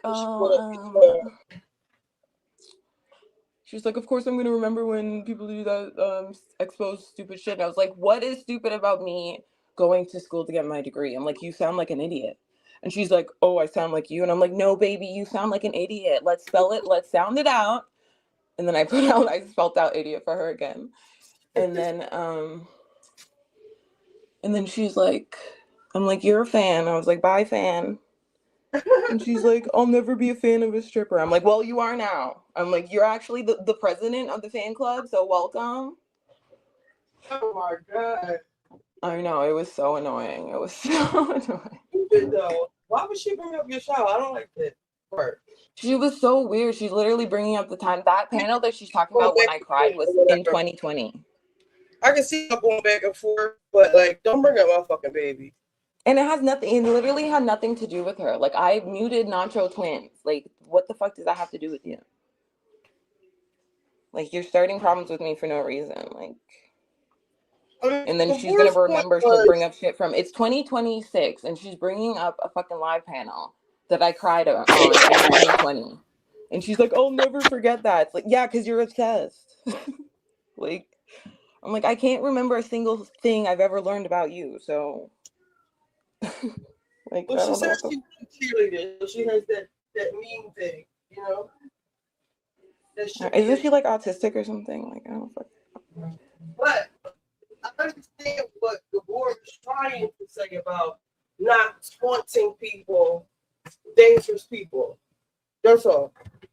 And I get that. I understand that, and I agree. I said that I wish she would have done it from a safe place, but I don't agree that it's not, like, I don't think it's right to tell victims that they can't tell their story, or that they should be scared for their lives to tell their story, because that's something that victimizes them again. Like, if they're not allowed to talk about what they lived through because they're scared of retaliation, that's actually not okay. But I understand what they were saying, but the way that they were saying it, it just sounded like very victim blaming instead of like concern that they wish she would have done it more in a more safe way. Like, they were like laughing about it, like, oh, she just wanted clicks and views and now she's dead. Like, what's I gonna say? I see both sides, and I see where disconnect is coming from. But the boy tries to make jokes or make fun of stuff or make it light or whatever, but it's not funny. Especially when it's coming to now you're laughing about me possibly being killed because I said I would expose a pedophile. Like, that's not fucking funny. And Rob J said that? Yeah, and it's like, obviously it's because they're men. Men never like having to point out the fact that men fucking suck. They literally try to deflect every fucking thing they can to point away from the fact that it's the fucking man's fault. It's the man. Yeah. The man is the problem. It's not the girl for exposing the man. It's the fucking man. The man who kissed the fucking little girl who he was supposed to coach. The man who fucking ran away when he had a warrant. The man who fucking broke into his ex-wife's house and killed her. It's the man. It's nothing that she did. Like, she was responding to what the man was doing. Like, Well. She wanted to make a TikTok meme about that. It wasn't her telling a story. It was like her jumping on a trend and telling, her doing the trend thing. It wasn't. And I think that it just happened at the same time. Like, I feel like she was wanting to tell her story and this trend was viral. So it's like, okay, I'm going to do this trend and I'm going to expose my story. There's actually a lot of people who are doing the Netflix trend with a lot of serious issues. It's not just like jokey ones. Like, I've seen people doing real life exposing ones where they're like talking about what it was like for me to grow up fucking mixed race with a white mom and 6 different dads, like it's not just about making funny jokey things. People are actually using it to talk about things that they've been through. But do you understand? Okay, so I don't use my ex as well. I couldn't use it as an example. Well, I have an ex. We're good today. Well, no, he's not that. He's not violent like that. It's just certain people you don't play with, and that her husband obviously was one of them, and she would know better than anybody else if she had to get restraining orders and other people had to get restraining orders. I don't really think that was her telling her story though. Can y'all hear me? Yeah. I think that because her and her husband were famous on TikTok together, they had a family channel. So once all of this shit started happening and then the husband was just like gone, and then it's obviously like her close friends and people in her life know what's going on. I think she did that just to be like, okay, TikTok world, this is what I'm going through. Like, this is why my husband's not around. Like, da da da da da. I don't think she was doing it to gain any more attention or followers. She already had millions and millions of views and likes, and she had content, which was like shopping content, clothing, lifestyle. Like, her content wasn't trauma stuff, so it's not like her audience is waiting for her to come up with like some next horrible story that she lived through. Like, if she wanted to just do the trend to go viral, she could have made it anything. That's what I'm like, you guys don't understand. Like, I get that there's crazy people. Obviously, you know, protect yourself when you're dealing with crazy people. 100%. I'm sure if she had a firearm in the house, that might have probably helped her a lot too. I don't think she understood the amount of danger she was in. You know, as do a lot of women. Like, that's why a lot of women get killed when they're going to meet up with their ex-boyfriend for the last time to give them stuff, because they don't understand that they're in danger. But it's never the woman's fault. Realize that he was that fucking guy. What, you know, I guess he was embarrassed by what she said. Yeah, he was already being exposed. He already had a warrant. Like, they were looking for him. And it's not like it was right after she made the video. It was 2 weeks after she made the video. So, like, who knows what could have triggered him on that day that he actually did it. It could have been anything. And he probably was going to kill her anyways. Like, she didn't even have to make the video. Like, you know what I mean? It's like, that could have happened regardless. Like, every single day when women are getting killed by men and they're not exposing them on TikTok, they're still being killed. So, it's ridiculous. I wouldn't worry about it. About Dina. She doesn't know you. She only knows what you told her. I know, I'm not worried about her. I'm just like annoyed. I'm more so annoyed with people not understanding like it's wrong to stay quiet about pedophilia. Like, the right thing to do is to expose them. Like, but either way, he's dead, so that's actually the best thing for society. He should have just took his fucking dumbass self out instead. I feel so bad for her and for her kid, like her children. Yeah, sorry for the children. Yeah. They don't have a mother or a father now. And you got to look at it like this way too. A lot of women find out that their men are dirty and disgusting and stand by them and don't say anything and just quietly act like nothing ever happened. Like, I actually respect her so much for standing up and admitting, like, I fucked up. I let this fucking loser guy into my life. Like, he's a piece of shit and I do not stand with his behavior. The children weren't his. Yeah, she had 2 from a previous marriage. I'm not sure if the 11-year-old that was in the house was theirs or not. He probably wouldn't have did that in front of his own children. Maybe, because it doesn't say that the other kids were there. So, like, maybe they were gone with their dad for summer break and then their kid was just with them. It's just sick. People are fucking sick. Yeah, it is really sick. He was kissing a fucking little volleyball like player on his team. I don't like men coaching fucking young girl sports. Like, you can find an athletic fucking woman who played volleyball her whole life to be a fucking coach. Seriously, like, girls, like, come on. What kind of loser ass man wants to be a fucking a little girl volleyball coach anyways? Like, the fucking perverts. That's the only one. No fucking real professional volleyball player is gonna be like, let me coach a bunch of fucking 13-year-olds. Like,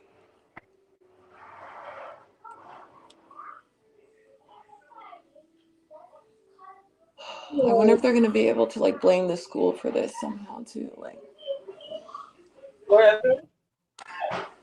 the school. I wonder if the school is gonna take any like responsibility for allowing him to be the coach and all this stuff. We're gonna have to.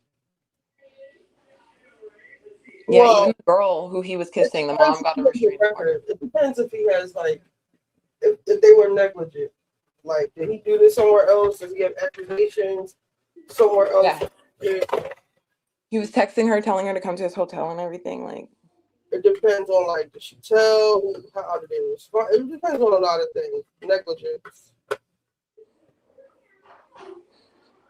But I think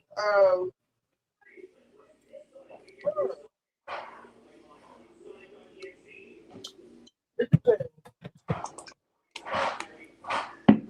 It depends. Say they call. I don't know if you say that in French. Come help us calm our sister down.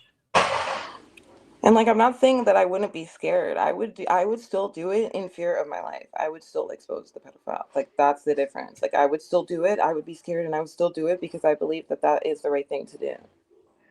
Right.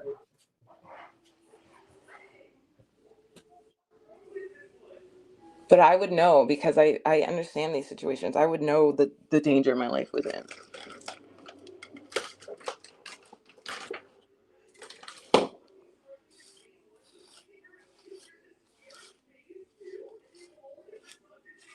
It'll be okay. Even now, the other day, I just had to fucking cuss out this stupid ass brown man for playing fucking with his crotch at the gym. And now I have to look over my shoulder everywhere because I'm like, I don't know if he's fucking trying to like retaliate against me for exposing him. Like, these people are fucking gross. I'm not gonna sit there and let you fucking play with your fucking crotch in front of me. I don't give a fuck. What? So what was he doing?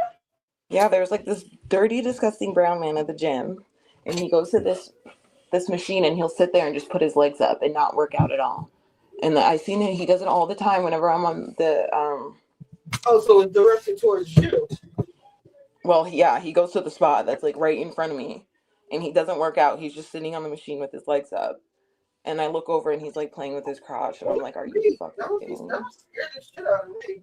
Hi. Hey, how are you? Sorry. I happy start the game. Oh, okay. You want to restart the game? Yeah. Okay, you have to restart it. We can do it. Yeah. Come. I have to right now. Right now. Okay, let's do it. No,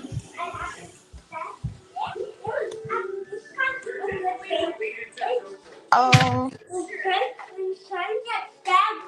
I'm gonna get a little scary. Okay. Okay, give me 1 second, okay? I gotta put a shirt. Yay! Okay. Okay. All right, come on. I have to oil my hair. Oh God. This should get you down. No, I feel like people have been trying me. I don't. Is Mercury in retrograde or something? What'd you say? I feel like it's Mercury in retrograde or something because I feel like I'm taking a lot of hits right now. Well, they say when you are on the precipice of greatness or good things that are about to happen with you, that's when the devil strikes the hardest. So what's happening? Yeah, I can feel that. Oh man. This is why I try not to even get involved in the chat, like in serious shit that I care about, because I'm like, I get too like into it. I just don't like that. Especially against pedophiles. I always see people talking shit and I always get to it. I know, and plus Nacho Twins is always talking shit about me. Like, she's always making like sly little comments and shit, like, and that I don't really care to acknowledge or pay attention to. But when you say some dumb shit like that, like, bitch, go watch from the fucking bushes where you belong. I didn't even see none of that. She's lucky I didn't fucking block her. Till she learns how to have some fucking sense. And you know what's so crazy too? Like, do people understand how the world works? Like, for you to laugh about death on someone else, like, I would be scared to do that.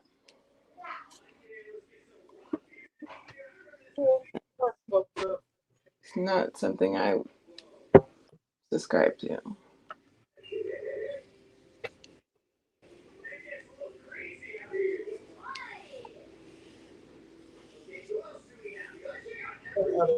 Oh my God, will it be the same?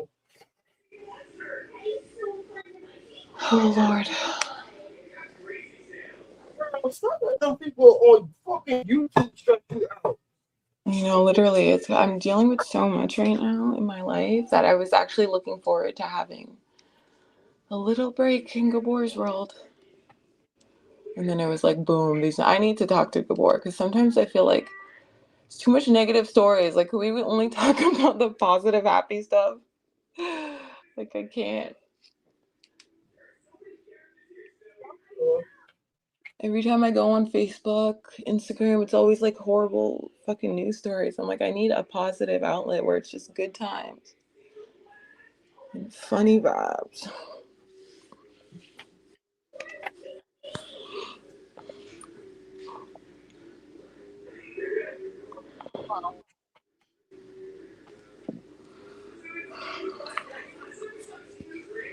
Life is too hard for the nonsense.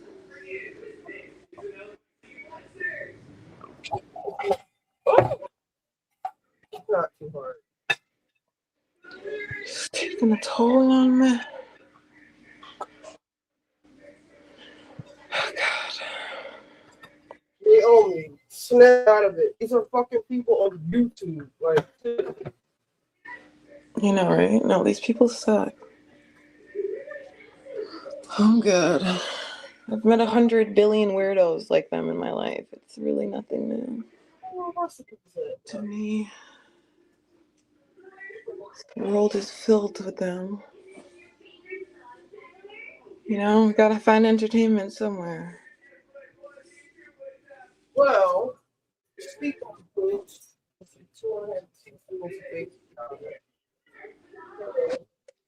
Wait, I can't hear you.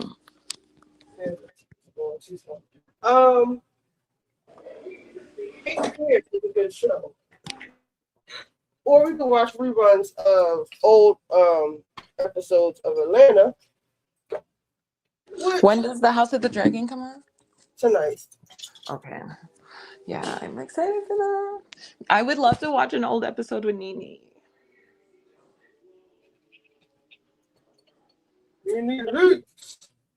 I keep thinking about all of the memes we've been missing out on, like all of the reads, all of the just everything she would have given us. Even though in the last couple of seasons she was on, it's true. I think that she was having a hard time and she wasn't able to really like be herself. Yeah, with like Greg dying probably. And then the cast trying to turn on her. Yeah, I do feel like she was always a target, so she was constantly like fighting back and never able to like really have fun. We never got to see her in that. That's what people don't understand about housewives, certain housewives. That's why I like seeing them all together. Like the girl trip with Lisa. It's like all the housewives who I hated. Porsha, Lisa, Teresa. I can't. That's gonna be so fun. When does it come out? Okay.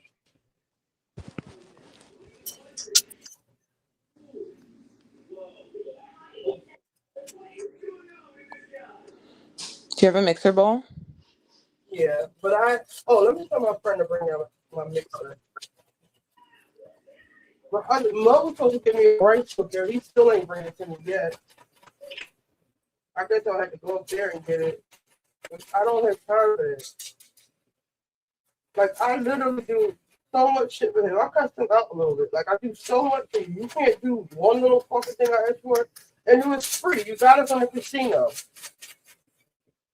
Wow. What was his excuse?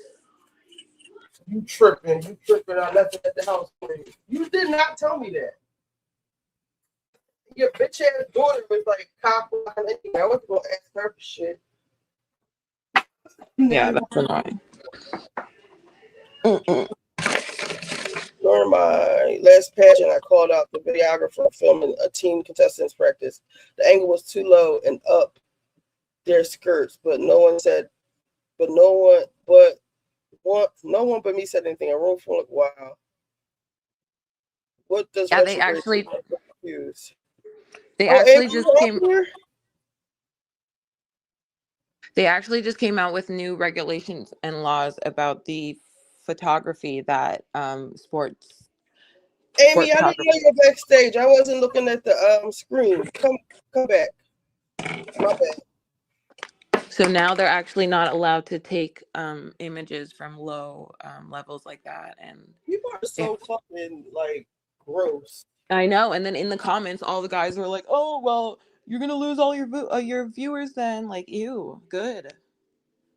Like men are so gross. Like every fucking day, I'm just reminded about these men are just like, where are the good men? Are there any even? Like, I don't understand. In like 2026, like fucking trash. Yeah, like I'm just gonna find an old ass man who can't fucking move or do anything on his own. And then he just has to sit there and listen to me talk all day, and then I'll wheel him to bed. Do it all over again the next morning.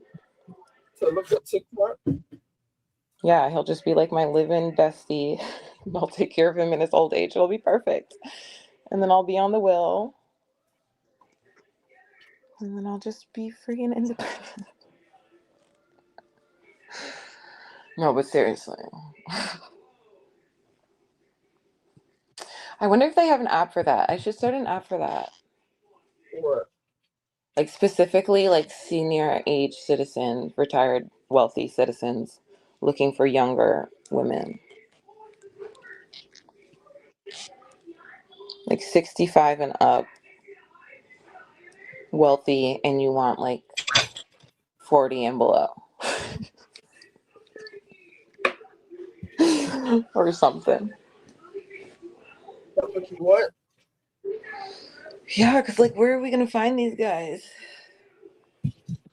The old men are out there. They would love a nice young lady.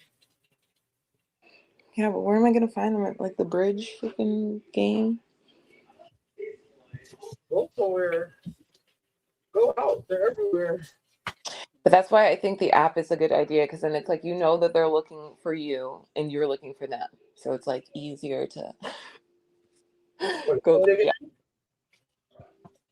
Otherwise, I'm gonna have to go look at every old man's hand that I see and see if there's a ring on it. Oh, she's back now. They got good retirement plans. Well, they live their life right. Yeah, exactly. I gotta go through all the details. Do a background check.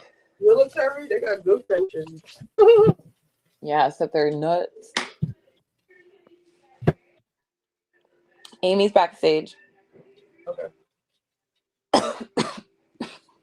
Amy. Hey y'all. Hey. Hey. Oh my god, did you see it? Did you see You saw it? Let's see what? Were you in Gabbor's chat? Yeah, I read some of it because I was posting the stuff about everyone got confused what I was saying. I was talking about freak dancing. You know when somebody be humping on your butt and stuff?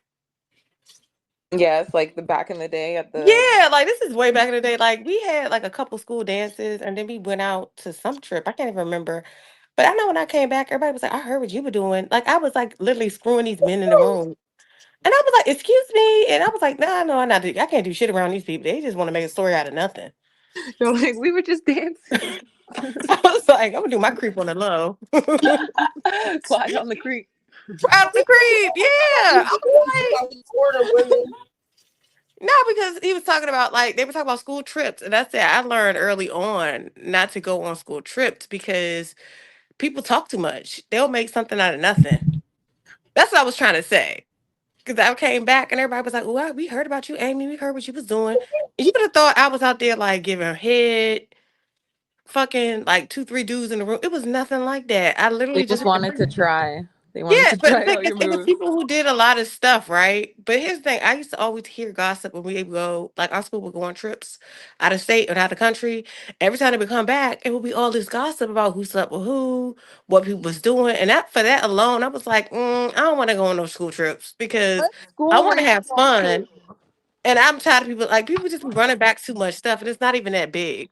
You guys were going out of the country? Yeah, I went to an arts program, Oh, so. okay, yeah, that makes sense. Oh, So like cool. we would go out of the country and go. So I said I was traveling like 10th, 11th grade. I would go different places, but I stopped That's going so with fun. my classmates. I'm like, man, I ain't going for y'all. Y'all bring them out too much. Sorry. Yeah, plus the artsy crowd is a little like freaky deaky. Oh, girl, That's that's where what they some get all people of would their come back inspiration from. with a bunch of tea. And the thing that's crazy about it, I heard the people was gossiping about me, the ones that had the biggest tea on them. I'm like, you talking about me doing freak dancing? Are you serious? I love that freak dance. That's what I call it. But you know, like when they be like humping on your butt and you be bumping and grinding. I don't know what else to call it. No, I love That's like free dancing. Have you ever watched the videos of in Jamaica? It's called Pasa Pasa. No, I just know I know Caribbean music get everybody nice and ready because I used to go to clubs and they be like, "Let's go to the Caribbean floor," and everybody just be just all up on each other. Yeah, they definitely dance like that. But there's this event that happens in Jamaica and it's called Pasa Pasa. It's just like a party, a street party. And they Hmm. go out and they party all night, but then they're doing like these crazy ass moves where like the Jamaican guy is like jumping off somebody else's back, like in between the girl's legs, and like they're basically like Yeah. performing like sex moves, but exaggerated and really funny. All I know, every Caribbean room I went to, they used to be getting down in there, and I Yeah, ain't like really that's they be rubbing and grinding. And you be like, "Did I just have sex?" I'm not sure. You be like, "I thought I was dancing, but I know, okay that's what I'm now." thinking. Like even in carnival and stuff, like they don't even ask consent. They just come up behind you and start That like part, you be like, "Hold on now, let me see how you looking first before I turn around and let you take my goodies." I know the club's so packed you can't even like turn around. It's like, well, I've been caught like that so many times when you like dancing and you be like, "Ugh, I was giving it up to you." No, I'm so mad. 'Cause I be thinking my best moves. I'm like, take I know that, literally you have to just rolling hope your and pray that they're tummy, cute. going low, coming back up. You be like, not you. Hell no, get your ass But off that's me. why You these know what men you are were so doing. angry now. They don't get to experience. I know. Back in the day, they did not ask for consent for stuff like that. And Guys would like be able even to the just ugly walk up men and got get it. play. Right? I used to be like, hold up. Now the That would ugly really guys piss me don't off even have though. any I would turn play. around after a while and be like, wait, let me see how you look first. Right. Now, They this still makes just be sense. happy. They're like, I still caught a bubble. We used to call them bubbling. Caught a bubble. And back in the 2000s, we had like all that, like, I'm still in love with you. Yes. It was so much Caribbean music out at that time. We was really getting our Mm-hmm. lives, right? Yeah, it's so good. Definitely good music to wind your body to. Yeah, and like where I'm from, the city, we have like go-go music. So that's another music where you do a lot of freak dancing too. So I was shocked Oh. that when I came back to school, everybody was like, "Did you hear about Amy? She was letting them boys out." I'm like, what? Now you All freak setting the halls dancing. ablaze, Amy. Like, we all was freak dancing. Why am I getting called out? And they were like, "Yeah, she a hoe." You was doing it the best. That's fine. I guess I was popping it too much. I was like, Yeah. "Hold on now, y'all got me fucked up." It's so funny.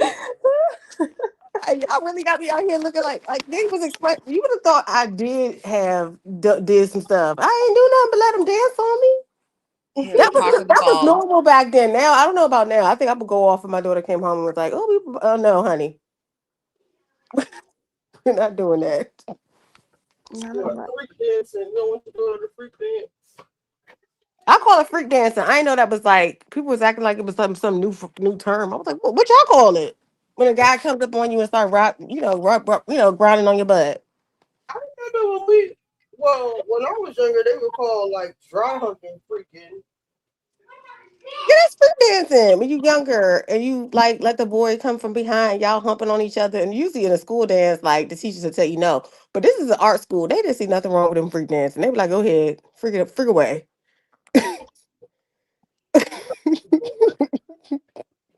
Oh my god, my vape pen is broken. Oh my god, this is I not be good. Butterfly yells that they be watching us like a school. Oh, I would. I'm not letting these little kids. Mm-mm. Get your little butt home. We're not doing all that. Hello? Yeah.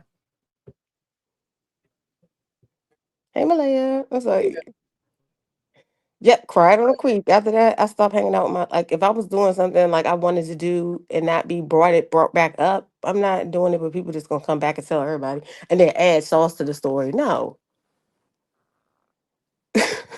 They just wanted you to show them your mood. I just like going, I just love clubbing. That was like so fun to me when I was in my teens. Like go partying and doing freak dances at the club. That was fun to me. So I don't know.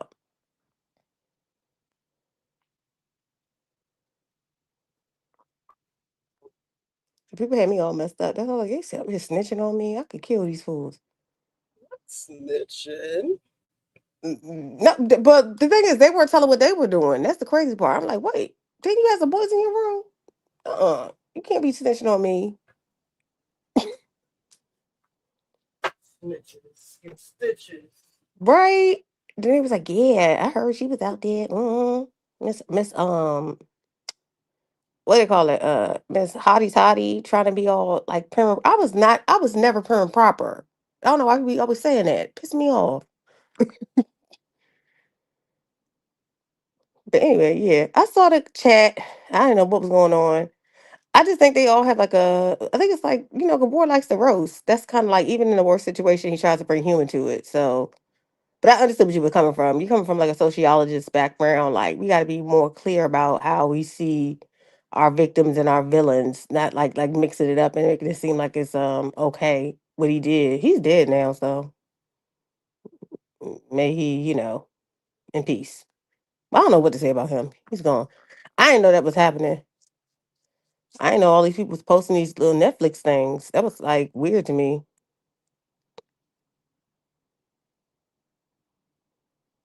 Footloose, dang girl, how old you think I am? That's like in the 60s, right? That movie, 70s. Patrick Swayze and them. Child. Could y'all hear me or y'all can't?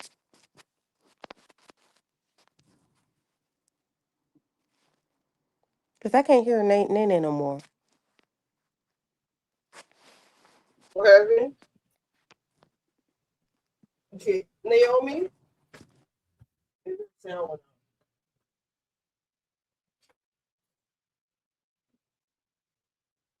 We can hear you. I just don't hear Naomi responding.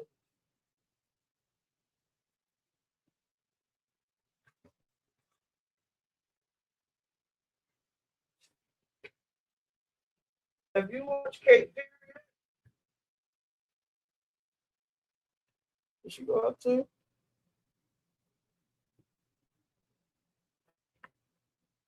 Hold on.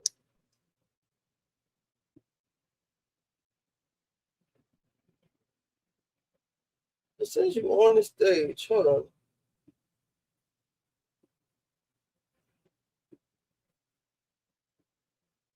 All right, how's that? Do y'all hear anything?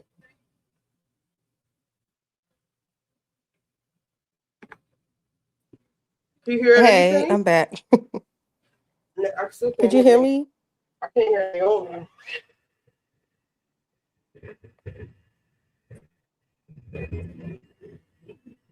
Okay, because I can't hear anybody else.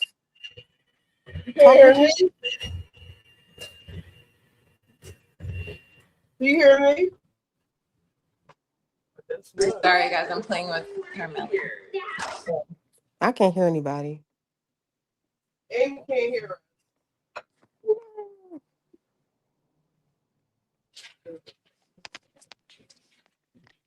Come back in, Amy. Butter, sugar. I'm going to go out because I can't hear anybody.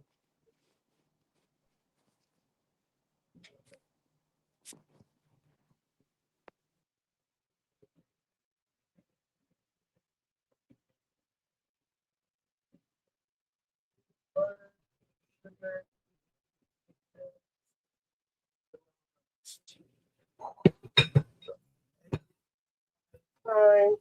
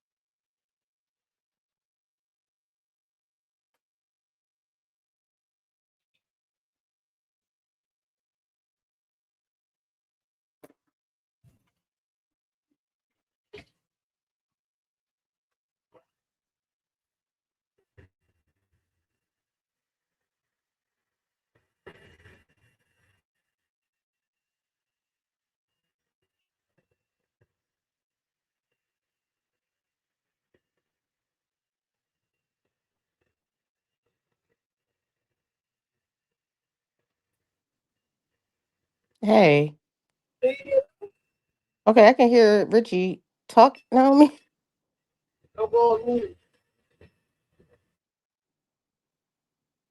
Hello.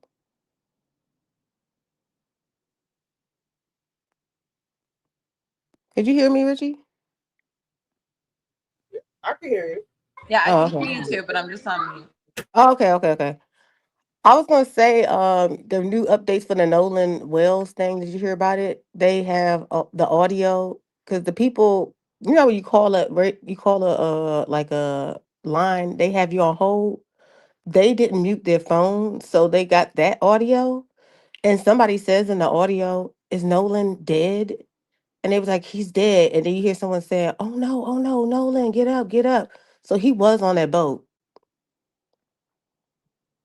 They slowed down the audio and they were able to clear it, and you can hear clearly someone saying, "Is he dead?" They're like, "He's dead." And then someone says, "Oh no, Nolan, get up, get up." And then the lady comes on, then the guy's talking about, hey, could we get a what do they call it? A jump because their boat was getting flooded. So I don't know what's next, but that's been like going around. Chronicle Speaks was the one that did the audio. She went back and like cleared the air up, like so you can hear the audio. But they didn't know they were being recorded because they were on hold. So yeah, that's a good. I was like happy about that update because I was like, I think it's trying to make us all seem crazy for us even questioning what happened to the boy. You said that they called 911, but they were listening No, to the background. Like, is he yeah, dead? no, they were calling because it was on a boat, some type of boat service that helps you when you are like stranded at sea or something. But Right. they called the service at 4. They were on hold for like a half an hour, I believe. But they were talking the whole time they were on hold, and they didn't realize that it was being recorded. And when the lady came online, the lady picked up the like the person, the customer service connects the call. She was talking to them, and he told them that they were sinking because the boat was getting water on the boat. But you can hear the people before he gets on the phone with this woman at 4. First of all, they said they left him at the thing at 3. They're on the phone at 4. 4:21, they then call back. I think 4:21, they called, asked for the service, but then they canceled it. And then one of the dude's parents called back and was like, "Oh no, everything's fine." But on that call, they were able to like narrow down the conversation and clear up the sound because it's like music in the background, and you can hear the people saying, "Oh my God, Nolan, is he dead? Yeah, he's dead." And then someone saying, "Get up, bro, get up, wake up." And then somebody else says like, "Oh my God." And it's like you can keep hearing them talking about what's going on. As soon as they get on the phone, then the boy is asking for a jump because the water is coming on the boat, quote unquote. But then eventually it was like they hung up. But the whole time I think they were trying to figure out what to do next. And they went back to one dock twice. And they don't have video surveillance of the dock they went back to. It was 3 boats all selling out. So they was on 3 different boats going back and forth. They got 2 boats coordinates through the this what's it called? But you put the little you put the what's it called in the boat where you can get the coordinates of where they were at. The third boat hasn't turned in their coordinates yet. And I believe that's where he passed away at. And they took him back and dropped his body somewhere. But it's clear in the audio that they say, "Oh my God, Nolan's dead." So it could have very well been an accident that they're covering. Yeah, because they all were underage drinking. That's all I can think. They probably was like, "Oh, we can't take him back because we're gonna get in trouble for drinking." They're admitting now that the boy who went on that Tatum show is admitting now that they were drinking. But at one point, some of them was like they didn't drink. But to me, if it was an accident, just tell the truth so the family can be at rest of what happened. Because it seems like right now y'all are lying because y'all trying to save yourselves from getting in trouble. But the thing that's killing me as a family is that the adults are helping them. It must be some rules in Mississippi they're gonna go to jail. Who knows?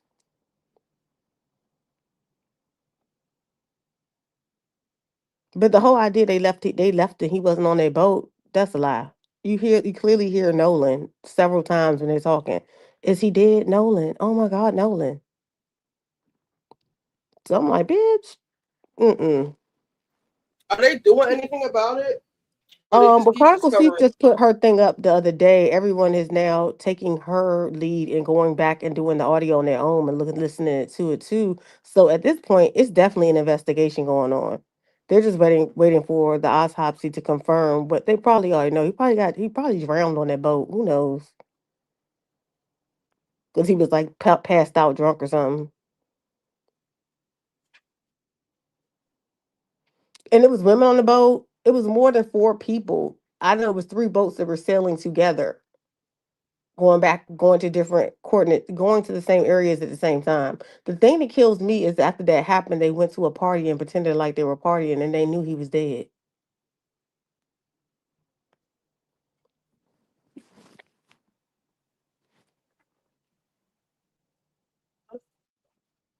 And people talk shit about Ben Crump, but we wouldn't be finding out all this stuff if it were not for Ben Crump. You Like, said think what? about.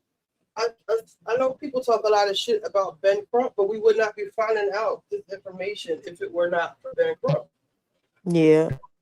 I think a lot of people are, I hate to say it, like they want people to let it go, but it's just a strange scenario that we just let it to, oh, he must have passed away and drowned in it doesn't make any sense. The stories are like, and people keep trying to sell the story of it was just kids. Then the boy said in his interview, people get drowned all the time over there. But how are they drowning? What's going on? And for that reason alone, if people drowned on the island, y'all definitely shouldn't have left that boy by himself. Because he's talking to a girl. There were girls on the boat. I'm not trying to say like you gotta sleep with a girl, but they made it seem like he just was so adamant to stay with this one girl. Get out of here. Well, all I know is they closed ranks and ain't nobody saying shit. That part.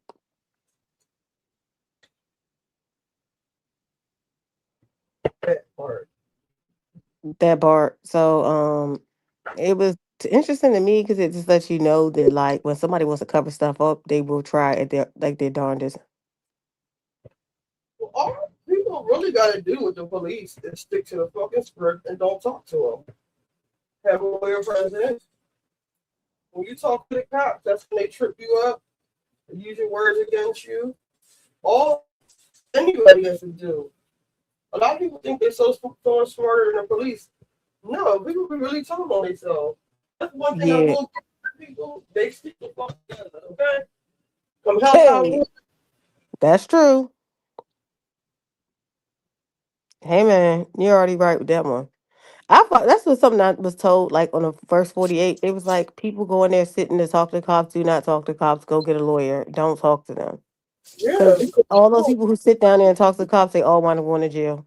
Because they always give you the whole, I'm your friend. You could tell me. We're just trying to figure things out. And then when you tell them, even if you tell them the truth, they can always drum up some charges. They don't got nothing to do with the prosecution. They just got to get the information to hand over. And for that reason alone, you should like. It's people who talk to the police, not trying to do the good faith thing, and they still get caught up. And sometimes they didn't. In most cases, they didn't do anything because you have a conviction rate at most cities or most places. They have to hit that number every year. So that means innocent or guilty, you going to jail.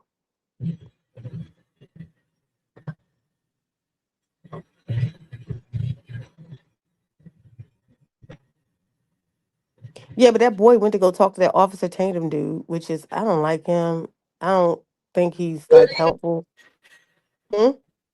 What boy? That boy who was on a boat. This is why everybody is now re looking at. They've been like fine tooth in the interview he did with the white boy Wyatt. I think that's his name, Warren or Wyatt. Whatever the boy's name is, he said that him and Nolan were best friends. And Nolan's mother was like, I have never met that boy. He was like, his friends are these people. I have never met Wyatt. I don't know what he's talking about. Yeah, he did an interview with the Tatum guy, and the Tatum guy pretty much like keeps saying that black people are overreacting. I said, I don't know. I don't think it's an overreach to want to know what happened to your child and how he died. Hmm? Who said it was an overreach? But that's what Officer Tatum, he's some guy online that everybody goes to because he gives that whole like there is no racism and everything is like just in your head story tale that he says a lot and the people listen to him because he used to be a cop and he's married to a white woman and he like lives his life as a white man in like some part of Mississippi where he's from. You might have been on Star Show last night. You said what? I think he might have been on Star Show last night. Officer Tatum? Like no racism, you niggas are tripping, you should be ashamed of yourself. Oh, that's Charles White too. He's another one to be like, it's all in your head. He had some situation where he went to Texas or something and was cursing out Jay Prince and him and nothing happened to him. I think the boy was talking about that the other day and I was just like, what the hell? I didn't know he was missing an eye. Girl, that eye looked good. The fake eye looked good. I had no idea his eye was missing. I don't even keep up with the case because it frustrates me because the police can like literally do anything now with Trump and all that. You said what happened? I said I haven't been keeping up with the case because the police can really do anything they want to with Trump. True. They really can. They don't even have to. The way that the answer they gave could be the answer. They never have to retract it. They could just stick with that answer. They won't press harder because they're on the same team. Mm-hmm. White.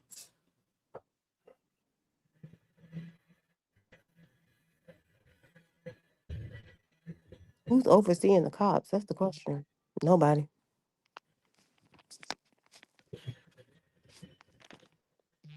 Talk about daggone Netflix films. I watched this joint the other day on Netflix where this man, it was like it's called like Ex-Lover or something. One of them little docs. And the lady, it was two women and a man.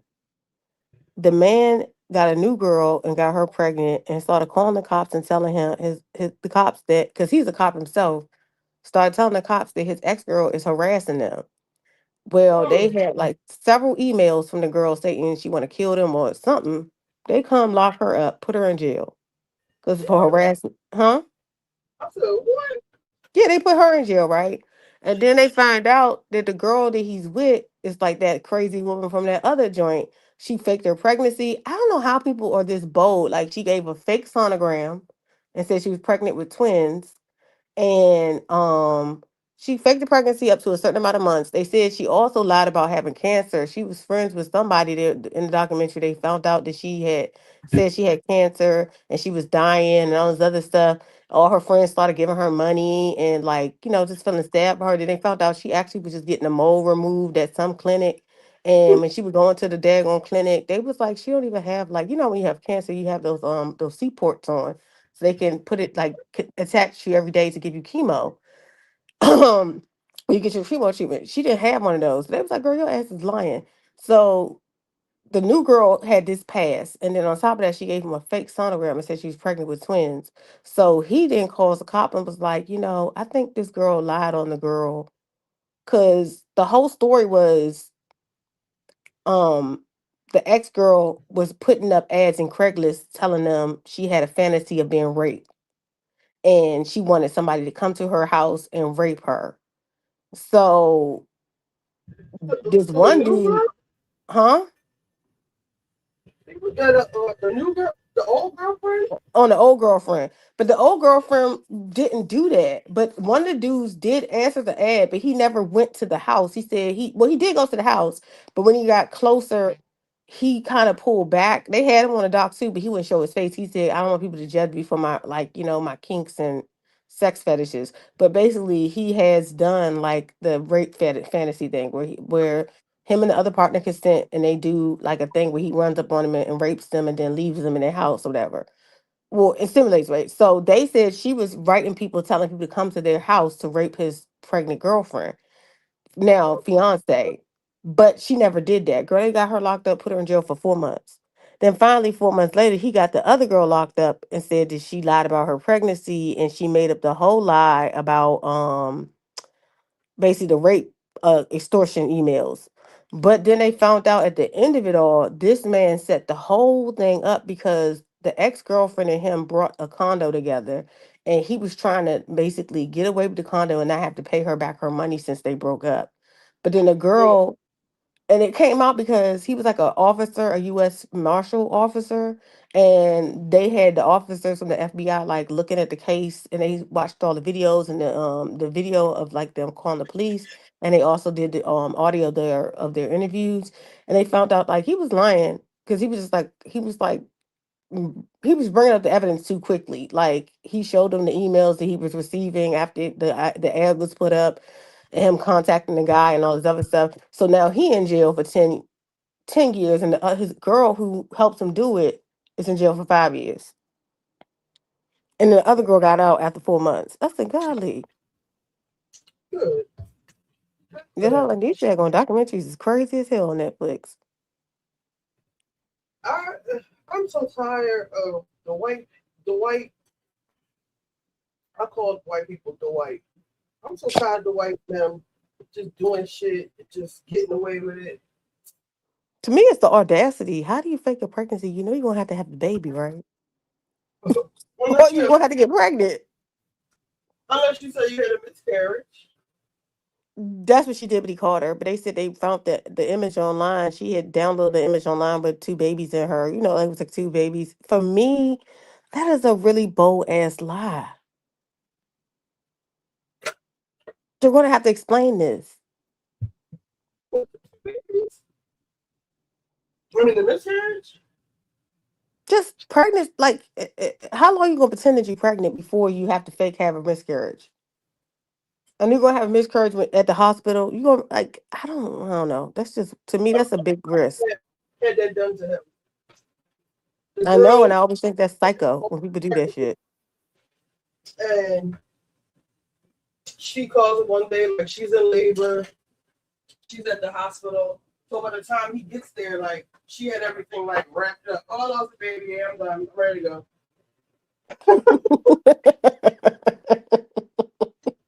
And I was like, how's that come down here? Let me see the bitch. She had on like 4-inch heels. And she went to work. I said, she just ain't had no fucking baby. A full-term baby. Ain't nobody wearing full-term heels at delivering a full-term. Chubbs, would you wear full 4-inch heels the next day after having a full-term pregnancy with a stillborn and going to work? I don't know. I feel like if you're used to wearing heels all the time, it might be easier to wear heels because your foot gets like shaped to that form.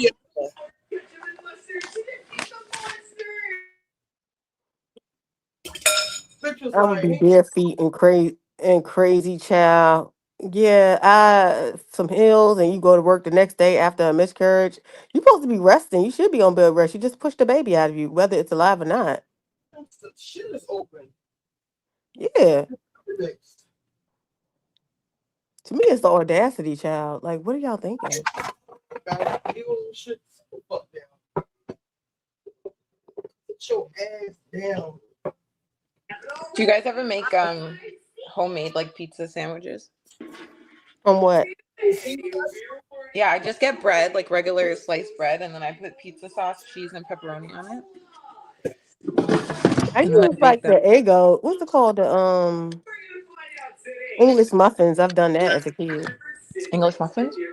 Mm-hmm. Oh, pizza English muffin? Yeah, just cut them in half, put the sauce, the cheese, and whatever you like, and heat it up in a stove. God, that sounds good. Oven, toaster oven. Yeah. You should I gotta try that one. Use the Pillsbury crescent dough and just spread it out as a sheet. They actually have a sheet one. And they actually have a pizza dough one. I want to buy a pizza oven. I made a buffalo chicken one. So good. Ooh, buffalo chicken. Oh my god. Have you guys ever had a poutine? What's that? It's like a Canadian dish. It's fries, gravy, and cheese. Fries, gravy, and cheese. Yeah. Well, that sounds like it came from UK. You just missing the beans, child.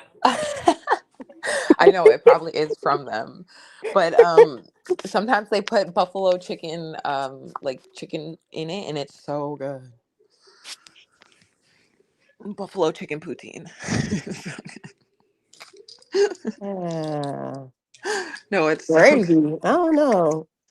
Mm-mm. I know, because when I Sounds say like it, it doesn't sound like it would be good. that. But it is really good. The cheesy is like a cheese pull because you get like cheese curds, like mozzarella cheese curds, so it's like pulley cheese. Damn. Mm-mm. I'm gonna have to pass. Sorry. No, it's true. There's a reason why it hasn't, like, the poutine hasn't crossed the border into popularity in America. I'm sure Americans eat anything. We get tired of stuff like we be on everything. No, but it's true. Like, not a lot of people have ever heard of a poutine, and that's like our national dish. Oh, child. I'll pass on it. No sweet. I want to try it. I love gravy. I love cheese, and I love potatoes. Yeah, you would like it. It is really good. And then you can even switch it up. Like, you can switch the fries for like hash browns. For like a breakfast poutine. There's lots of ways you can dress it up. You can put like pulled pork on it. They have like these gourmet poutine eateries now where they do so much shit. It's like so extra. You can't even see the fries at the bottom. It's like I saw somebody putting like all this shit on a potato. Like so much stuff, like steak and like just chicken and cheese. Ooh. All this crazy shit on top of a baked potato. Yes, it's like a supreme. I love me a baked potato though. When they get it right. Yes, a fucking baked potato is so good. Like some cheese, some Tagine sauce. I had some potatoes today. After I ate it, I passed out, went to sleep. I was like, damn, this thing was. And I tried to stay up. It took me out. Right? I feel like as an adult, I don't eat enough potatoes. Like I used to eat mashed potatoes all the time. Mashed potatoes? Yes. I used to love I ain't gonna lie, I used to love grits. I used to eat grits as just one meal by itself. When I was younger. Isn't grits like oats? It's like a grain. It's not an oat. I wouldn't think so. It's like a grain. Oh, okay. I think I tried it, but I don't think I ate it right. Like I think I ate it plain. I was just. Have you ever had oatmeal? Not oatmeal. You ever had Yeah. cream of wheat? Yes. It's like that type of grain, except it's a Oh, little thicker and it's a little bit bigger, and it's not cream of wheat has like a sweet taste to it. Whereas like you can make grits sweet or savory, salty. Yeah, I always see that debate online about people putting sugar in the grits. Yeah, I don't really. My mom, I don't know. She's from up north. We wasn't raised with sweet grits. I had to learn that as I got older, and I would go certain places. I'm like, what is this? And they're like, this is sweet. I'm like, I don't want no sugar in my grits. I But remember it's the just like first an time issue we of did. flavor and taste. Like I think for me, reality meat, when I first had some Yeah. sweets in my grits, it took me. I was weirded out by it. I was like, why does Yeah. it taste like that? But Yeah, you were not expecting it to be sweet. yeah, I was like, And then I was like living with this lady at the time, and she was like, "You made us eat them grits." I was mad as hell. She was like, "You better finish that plate." You know, some people be like serious about militant about whatever you take, Yes. you better eat it. She was like Yeah. that type of person. Whatever you don't let your eyes be bigger than your stomach. I used to be like, man, this woman's crazy. Yeah, I had a Better go babysitter who home. was like that. I don't like that. And she would feed us like the nastiest. Like nobody wants to eat the fucking, that cereal that was like a fucking raisin or something. It was like the little bear. It was like the worst cereal ever, and it was apparently like healthy. Come on, Raisin Bran? Maybe. Was it Raisin Bran? It was like a kid one, and it was gross. I forgot the name of it. And the cereal looked like little like nuts or something, or like. I What'd you think say? it's Raisin Nuts or Google it. brand. I forgot what. Google nasty children's cereal with a bear. Was it Golden Crisp? No. Golden Crisp is like a little honey puff. Yeah, I actually like the Golden Crisp. Super gold. Is it gold? Ew, it is Golden Crisp. Okay, no. All I know is I didn't like people that had that mindset, like whatever you put on your plate, you better finish it. I used to be like, I can't stay here. I want to call my mother now. Ew, it was Golden Crisp. Golden Crisp. It was sweetened puffed wheat cereal. It's so gross. And she would make us sit there at the table and eat the fucking whole bowl. Yeah, that would piss me off. I was like, I'm not trying to be here. Call my It was a people person now. Grape nuts. That one is nasty too. I thought she was talking about that one. Grape nuts. Lovely Lioness said it. I used to be like, no. Like my favorite cereals were like honey with Cheerios and Honey Nut Cheerios, and then what's it called?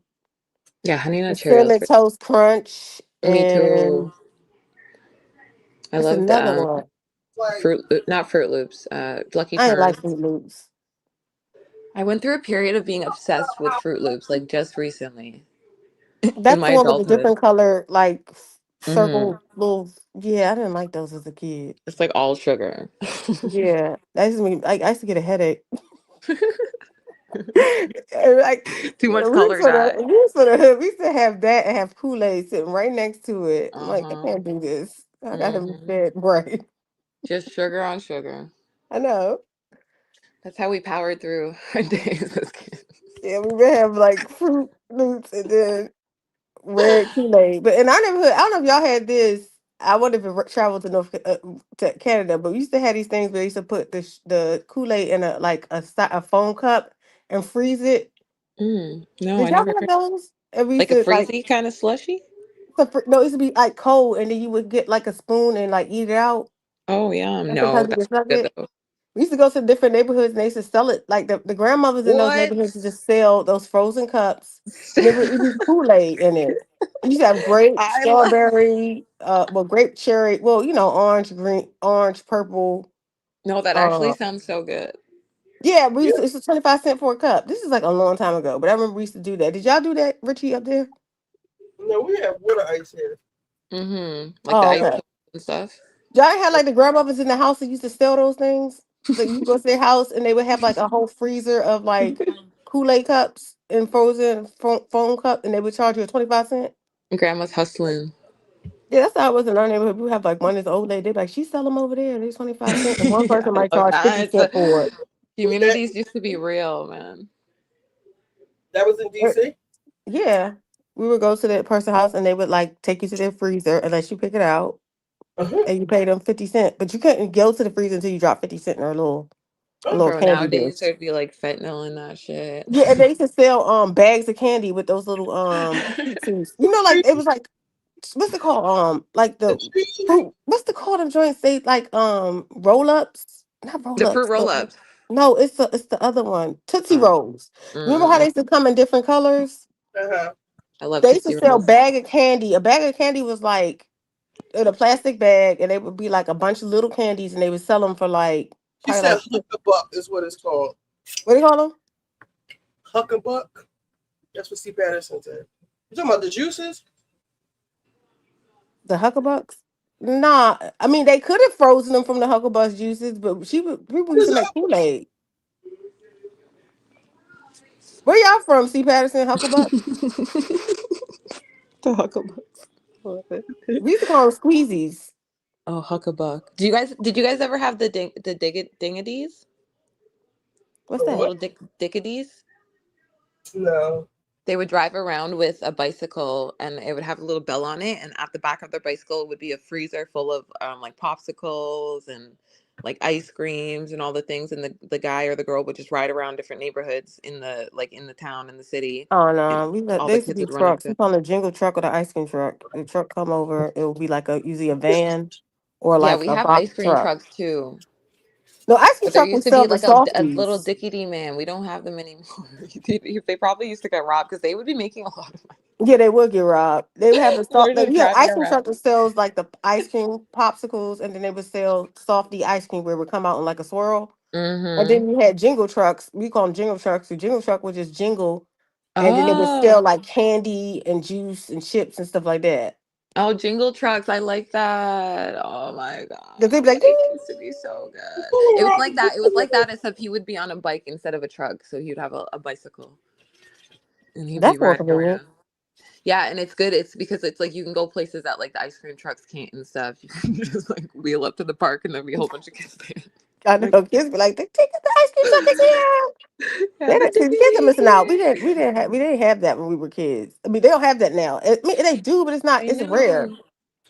I feel like that was probably a good hustle back in the day, and like now people lost that Yeah. avenue of income. Nothing wrong with the jingle truck. They're like, where is your permit? We're gonna call the cops right now. Mm-hmm. Yeah. Like, do you have a permit for this bicycle, sir? Don't play that. Like when I saw somebody sell some lemonade, some little girl some dildo, y'all better watch out because they're gonna ask you for your permit. People don't play. Mm-hmm. You know, it made me happy. I did see some kids selling some lemonade the other day. I was like, nobody has cash anymore, but I applaud these the. kids got cash out accounts. Like, I know. It's like you gotta take the card. You can't just... Or the water boys in Atlanta. That's a real hustle. Ooh, the water boys. Oh, it's gotten bad because they were like honest. Now they be stealing people's cash app and bringing themselves $500, all types of crazy stuff. They have to now make them like leave the corner. Yeah, the water boys are probably necessary because if you go to fucking buy a water bottle in the fucking gas station, it's like $5 fucking. Oh, Naomi, I got a conspiracy for you. Conspiracy? Tell me. Tell me. I'm excited. Let me see if I think I saved it. Where's my Instagram profile? Did I save it? Let's see. My computer has got low internet over here. I don't have any space.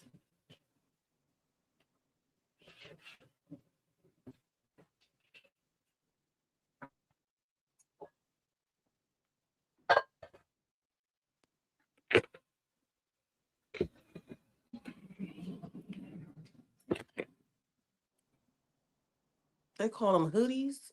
Lovely Niners.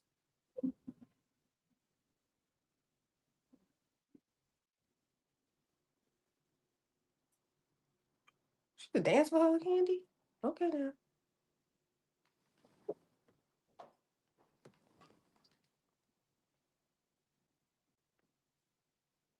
Hold on.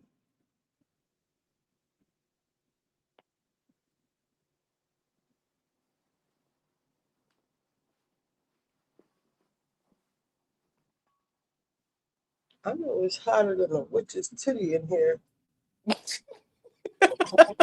What did you just say? Older than a witch's titty. Oh, Librahim, LeBron James.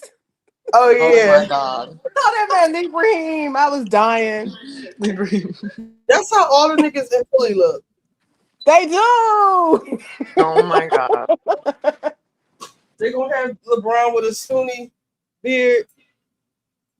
He already got one, right? It's low, but he gonna grow it out. Yup, watch. But they said he's gonna be okay. Listen to this. You know, for the longest time, I was right there with you all. I saw these massive gray windowless concrete boxes popping up in every town, off every highway, taking over hundreds of acres of farmland. And like everybody else, at first, I fell for the pitch. I thought, okay, it's mass surveillance. It's the algorithms. It's AI taking over the world. They're draining our water. It makes sense on the surface, right? That's what they want you to think. That's the shiny object they're waving in front of our faces, so we stay arguing about technology, privacy, and digital control while we completely miss the bigger play happening right under our feet. It wasn't until I stopped looking at the screens and I started looking at the physical infrastructure that the light bulb went off. The more I went down the rabbit hole, the more one single question kept burning in my mind. Why in the hell do these data centers need millions of gallons of fresh water every single day? It's a cover-up. They'll give you some slick engineered press release about evaporative cooling systems and keeping server racks from overheating. They tell you it's just the price of digital progress. Think about that for 5 seconds. You don't build massive, heavily guarded military-grade fortresses directly over top of prime regional aquifers and deep well water tables just to blow steam into the sky. You don't sign secretive water utility contracts with local small town councils, draining local reservoirs dry just to keep a bunch of computer chips chilly. That's when it hit me. It's not a tech boom. It's a resource heist. They're stealing the water. Follow the utility lines. Follow where the heavy infrastructure is actually laid. These data centers are acting as massive above ground cover operations. Underneath the guise of cloud storage and artificial intelligence, they are tapping directly into our clean, natural drinking water supplies. They are pumping it out of our soil, filtering it, and routing it straight down into their underground bunkers. And I'm not talking about small storm shelters. I'm talking about massive, multi-level underground cities built for the billionaire class, the corporate CEOs, and the shadowy elites who see the writing on the wall. They know the global grid is shaky. They know resource wars are coming. They know when everything goes sideways, when the supply chains shatter and the surface world turns into chaos, the single most valuable currency on earth is not Bitcoin or gold or stocks or dollar bills. It's clean drinking water. So while average hardworking people are paying sky-high water bills, watching local rivers dry up, and dealing with boiled water advisories, they are quietly hoarding billions of gallons of pure, untouched, natural spring fresh water down into underground vaults. They're stealing our resources and using data centers as a cover-up, so when shit hits the fan, they flee underground. They're storing up food, they're sealing the steel doors, and prepping to sit cozy while the rest of us are left on the surface to suffer and struggle and fight over whatever crumbs are left. We can't just sit here and take this. They rely on us being too tired, too distracted, and too broke to notice what they're doing. Show up at local council meetings. Stop letting these mega corporations buy up local land in secret. Show up to your city and county zoning boards.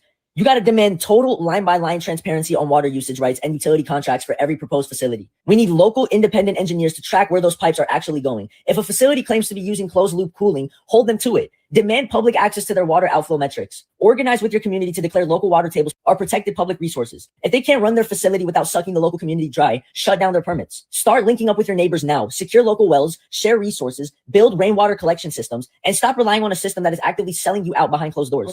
Wake the fuck up, man. Stop looking at the cover story and start looking at the deeper issue. Start looking at the water. They are prepping for the end game, and we got to start standing our ground before they leave us with nothing left to drink. What are we doing? You know, for the longest time, I was right there with you all. I saw these massive gray windowless concrete boxes popping up in every town, off every highway. Because why do they need so much fucking water? That part. And I don't believe anything that they have guarded, heavily guarded. It's just it's something else going on up in there. Yes, it is. Because they don't get to the spending that type of money and securing it in that type of way just so we can be on the computer. Right. They doing something else. It's not for us. Most of the time we get the scraps from what they really are getting. This is why they said the war was a bad idea, because all of our like American landmines overseas, they were like blowing up all the resources in those areas. It's we wouldn't be able to survive it, because it's not really a war of like throwing big bombs. It's a war of like knocking out all of your resources. So like if you have like if you're protecting like water and like in the east Middle East, they can pretty much like bomb that area and destroy the water reserves and stuff like that. So I believe that they're building something and we're not a part of it.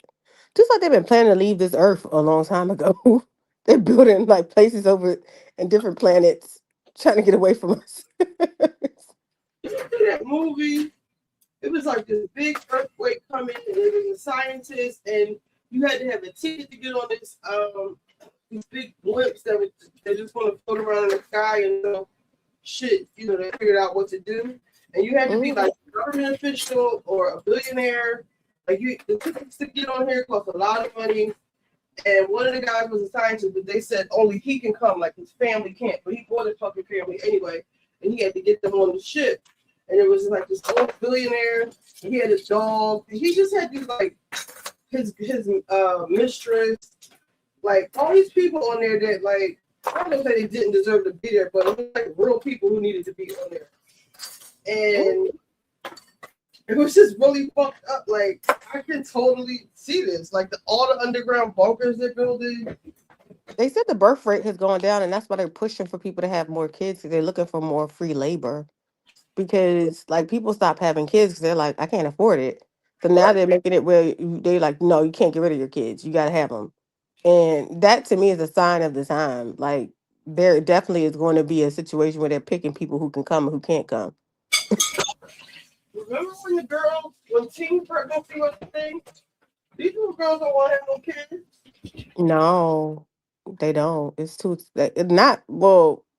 I do see families online. They be selling the families like who have like a bunch of kids, but that is like a chore. You can't do nothing but basically have the kids and like raise them.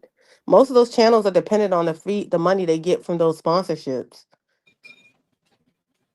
It's like having one child's expensive, let alone having like 10 or 15. Where's the board track?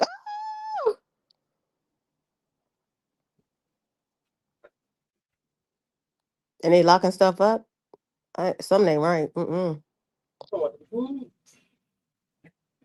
The water, like that sense, like they said, why are they guarding this place and saying they're just using it, cooling off the system? And that don't make sense to me. Yeah, that stuff is high security. Like you can't just go up there and be like, "What are y'all doing in there?" They're like, "Get out." I can't even think you can walk up to a place like that, but those centers of like for like data, whatever. I know like some area where I'm at now. I don't know if I was watching it on YouTube, but like it was this area where it was a bunch of houses, and they pretty much like turned it into data areas now, and they made the people sell their homes. But these homes were like really, really nice homes. But they pretty much took that whole land and like are building like these data centers on them. And if you've seen the houses they took, it was like these really big, nice homes in this area. And they're making it into like data um storage areas. That to me is scary too.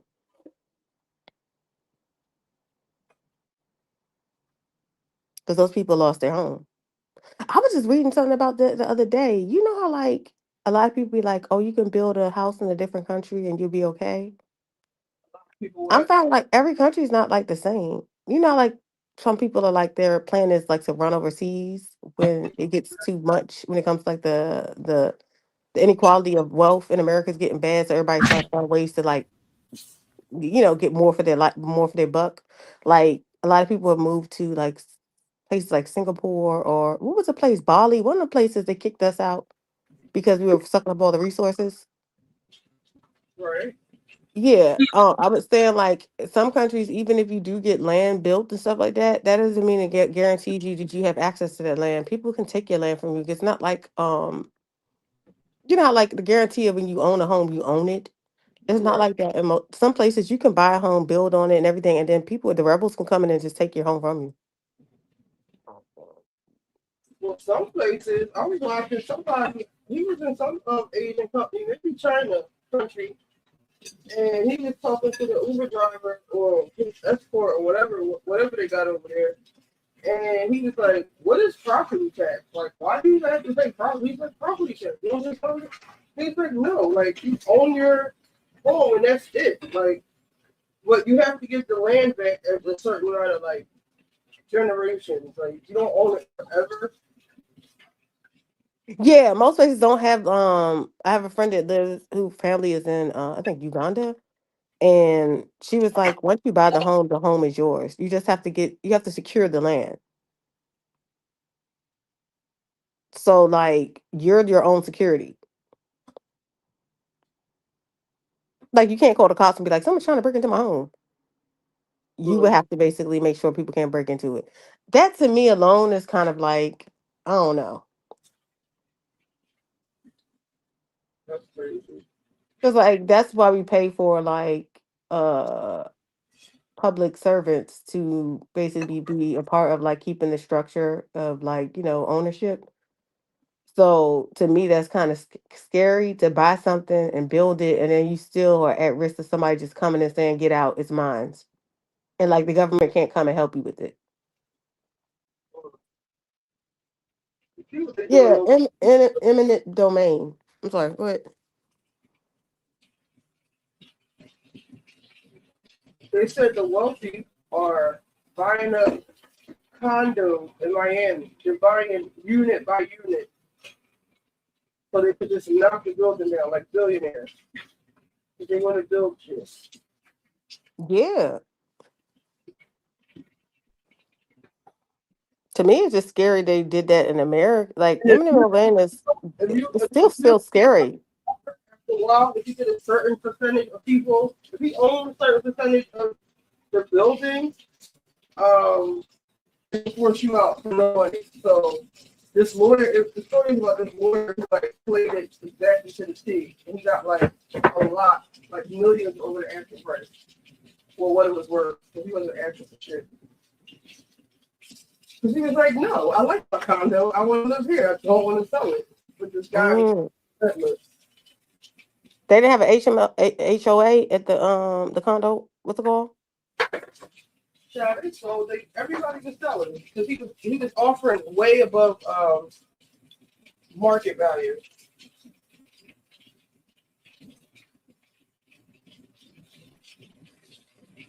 Oh. Where I live, we get our water from the lake. And the water from the lake comes down from the glaciers in the mountain. But that's fresh water. Yeah. But I definitely see them. This is something that the conspiracy,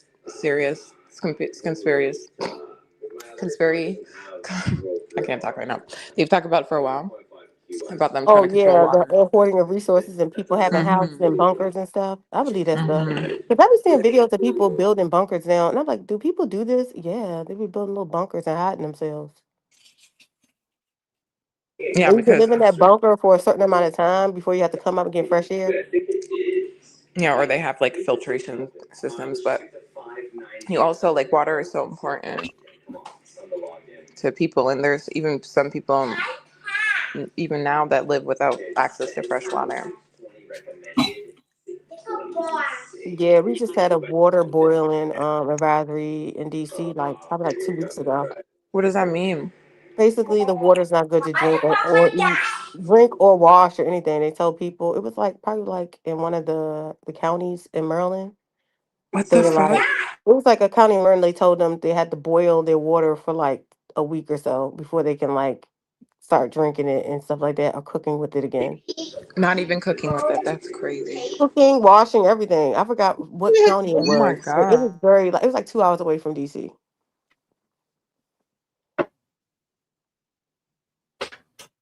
That is crazy. But it's a lot of building right now in general. I don't think the water's good at any like in DC. It's a lot of like construction going on. We have like the most aggressive gentrification program in the United States. This is why we have so much crime right now because like literally they're squeezing like the poor out of DC. They're like squeezing us out, like get out. And like the average apartment or home in like the average home in DC is about a 2-bedroom home in certain areas are going for like 700,000. And Holy shit. then like a 3-bedroom row house in like certain parts of the city, they're going for like $1 million. And then like the apartments, the condos in DC, the average was a 2-bedroom is like 3,500 now.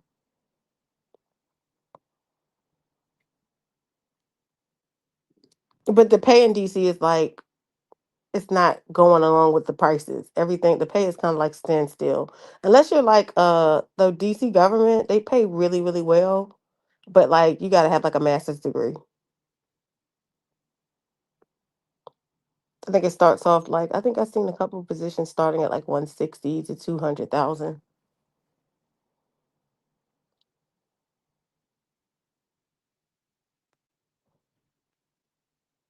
They're called doomsday warriors. Mm.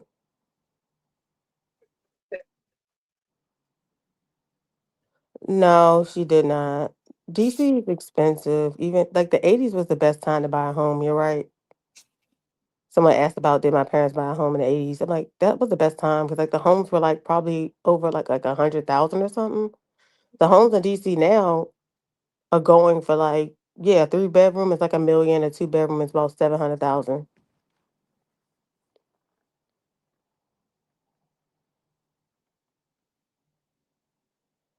And a lot of people sold their, but DC's like all of the old DC. A lot of people still own their homes, but a lot of people sold their homes to live in Upper Marlboro. That's like an area where like all the wealthy black people have moved to, and I don't know, that area is being held down by city government. Upper Marlboro is pretty expensive.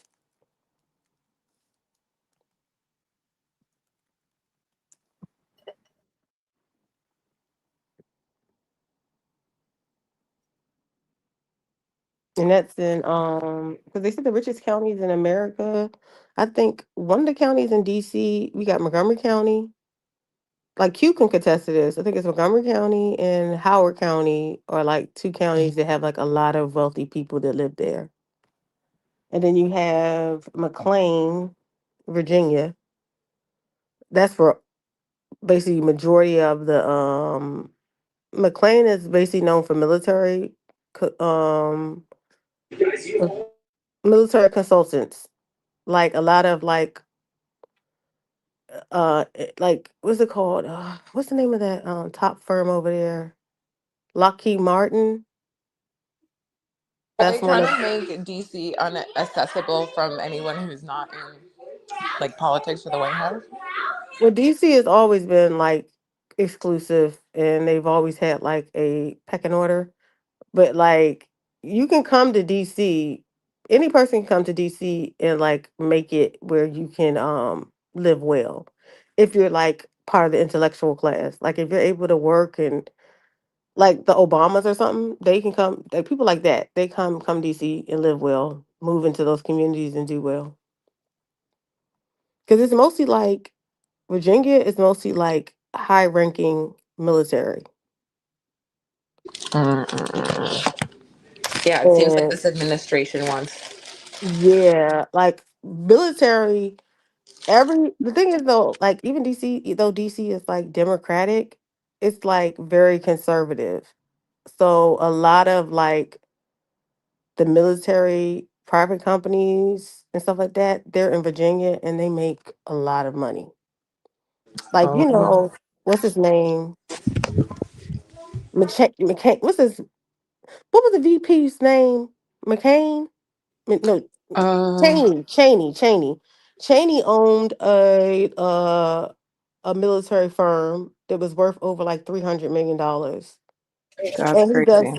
he does all of his like his contracts with with the federal government. Like they make it where their companies are like the number one company the government uses for all of their like military um, equipment and stuff like that. That's why like war makes money for a lot of Yeah, people in that's that area. crazy. Even any contract you get with the government, like, you'll be rich. That's why there's so much like Yeah. Like I said, I was violence looking and at stuff. McLean, like the average, and this is like mostly where our military personnel, like the high ranking military personnel lives. McLean, the average home in McLean is like these are the people that would never do TV. Like how they have Potomac. Potomac is rich too, but we don't have like the rural Potomac doing TV.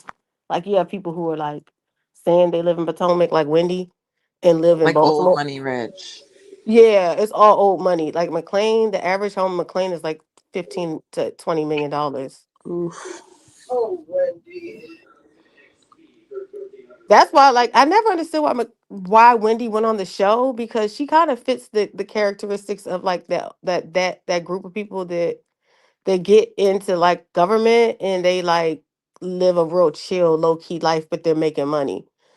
Cause she was Yeah, like doing what even with it didn't that's make sense why why she did the show.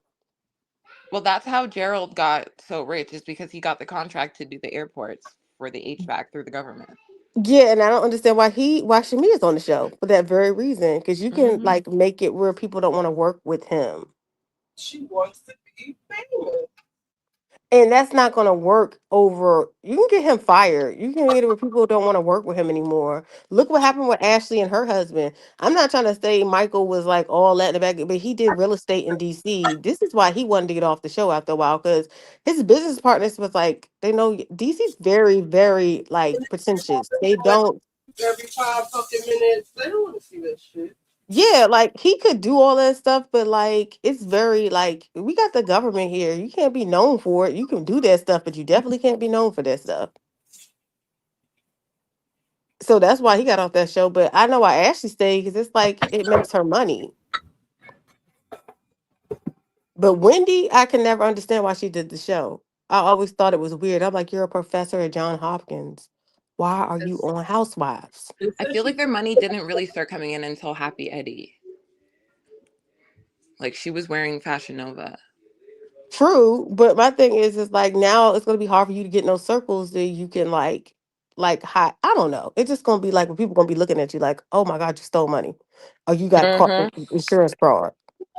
I don't know why Eddie is just not coming out and saying that he has a drug problem, and that's why they did it, because it's clear that they were not in their right minds whenever they It's Eddie's fault. He looks so high in his mugshot. Like I don't get how other people can't see it, but to me, it doesn't look like he's just high on weed. It looks like he's high on pills or something. Like his eyes are so glazed. He looked And he's like tired. They had him up all emotionless. night and they made him take them pictures. No, it was like in the afternoon, and they were sleeping during the day. Wendy was like, we were sleeping, and we heard a knock at the door. It was the middle of the afternoon. Their They kids were were at sleeping school. in their house. Yeah, and it's like it's the Y'all middle of doing the in there day. sleeping? Y'all should be working and making money. Right. And it's like, why are you guys nodding off in the middle of the day? Like, that's what it sounded like.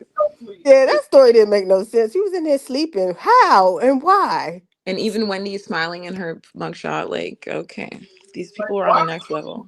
Like, can y'all not read the fucking room? No.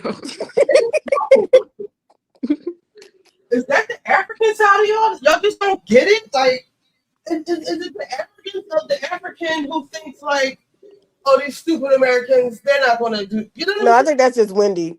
I'm sorry, 'cause nobody believed it.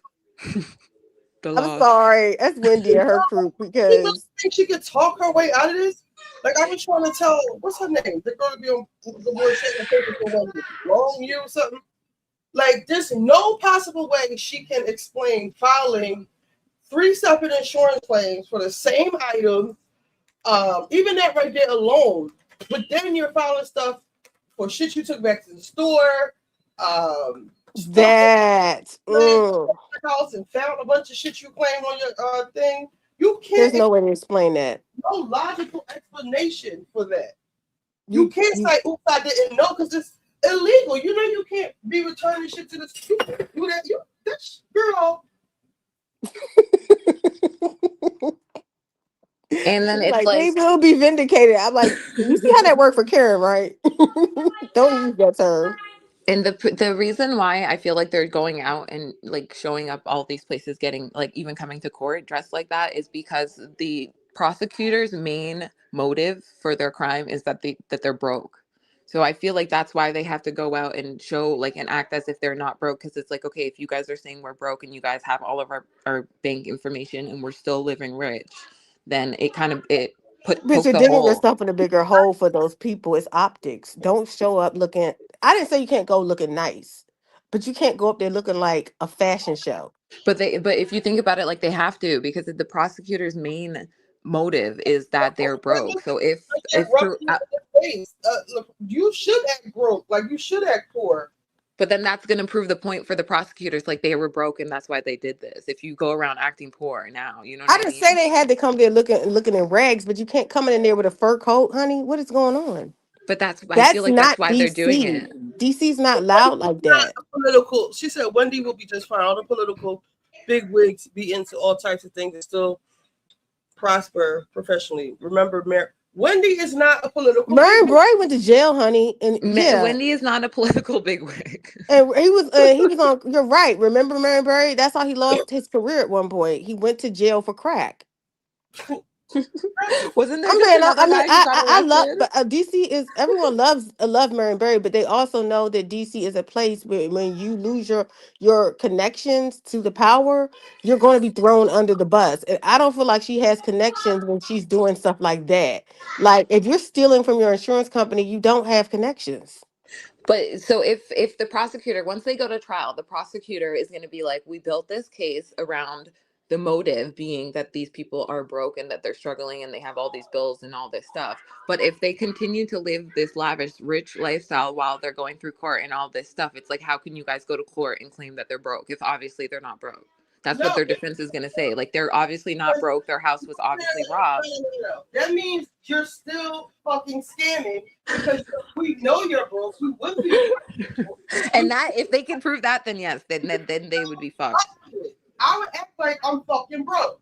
Like, yes, that is why we did it and cut it fucking thing. Because there's no way you can explain that away. It's just no way. Like, I would definitely try to consider a plea. But then I'm also wondering what if they actually did get robbed and then they just added a bunch of extra shit onto the That's a insurance crime. You can't do that. You have I to know. say Like the what was fraud, yeah, exactly. stolen. It would still be considered like fraud because they lied about the claims. But then it would be like they didn't make up the whole robbery story. You know what I mean? Like they just added a bunch of extra stuff onto their claims. But why do that? Why put yourself in that Yeah. scenario where people are looking Drugs. at you, questioning everything about your story at this point? Yeah, let's say you did get robbed. Correct. And you said they broke in here and stole one or two things. Okay, cool. But you said like almost $400,000 worth. And then there's an email between you. I don't know if this is true or not. This Yeah, is just that. internet fodder. But you said that there was an email between you two saying, "Oh, how can we max out this this plan, this policy? Yeah, Give me that what else email you is want to put on crazy. there." Are you lost? Yeah, and I almost feel like Eddie almost like set her up or something because I remember in the previous season, Wendy said, "Oh, I don't even know anything about our bills, and I don't like pay attention to the money, and I don't worry about the accounts." And I felt like it was weird for her to say that because she comes across as somebody who's like educated and she would control her money and stuff. And obviously, she gets a paycheck because she's a working wife, and so it's like so you don't look at your money at all, like what's being paid the bills. That's a lie. Wendy's not Right. dumb. And it didn't make sense either because then in this next season, she was in control of all of the renovations and paying for all the renovations and all that stuff. So it's like, which one is Wendy it? played dumb after the first season when people got on her about her degree shaming. Because remember the first season, she told them, "I got 4 degrees. I got 4 degrees." And then everyone was like, "Who does she think she is?" So then she came back and was like acting like, "Oh, In Karen, a could you help me? G-string. Yeah, could you help me figure this out? I don't know what I'm doing." It's like, Wendy, you don't have to play dumb. You just don't have to like, Yeah, be Dr. throwing it in their Mikey. face. But I never ever believed that Wendy didn't know what was going on financially in her household. That's to me was crazy. Right. And I think when Eddie seen that, he probably got like on a high alert too, like what the fuck. So he wanted to do something incriminating for both of them so that if anything ever happened, she would be incriminated too, because it's like she was trying to incriminate herself by saying that.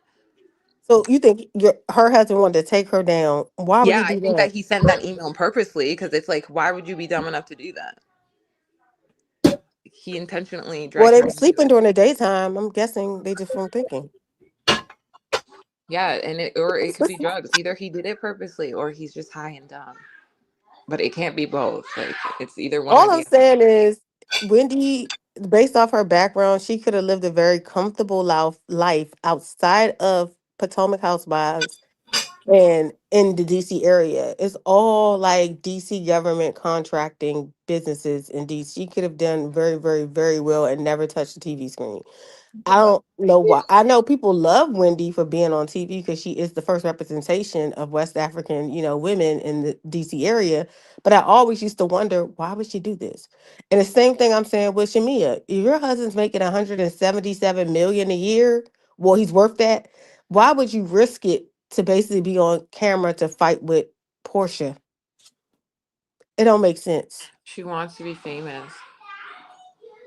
To Because like me, that is something that money can't buy. There's a lot of rich people who will never be famous, and some rich people want to be famous more than anything. I'd rather be rich than famous. Me too. I'm sorry. It's just because it's a lot of famous poor people that don't make it. That doesn't guarantee you wealth just because you're Exactly. rich. Imagine being famous and broke. There's a lot of people like that. That's why Like that people is are literally doing hell stuff that on they're earth. doing. They stealing and everything else. They be like, I didn't have no money in my account, but I have to pretend like I have money. Oh yeah, I don't get it.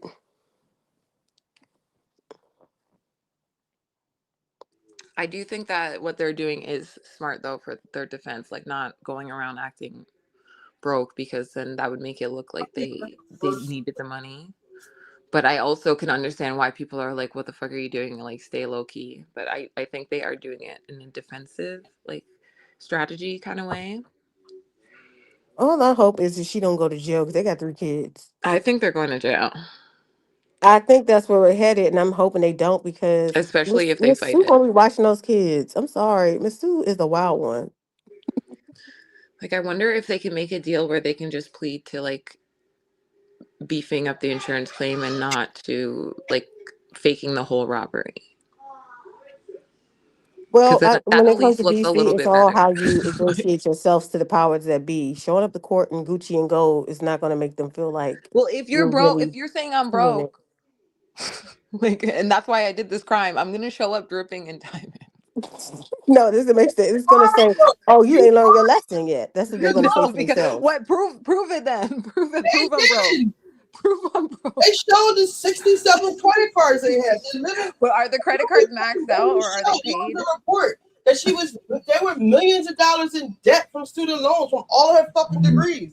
Like, And that's what I was gonna say too. It's actually dumb. Nobody gets 4 degrees. That's actually stupid. You don't need 4 degrees. Like, that is actually a waste of money. And people were saying that that's the reason why they kept going, because her and Eddie have 4 degrees. But apparently, the reason why they kept getting all these degrees is because they wanted to keep getting the student loans. Right. I heard that. That's I why they heard have 4 that too, degrees. but that's not student loans don't pay that much. I But don't know it how to does, break it to you. especially if you're going for 4 degrees back to back. It does if you apply for more than you. Because I used to do that. It was a $6,500 loan you could get. Hold up, fan speed. There was a $6,500 loan you could get, and I didn't need it. I had like scholarships, so I would get it. It was a grant actually, and they would refund it to me. And she probably was like over applying for loans to get the money back. But it doesn't sustain you with student loans. I don't know. But even like with me, because I'm like getting my student loans again in September, like it is a nice cushion to live off of compared to not having your student loans. Like, you can live good off of it, especially if it's 2 of you getting your loans at the same time. Yeah, that's true. You know, and I think that they bought their house or something with it. I don't know. But it doesn't make sense to get 4 degrees. Like, you only need 1 PhD to be an expert in a field, or maybe an interdisciplinary PhD. But I wonder if she has 4 PhDs or if she just has 4. No, she has a bachelor's, 2 masters, and a PhD. I think that's Oh, where it okay. comes up to 4 degrees.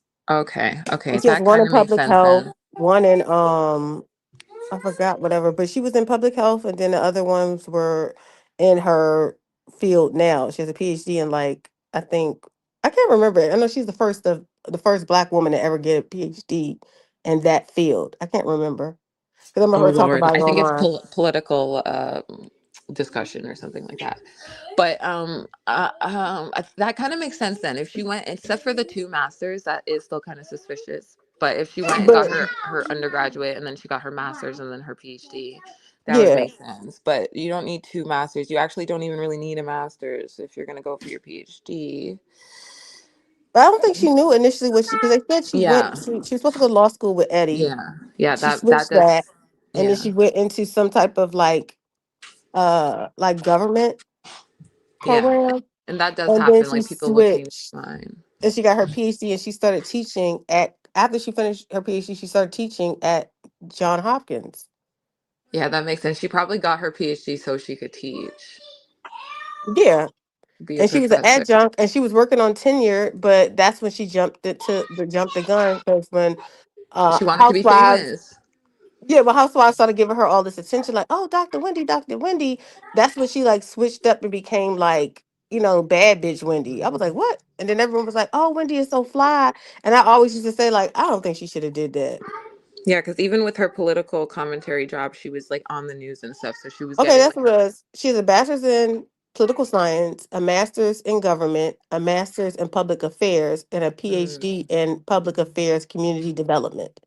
Yeah, That no. is perfect for a really good government job. Yeah, that is a good set of skills and knowledge to have under your belt if you're looking to work She in can run a whole like department in government and make like almost 300,000, and then do a bunch of like consulting that could take but you over it's to also weird 500. how she didn't apply for like a scholarship or a fellowship or something like for if especially for her second master's and her PhD because they have programs where you could apply and they'll pay for you.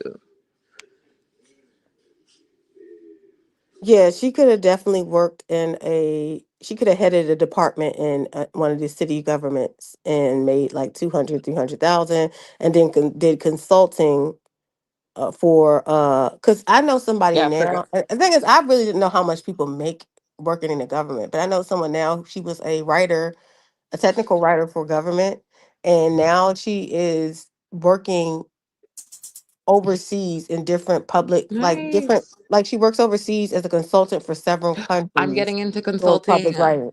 Oh, I And love consulting that. makes you money. Yes, consulting is it's like it's like a blanket statement, but you do so much in consulting. Like you have there's Yeah. so much freedom in the things that you can do, and it's like client based, so clients will come to you with their issues, and you get to just solve the problems. I love consulting. That's what I'm getting into, and I love that so And that's much. what our mayor in DC, she had 3 runs. She had 3 times in the government. Like she did 3 what's it called? Sitting, what do they call it when you do when you run 3 times and you win?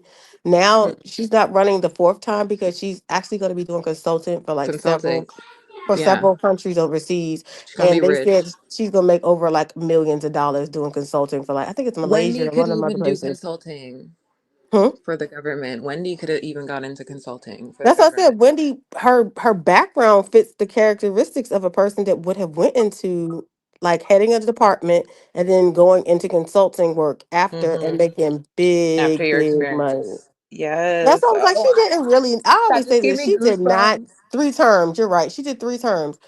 Our mayor, Browser. I just never understood why Wendy did that to herself Yeah, because because I'm like, now she's Wendy, gonna you take could have all been of the that belle of the valuable ball. skills she learned from being the mayor in your guys' city, and she's gonna be paid to implement those policies and those strategies and all those things in these foreign countries. Like that is so smart. Ah! Yeah, they told me she's supposed to be working for I forgot what country. It's one of those Asian countries. I want to say That it's is like so cool, and they pay for you to relocate Indonesia her. or what's it called, but she's gonna get to live there for free, and they're gonna pay her on top of that to consult with their government workers. Oh my So god! all I'm See, saying is government makes big money once you get to like when you're running stuff. So for me, yeah, you have to know I what don't you're understand doing why she did too. this.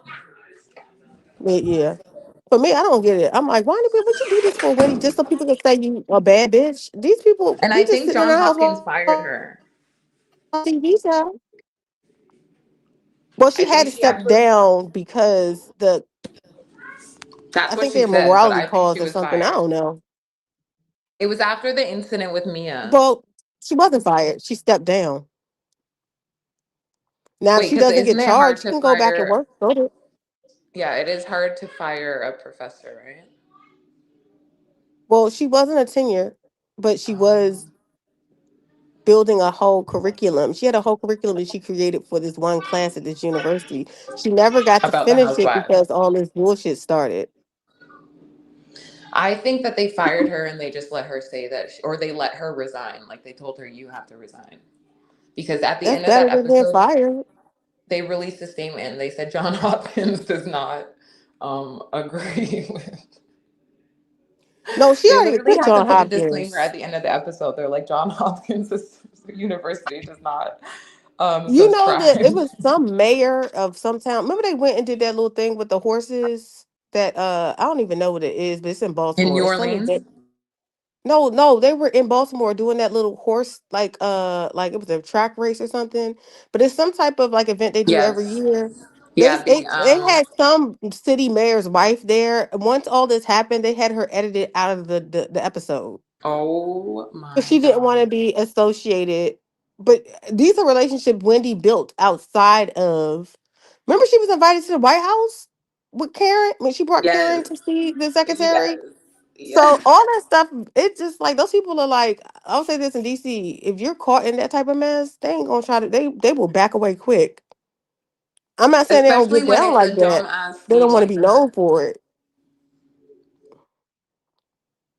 Yeah, I feel That's like if what. it was like a smart like mastermind crime, then they would still like talk to them like underneath the The only table. time people get that type of benefit if you're like Biden, Joe Biden's kids. Nobody backed away from him because he's like the president, and his son like. Yeah, and you can be useful, like you have But in connections, his like situation, the son was caught up with like drugs, right? It's different. People can kind of sympathize with a drug addict versus somebody just stealing money because they poor. I don't know why, but that's how people exactly. are.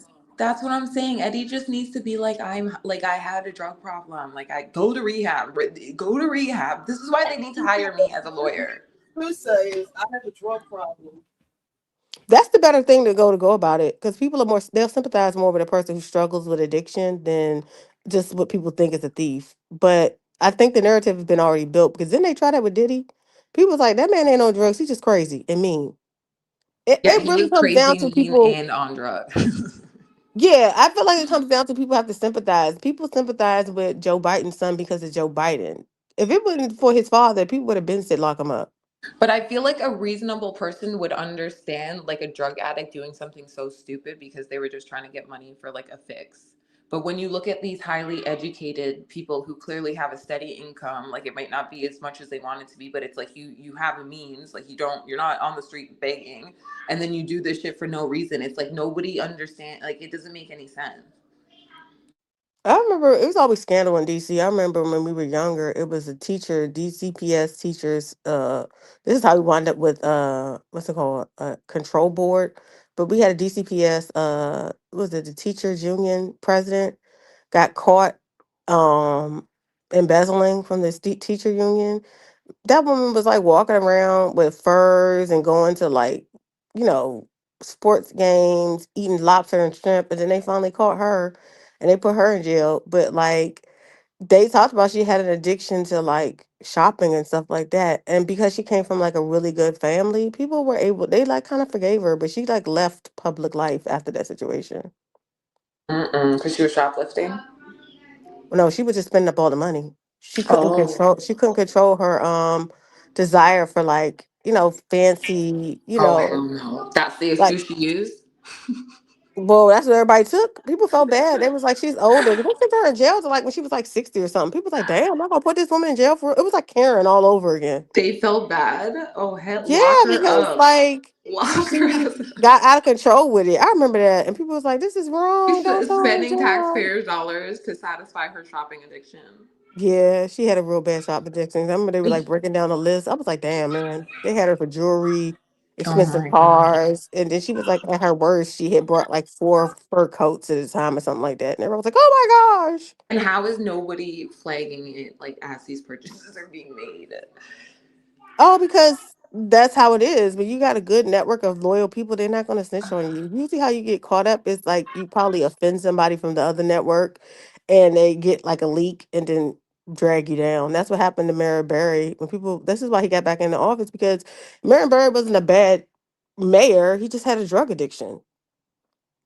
Can't And at imagine the what it would time, feel he was like. struggling with crack cocaine, and DC had a really bad crack cocaine like problem.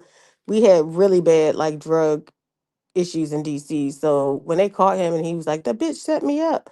Like he had already built so many relationships that when he did get clean and he did time in prison and he cleaned out his system and he came back, he was able to be reelected because people just love Marion Barry. But that's very like that's an anomaly. It's not the But normal. also people understand like drug addictions and like how that will change someone. Like if you are under heavy Yeah. influence of drugs and you're addicted, like you will probably do things out of character that you normally wouldn't do, and that's the nature of addiction. So it makes sense. Like it would make sense if Eddie was like, I have fucking pills, a problem I can't afford, and this is why I did this. You know, like You want any to just go ahead and take the fee. Just take the I know. what's the I'll do it call? pro bono. It's on Like, me. yeah, just tell people he's on drugs. Just let it go. Honestly, like it's better than fucking this dumb shit. Like, what are you gonna even say on the stand? But have you ever heard of our Toronto mayor? He smelled crack. He got caught smoking crack too. Yeah, and he was Crack must like, be a bitch. he did not give a fuck. He was like, he used to talk about it like, You're just mad that nobody invited you to do crack with them. It's because you're lame. You suck. Nobody likes Yeah, you. because in situations like that, somebody had to snitch. And that probably would make you more upset than actually getting caught for doing what you did. You're like, you Yeah, niggas he was snitching on out me. here. He would be out here in the hood, like in Toronto, in the hood with all like the D boys and stuff. They're like on camera, on pictures, videos with Selling him him. drugs. Yeah, and he's smoking in the hotel rooms with them Oh, and shit. He's going into restaurants at like 6 in the morning, making videos, talking to people all high. it's like the Andrew Gillum thing. I think he got a drug problem and he can't control it, but But he he was was just like, literally lay the low. best mayor that Toronto has ever had. He was like for the people. He didn't let like crazy city spending. He really set like regulations and laws that were beneficial to the city and to the people. And Yeah. everybody loved him. Yeah. And that's what they don't like. When you're like too nice to the average Joe, they're like, we gotta get rid of this person. Like ASAP. Yeah, when you're too for the people.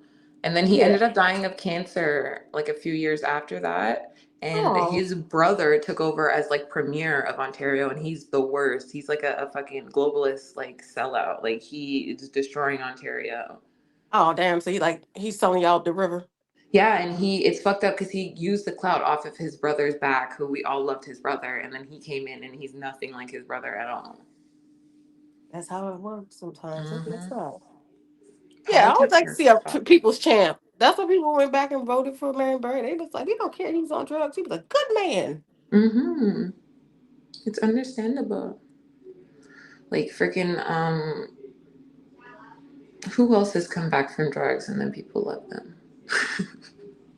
Because we have a nation of like drugs is a big part of our story. Like people don't want to Mm-hmm. admit, like in the West, it's hard to live this life without some type of Yes. refreshments, as they say. Exactly. People Whether can somebody relate becomes to an that. alcoholic or when somebody like it's hard to like maintain these type of jobs. Like I realize Even the Americans, rich people Westerners in their work way too neighborhood would hard. Huh? forgive them. You said what? Even like the rich people in their neighborhood would forgive them if they said we had an addiction and this is why, like, or Because any everyone reason. knows what that is. Like Yeah. one thing I like about that show, Euphoria, it gives a humanist, like it's very real. People struggle with that stuff. I'm sad the dude had to go, but that's real. And then like people have like that story in their family or they know someone who's been through it. So they kind of have that personal experience of how it can really change people who were once good into like people making bad decisions. Yeah, But to be as it fighting with the stands now, person, there's begging them to no stop. logical sense for their excuse. Like it. But I feel like they're like even look at how what's it called refuses to consider herself an addict. What's her name? Yeah, Karen. Karen is still like riding on that high horse, and it's like Karen, it's okay to like Karen people said, love I'm gonna you drink. regardless. But Karen is like, y'all will not make me into that. Hell no, that ain't me. I think it was because she wants to drink still. Because I think I did hear her admit that she was an addict, but she won't admit that she's an alcoholic. Like she won't say that she has a You said drinking because it was problem. a mixture. It was alcohol and pills. Yeah, and she's like, and I've worked on not mixing or not taking pills, but she never said anything about not drinking. Oh, so she's still drinking. Okay. Yeah, like she never admitted to be, or did she say in that interview with Andy that she was alcoholic, or she danced around that question? I think she danced around it. Because I remember her saying like I'm an addict. She said I'm in recovery or something like Oh that. yeah, I remember. It was something because Karen is like a real PR. Like always like Ooh, I she would fucking love never like. Karen. I Mm-mm. love Karen. Like I Karen. mean, I love Karen too, but Karen, Lord help us, she'd be like, I did not. She rephrases things where it doesn't. It's like she's like the queen of spin. Karen is like me because Saying you stuff are over not and gonna again. tell me shit, and you're not gonna get anything out of me other than what I want you to know. Like, this is why I love when she used to get Giselle and them together. She'd be like, "Shut your asses up." oh my god, the fights between Karen and Giselle were so funny. They were funny because they knew each other. I never liked the fights between Giselle and Wendy because I felt like they were forced. I feel like with Giselle and Karen, they're both very strong-willed and like their feelings don't get hurt easily. So they can go back and forth and just like come back with read after read because they're not sitting there like licking their wounds like, oh, like they're actually like just like licking them back. But when Giselle goes with anyone else, like they take everything so personal. Yeah, Even though she they came go back for and was Giselle like, she so left the hard. show because they ruined her husband's reputation. I was like, are you sure? Because when you first started, everybody was saying how he was living off you. And then Thank everybody you. was saying that he was poor. And then Thank it you. went to like it was always a bad rap for For her fucking husband. the line chef, the line Yeah, cook. I don't know where she gets this storyline that you made it hard for my husband to keep a job. I'm like, no, this started way before she With said your that three, about what's going on with you. yeah, his three People baby thought Chris moms. was a leecher. They even your mama started the storyline of him being a bum. That wasn't And nobody but she your did mama. too. Do you remember that first season they were on and she was like fighting with him and she like cussed him out and the next episode started with them like he's like, you threw your purse at me or something. It was like, you Oh made me hold your yeah. purse. Like, Like baby, he is never gonna forget that. Like he's gonna put Candace through hell. Hell. Especially now that she has this kid. If she thinks that she's different from the other fucking baby moms that he's already fucking been through, she's a fucking idiot. I don't think I just think Candace chose who she chose and she doesn't want to deal with the reality because to me, Candace is very classist, very, she will read somebody up and down about not having education, being poor, not having anything. She called, what's her name? A bed wench and all types of stuff. And nobody remembers that. But when they're talking about Chris, it's all of a sudden, it's like you guys are trying to rip my man Yeah, down. exactly. I'm like, they're doing exactly what you do. They What just you do it in did. the man's way. He's a broke And she boss. she also claims to be like so pro black and all this stuff, but then you marry the first bum ass white man who smiles at you. Like, Well, I don't know. Because Chris gives me like flavor. He's very into like black culture. I think they, no, they because fell if we're for they being fell for honest, each other. what are you guys doing? Camila, you're gonna have to go to your room if you don't stop. Give me flavor. I don't know. Candace doesn't really have flavor herself, so it's And I'm like saying for him, he gave that vibe of like he sought her out and she probably was like, well, you know what? He's kind of cute. I'll give him a chance. yeah, and I feel like if he tried to bring that like flavor to like a maybe more of a conventional like black girl, they would have seen right through it. Like, no, like you're a fucking line cook. You're a fucking bum. Where's your baby moms? Where's your kids? Like you're back. I often wonder if Candace would have got with Chris if Chris was black based off of his background. Right. I think it was the Exactly. saving grace that he's a white man. Exactly. Because I don't think because the way she spends a lot of time calling people, and I don't see anything wrong with it because she has what they say generational wealth. But to me, I find it interesting that when it came to her love life, none of that mattered. Did Chris even go to college? I don't know. I don't think they ever went over that. I'm just hopping in the shower, so give me like 5 minutes. Did he go to college?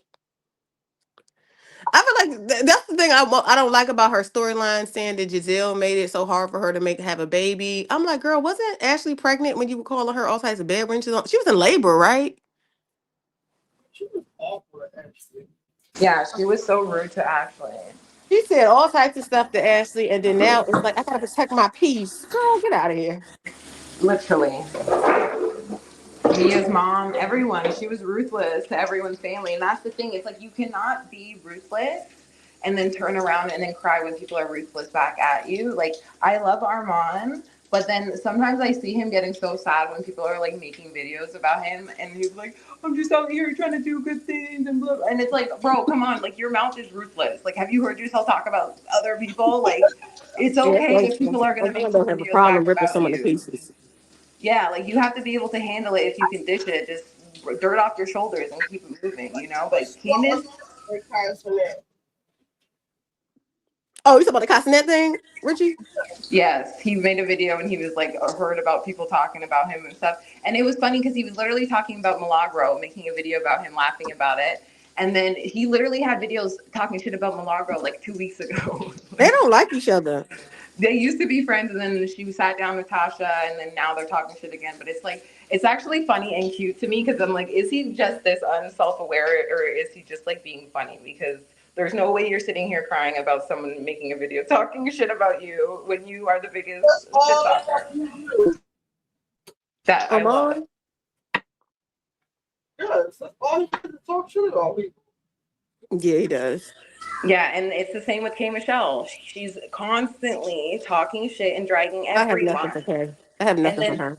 as soon as anyone says anything to her, it's she's crying and she's this and how dare you ask a woman that? Like, okay. It's so confusing to me. I really, really, really am confused about her. Like, what offends her when she's ripping people to. I don't get it. Drugs. Yeah, There you Shamea go. is just There you as go. crazy because I would never be at the club with no K Michelle. The stuff that she be saying, you would have thought. Get all these surgeries all the time. You know she's taking pain meds and Xanax. And You're right. I heard Tony Braxton say she drinks syrup, prescription syrup, the scissor, and she's with baby all the time. You know she be high on this shit. That Tamar be high. Tony too. Tamar says she goes to pain management. That means perks. Hey. Mm-hmm. I mean, I'm all for it if you really need it.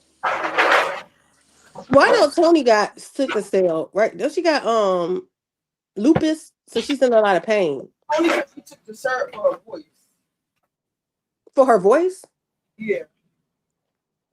It just sucks with the pain management though, because it's like if you stay on those for too long and you ever have to get off them, you're going to be in worse pain than if you had just not taken them in the first place. Yeah, perks are pretty hard. I had some perks Yeah. before. And it's Like I not. wish they could just make like perks with no side effects, like no negative side effects. No, I took perks one time and I stopped because I was in the hospital and I took it and I was like, yeah, this is a different type of high. I'm cool. They're so good. Your body just feels You end up in the hospital. You said what? How did you end up in the hospital? I think it was the surgery from my daughter. I can't remember which one. I had 2 surgeries. I But ended up in the hospital because of the perks. because of work? Because of the perks. Nah, they gave me perks because I had got surgery. And I remember when I had took the perks, 'cause I was always scared to take like meds like that. Because people like you can get addicted. So I was like, no. So when I took the perk, I just remember waking up and I was hallucinating real bad. And I was like, don't give me this no more. You probably were on the morphine and stuff too. All I know is it was a different type of hallucination. When they came back, I was like, you want the perk again? I was like, no. No, because I remember I had a surgery one time and I woke up too from the anesthetic and I was confused and like delirious. I'm like, I don't know what they're like, do you want more morphine? I'm like, yes. I was the opposite. I'm like, give me more. Nah, that stuff scared me because I was like in the clouds. Like in the clouds. You're like I was looking at thinking yourself in I the was bed. thinking some crazy stuff. I woke up in the morning and had memories of my childhood, like when I was like 4 and 5. That was like, oh hell no, don't give me this no more. See, I love that. It makes you feel like a child again. Like, And the thing is crazy is they sent me home with some perks, and this is in my old neighborhood. Those perks in my closet. No, I put them in my cabinet, and I think my management, like what's it called, management, the apartment management. I think somebody came in there and stole them because I didn't see those pills after that. Oh yeah, that bottle is probably worth like $500 at least. Yeah, because I had that bottle, and then I was talking to one of my friends, and they was like, "Oh, you got perks? Can I have them?" And I was like, "Well, I don't really care. You can have them." When I went to look for these perks, I knew I didn't use them.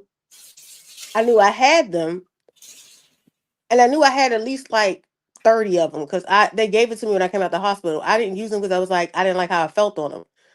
I went to looking for them pills, and they were gone. And I was like, I think my apartment management came here and stole my damn pills. Yeah, somebody or one of your friends were like, "Oh, she's not gonna use me." You don't know what I'm gonna do. What if I really needed those and woke up and be like, "Where are my pills?" Right, exactly. Well, they'll just be like, "I'm sorry, I'm addicted." That was messed up though. I was like, they stole my damn pills. Yeah, that is fucked up. I would be so pissed trying to figure out who it was. I was like, you better be glad. The thing is, I wasn't tripping, but that kind of made me feel weird in my apartment because I'm like, have they been here before and took stuff and I just didn't know? Yeah, exactly. That is freaky. You said what? Why would somebody come to your apartment? How would they even know you had that? That's not like I don't know. That's the thing is crazy because I have like different pills in my house in general. But that one particular reason why I knew I had it because I knew I didn't want to take them. And I put it in and I put them away and I knew exactly where I put them. So when I went to look for them and they weren't there, or maybe I was so high I threw them away. Who knows? Yeah, that's true. You might have flushed them. They don't I like wouldn't flush no prescribe perks. They be finding it in the tap water. That was crazy. They got rid of them. You said When they, what? I said I would have got rid of them. yeah, like you're drinking some sort of freaking party water. So I was like, I just know when I was that perk high was something different. I was like, what is this, honey? They don't even like prescribe perks like that anymore. But I know people who used to get like 500 perks a month because they were taking like, yeah, like literally every month they would get like fentanyl patches, like 500 perks. And I'm like, what kind of pain does your doctor think you're in? Like death? Like what the fuck? And he would get it every month, and then he would just like sell the perks, and then like do the fentanyl. But now they'll only give like a month prescription of perks, like the max. Why? Unless you're seeing like a pain management. Oh, you know why? I already know why. Just 30, and then you have to get a new prescription, and your doctor has to send it in. Well, yeah, they don't want you to get addicted to it, so they'll say that you will only need it for like the month, and then your body will be like healed. That's not But true because you can still use like if you have like pain, like some medications you can have like online like forever prescriptions because they don't have a solution for you, especially if it's like a back pain or something or knee pain.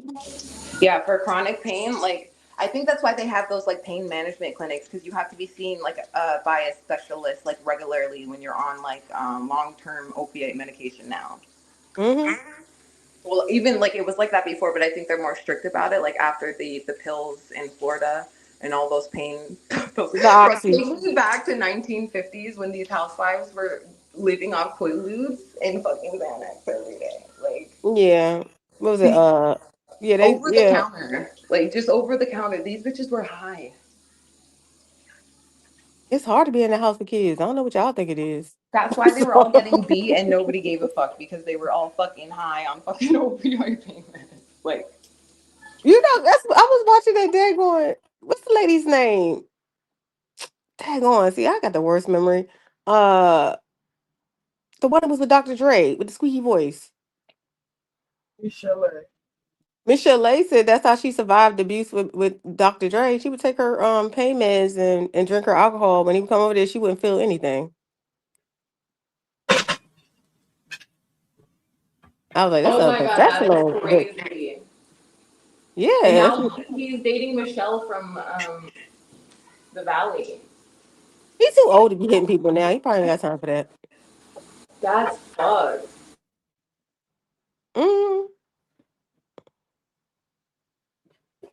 But in his youth, they said he was a terrorizer child. People used to run when they seen him coming.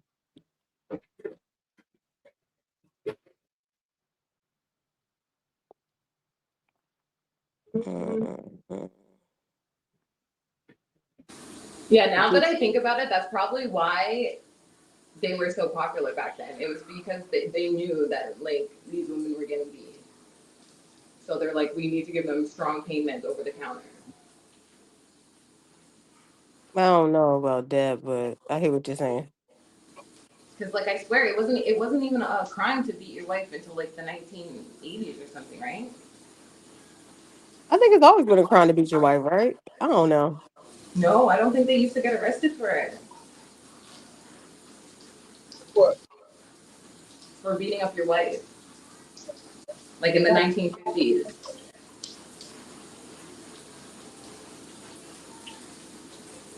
I wouldn't be surprised. I know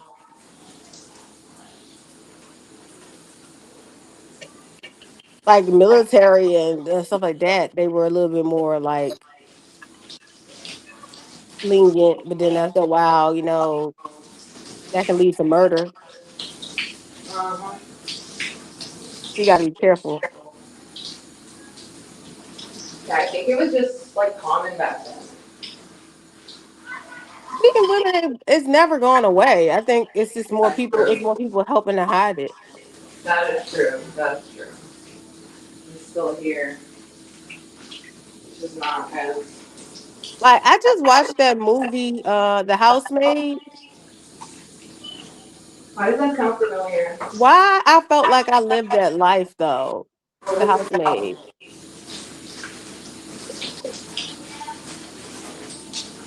What happened in it? He was locking the girl in the daggone attic and won't let her out until she listened to him. Y'all ain't seen that one? No. The wife was locking the maid? It was the one with Sydney Sweeting and some other girl. I forgot her name, but like, yeah, he was locking the girl in the in the attic when he was upset with her. Oh my god. I've seen this video of these two university professors. They were parents getting arrested because they built like a cage and a box for their kids to sleep in and like live in. They barely let them out of the box. And yeah, the kids said something at school. They're like, "Daddy puts me in a box when Mommy's not home."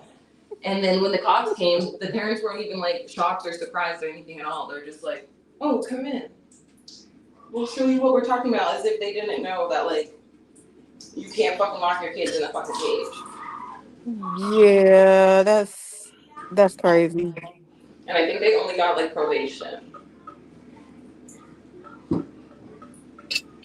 That's crazy as hell. Yeah, because they were university professors. If they were just regular old fucking income assistants or whatever, they would be fucking in jail.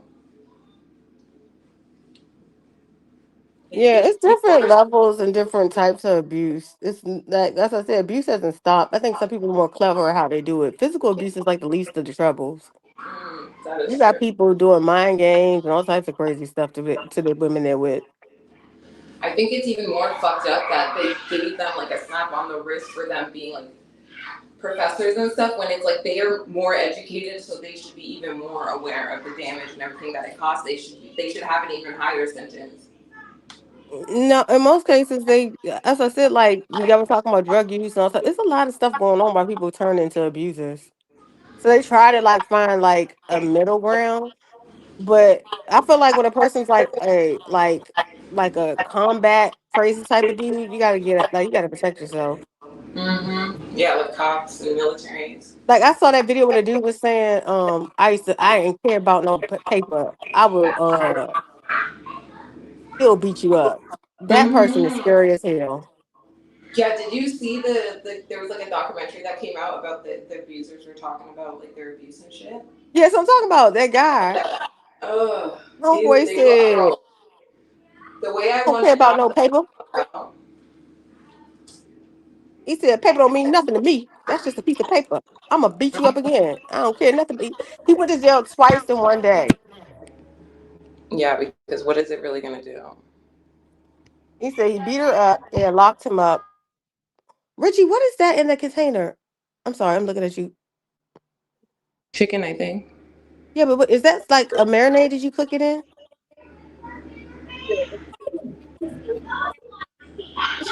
Richie, Can you hear me? what you say? It's cream of chicken soup. It's what soup? Cream of chicken. Cream of chicken. And you like put it in there and let it soak? Yeah, that's what makes the turkey wings like juicy. Oh yeah.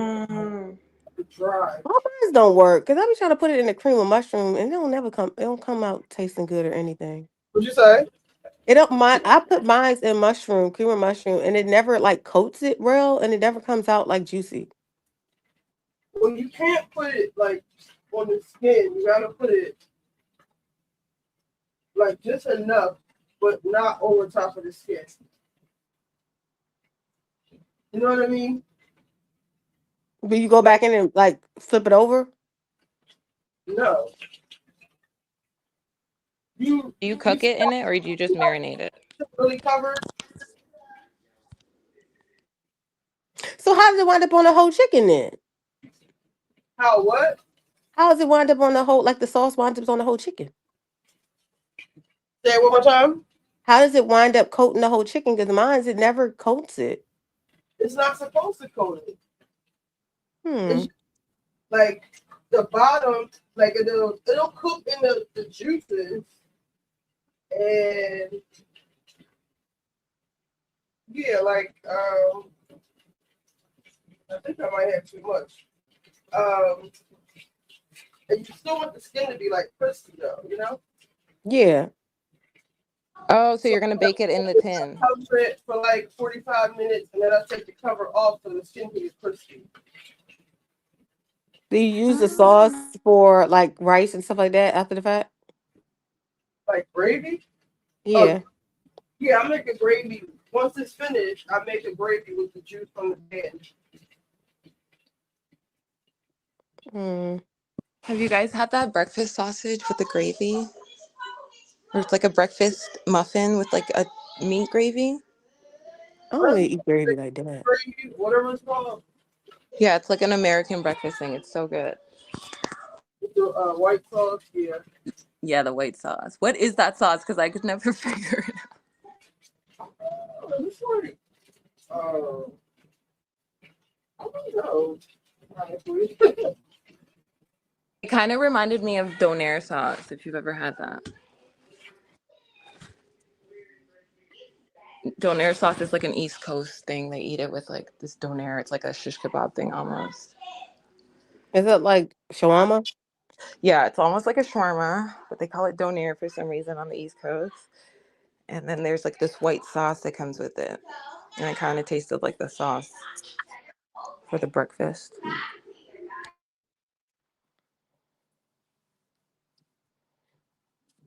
I have some turkey legs in my refrigerator, but I don't know.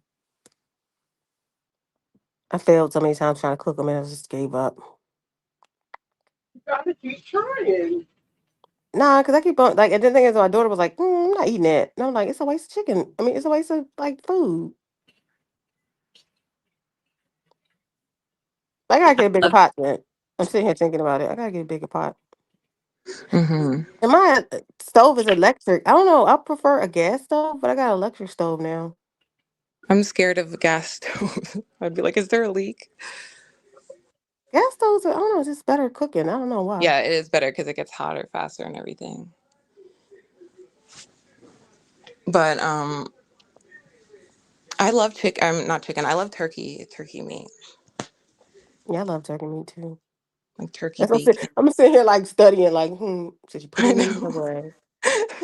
Because I literally have been trying to make turkey wings and it just never comes out right. I was gonna make turkey today too, but I have like a turkey drumstick. I don't like drumsticks. I like flats. Yeah, it's like a big leg or whatever, a wing or whatever. But this one time my girl made this turkey soup one time and she just bought like a drumstick and she put it in a pot with like I think it was chicken broth and like some celery, potatoes and carrots, and she just like seasoned it a little and let it boil for like 3 hours, and then she made me a bowl. It was so delicious. Like the turkey meat was like falling off the bone and it was like really simple, and she's like, yeah, you just put Tenderize. What's it, tenderism? I think if it's like a smoked turkey, then it flavors the soup really good. Mm-hmm. So it was delicious. And then I think I tried to recreate it. It was good, but it wasn't like hers. But it was easy. I remember it being easy. Do you put onions in there, Ritchie? Mm. Got to get better.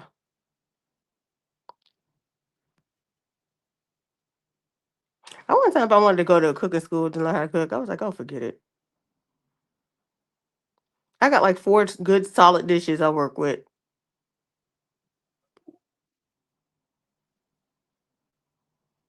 That's what I was gonna say about the bigger pot and stuff. Like everything for the kitchen is so expensive nowadays.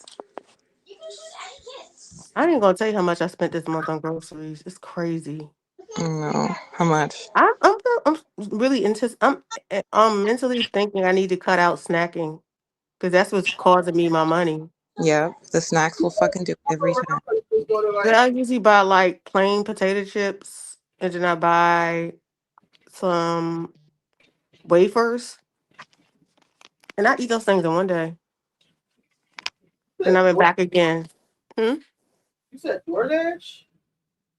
No, I eat them in one day. Like I usually order. Yeah, I do DoorDash, but I'm about the other day I ordered some stuff on DoorDash. I'm like, I'm about to be done with them. because they No, can't don't do it order for. from DoorDash. They overcharge you prices that are in the store. And they don't give you the deals that are on sale. Oh, all I know is I got a bag of peaches that were spoiled. I was so freaking mad. Hold on, let me get my phone.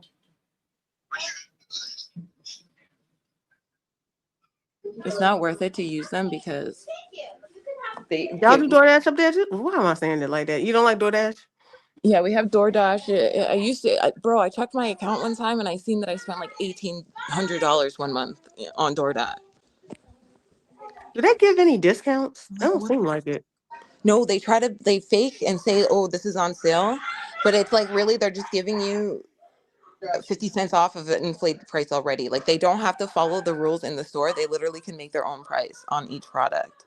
You serious? Yeah, and they also have dynamic pricing, which means they will give you a different price than somebody who is looking on the DoorDash app at the same store standing right next to you, depending on your data in your phone. And like if you spend a lot of money, they'll see like your transactions or whatever your recent purchases in your email. Like if you have like a receipt from Louis Vuitton or something like that, like your price will be higher. That's some bullshit. Are you Yeah, serious? isn't it crazy? They did an expose on it. This is why I want to get away from electronics. I feel like we're always getting the raw deal. The way to beat the algorithm. I'll shop around. I'll look at all of the apps, all the stores, and I get the cheapest fucking price. So if they can't trick me and shit, like if they're gonna charge me more, I go to like I've been fucking with Amazon heavy, Amazon Fresh, like all the stuff is cheaper on there. Like really, I guess they can afford to make it cheaper. Out here, Amazon is like a. I seen this story about this guy who went into Walmart. He made a purchase with cash. He didn't have his phone on him. And then when he got home, he seen an email in his thing from Walmart, like, "Oh, tell us about your recent purchase for this, like the charger that he bought." And he was like, "What the fuck? Like, how did they know?" So he did some research, and Walmart uses AI, like facial recognition, on their cameras for when you're in the store, and it's called like intellectual data or whatever property. So like if you go in their store, they're allowed to create a facial recognition profile off of you that they will track you every time you're in their store, and I they'll hate this country. I really do. I don't like it. It's too much technology to the point that now they're doing that. That's too much. yeah, like they want to know every single purchase that you make, and they're building this database. It's really fucked up. I hate Walmart. I heard Target do that too. Mm. They have it where like this is how when people think they can steal now, like they literally have your facial ID and everything when you come in there. Yes, And exactly. and they said Targets is so good that the police force are using their AI to basically catch criminals. But I ain't gonna tell you something that really freaked me out the other day. I was watching on Law and Crime.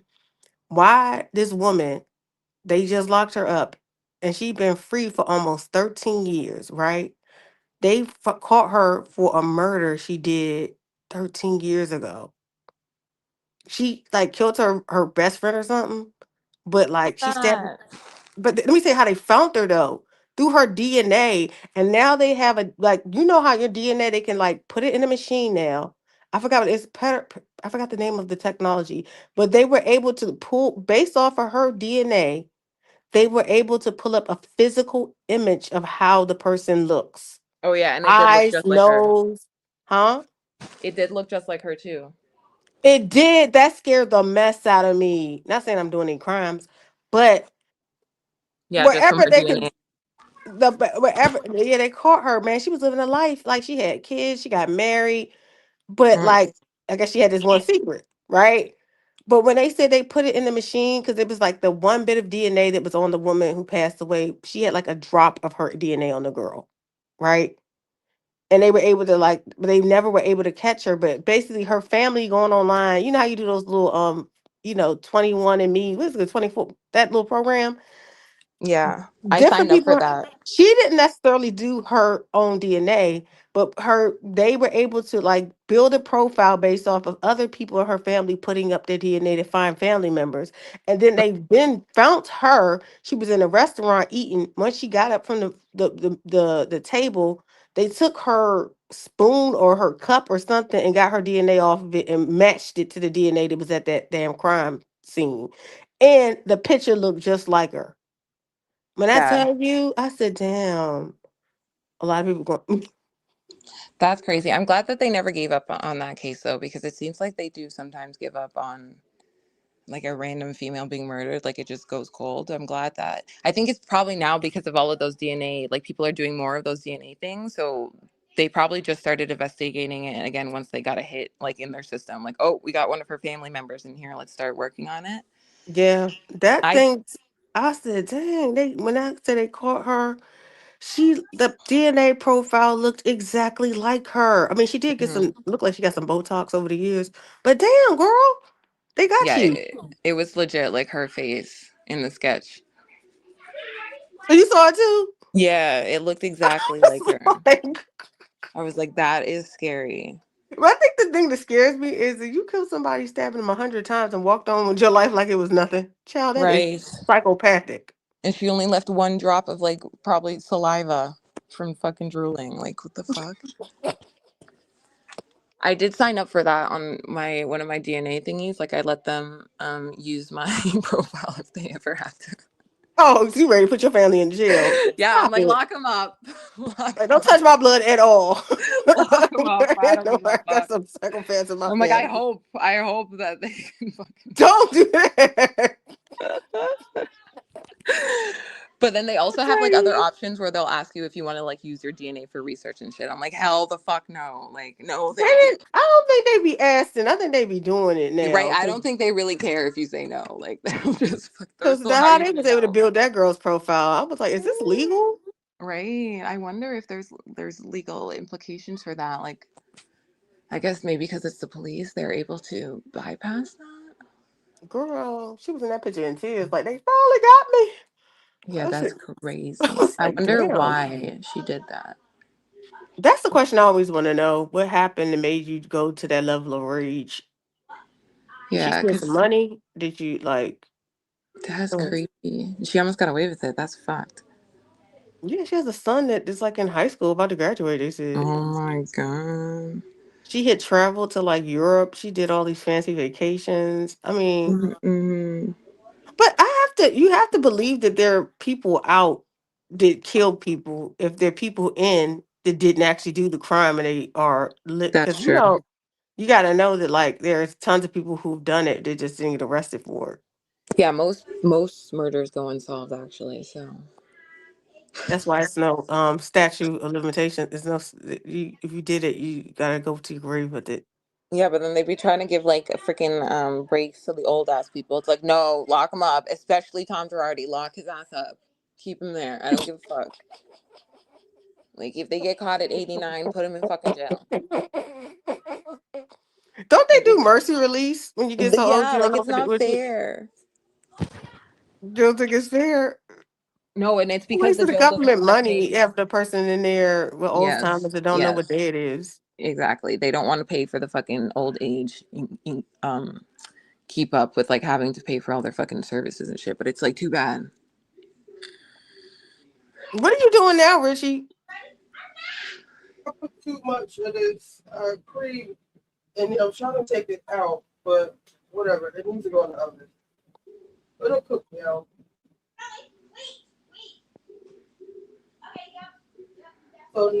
So I want the skin to be crispy. So I'm gonna coat it in butter.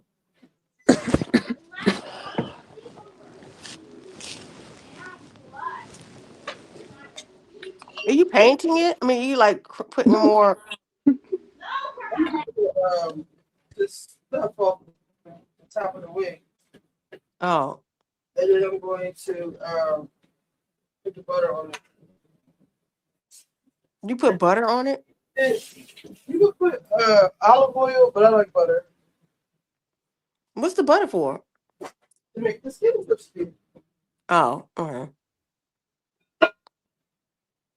but I'm not ready. I heard. Should I make rice and these damn no something lighter is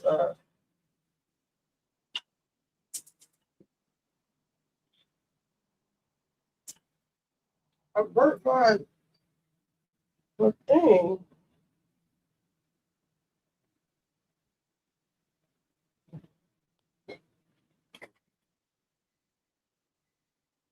What's that? Is that a knife? Yeah. It's a nice cover. Oh, okay, okay. But it's I want to get up and go to the store to get some groceries, but I'm being so lazy because I want to get popsicles and I ordered some popsicles.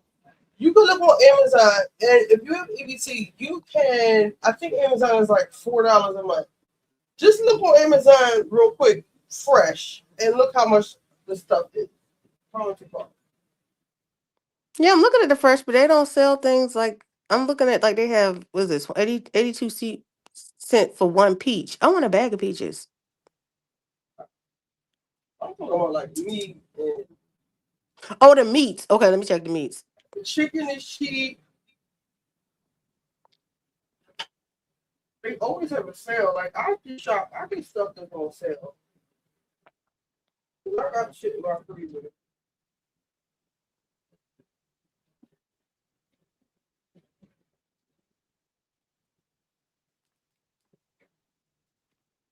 You see right here, discounts. All discounts. Let's see here.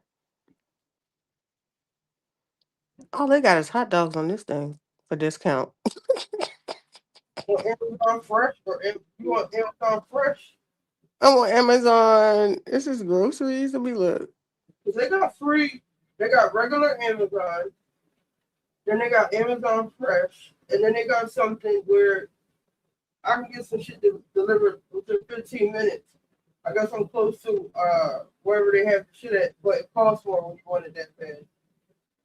But Amazon Fresh is where the shit is cheap. Okay, let me see.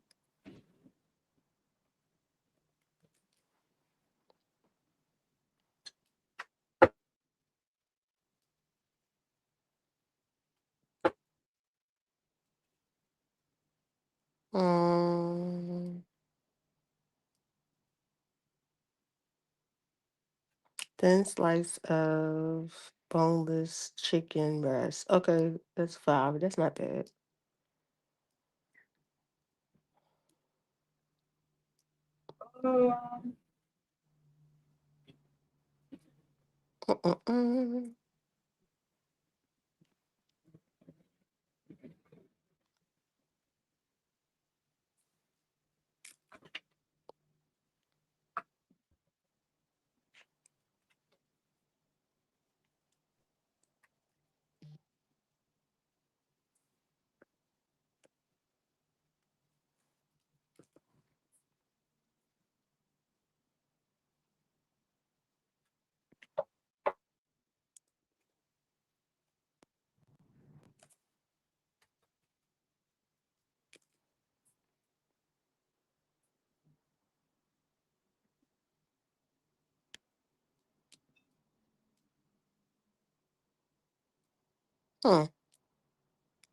I'm on here right now looking.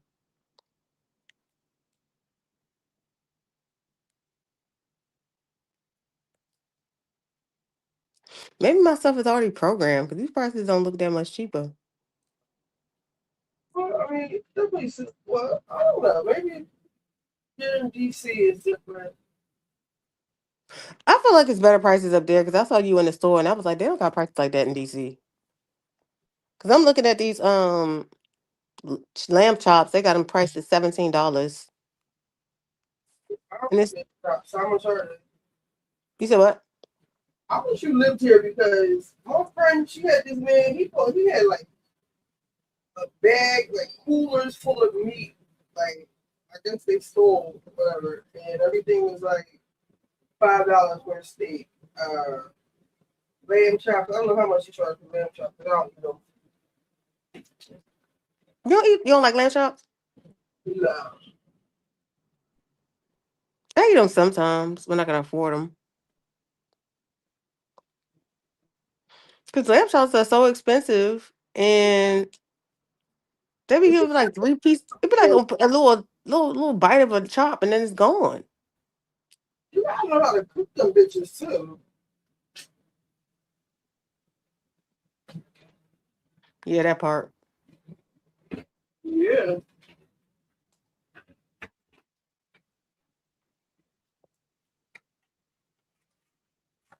Because I want to meal prep like you're doing, and like break the food down throughout the week. But the way the prices be right now, I ain't even gonna say what I spent. I spent some serious money this month. Cause like my daughter and me both. Well, more so my daughter, she likes eating noodles, and that's annoying. You like what? She likes noodles, like these that some type of noodle that she purchases. It's like $5 a can, a box of them. And I'm like, girl, we gotta figure something else out.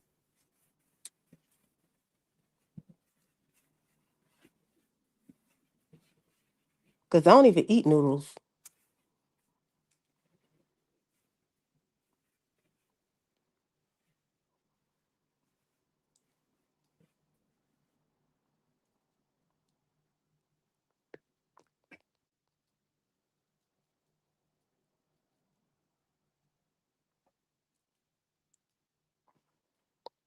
And she don't even touch ramen. She be like, I don't even mess with that. Like her noodle game is like different. When I was a kid, I used to stay with some ramen.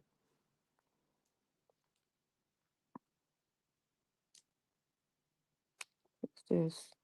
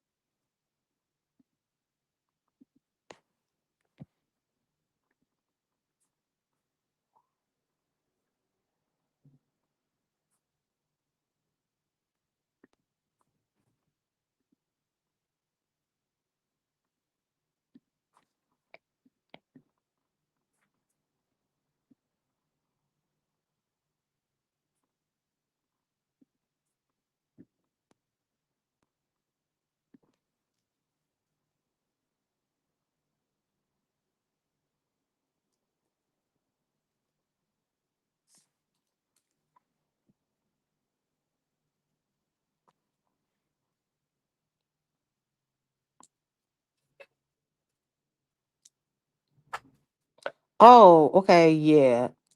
That's much cheaper. What? I'm looking at the popsicles. Where? They're popsicles. That actually works out. That's much cheaper. Cause I'm Amazon, their produce, like I got all those strawberries for $1 each. Not even $1, like 89 cents. But they're back up to like $3.99. I guess they had to get rid of them. So you gotta like catch the shit that you love. But they come the next day though, right? I'm one of those people that want to get it that day. And delivery is free with $25. Well, that's how it is here. Oh, okay.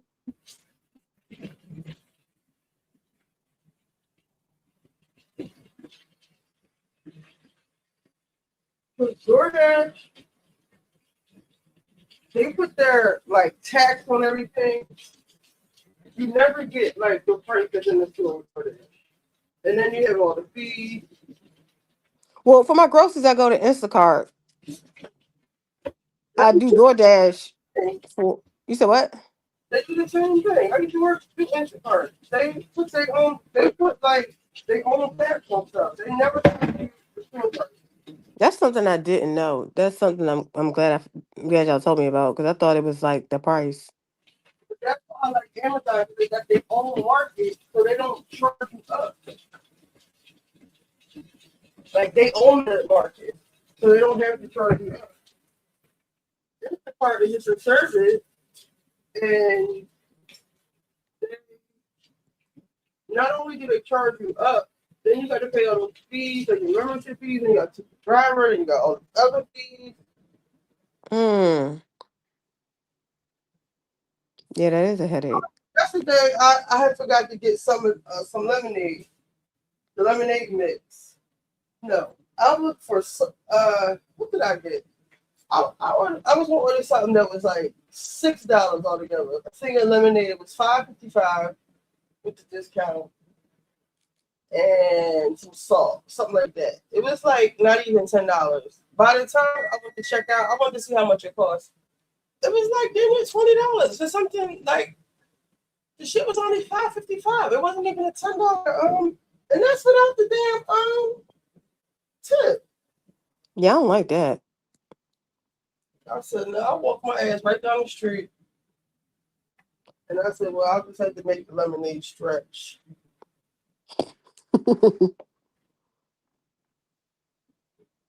Hold that thought.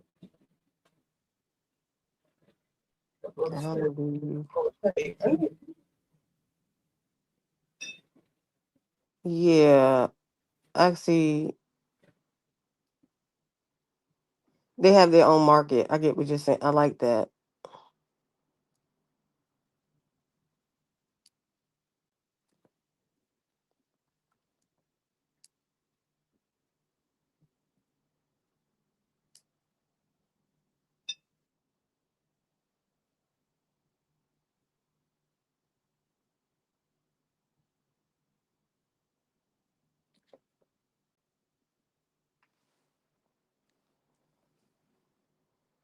Are you selling? Are you Did you do like a sale for the cakes the other day?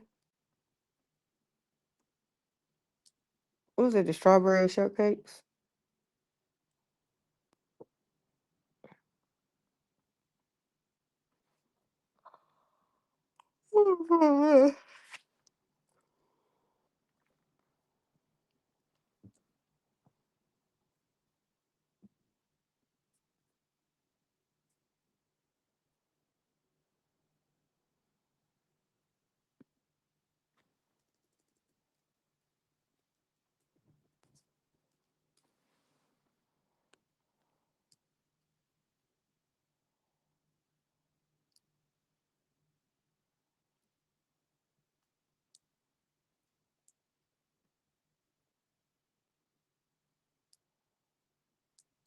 Hmm.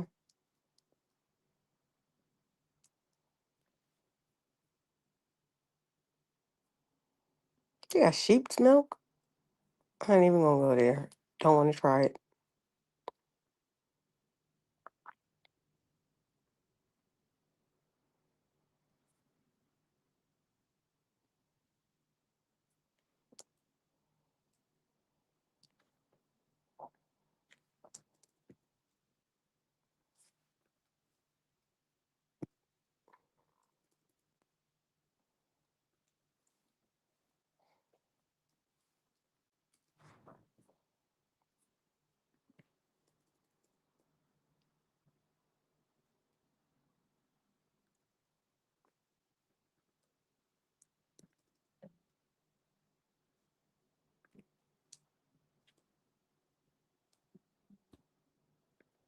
Hmm.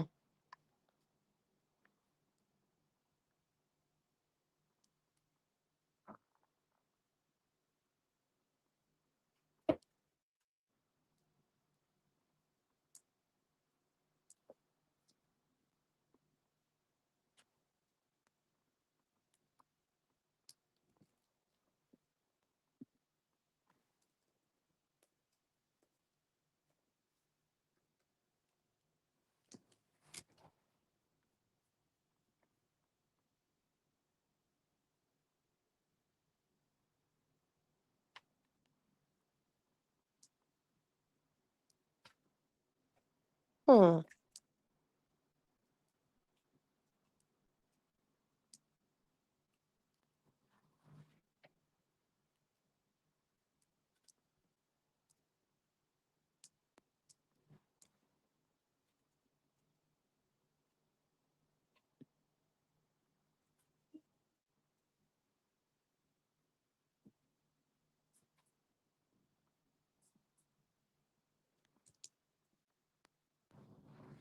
Mm. On Amazon? No, I'm on Amazon right now looking.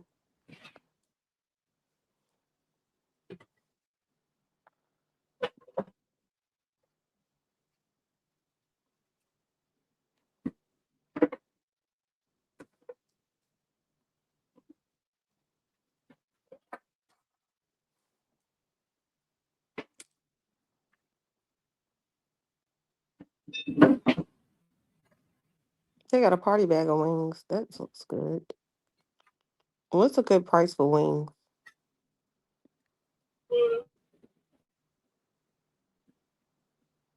What's a good price for wings? Well, I just like 10 packs for $11. That's a good price. Okay. It's like really fresh too. The Purdue wings. Okay now. I'm back, guys. Where you go?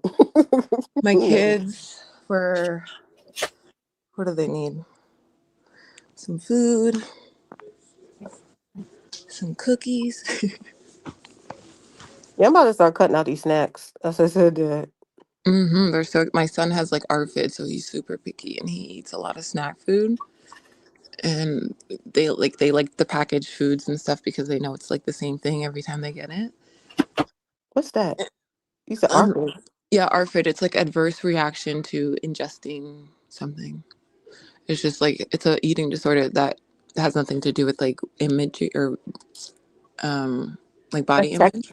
Like texture or something like that? You don't like texture of food? Yeah, like sometimes it's like, well, for him, he actually eats like a wide variety of textures, but for some kids, it's textures.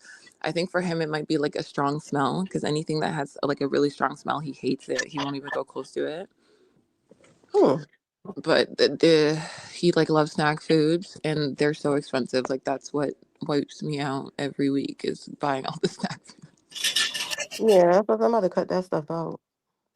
And they have like really cool videos of people like showing how they make their own like little fruit snacks and stuff like that.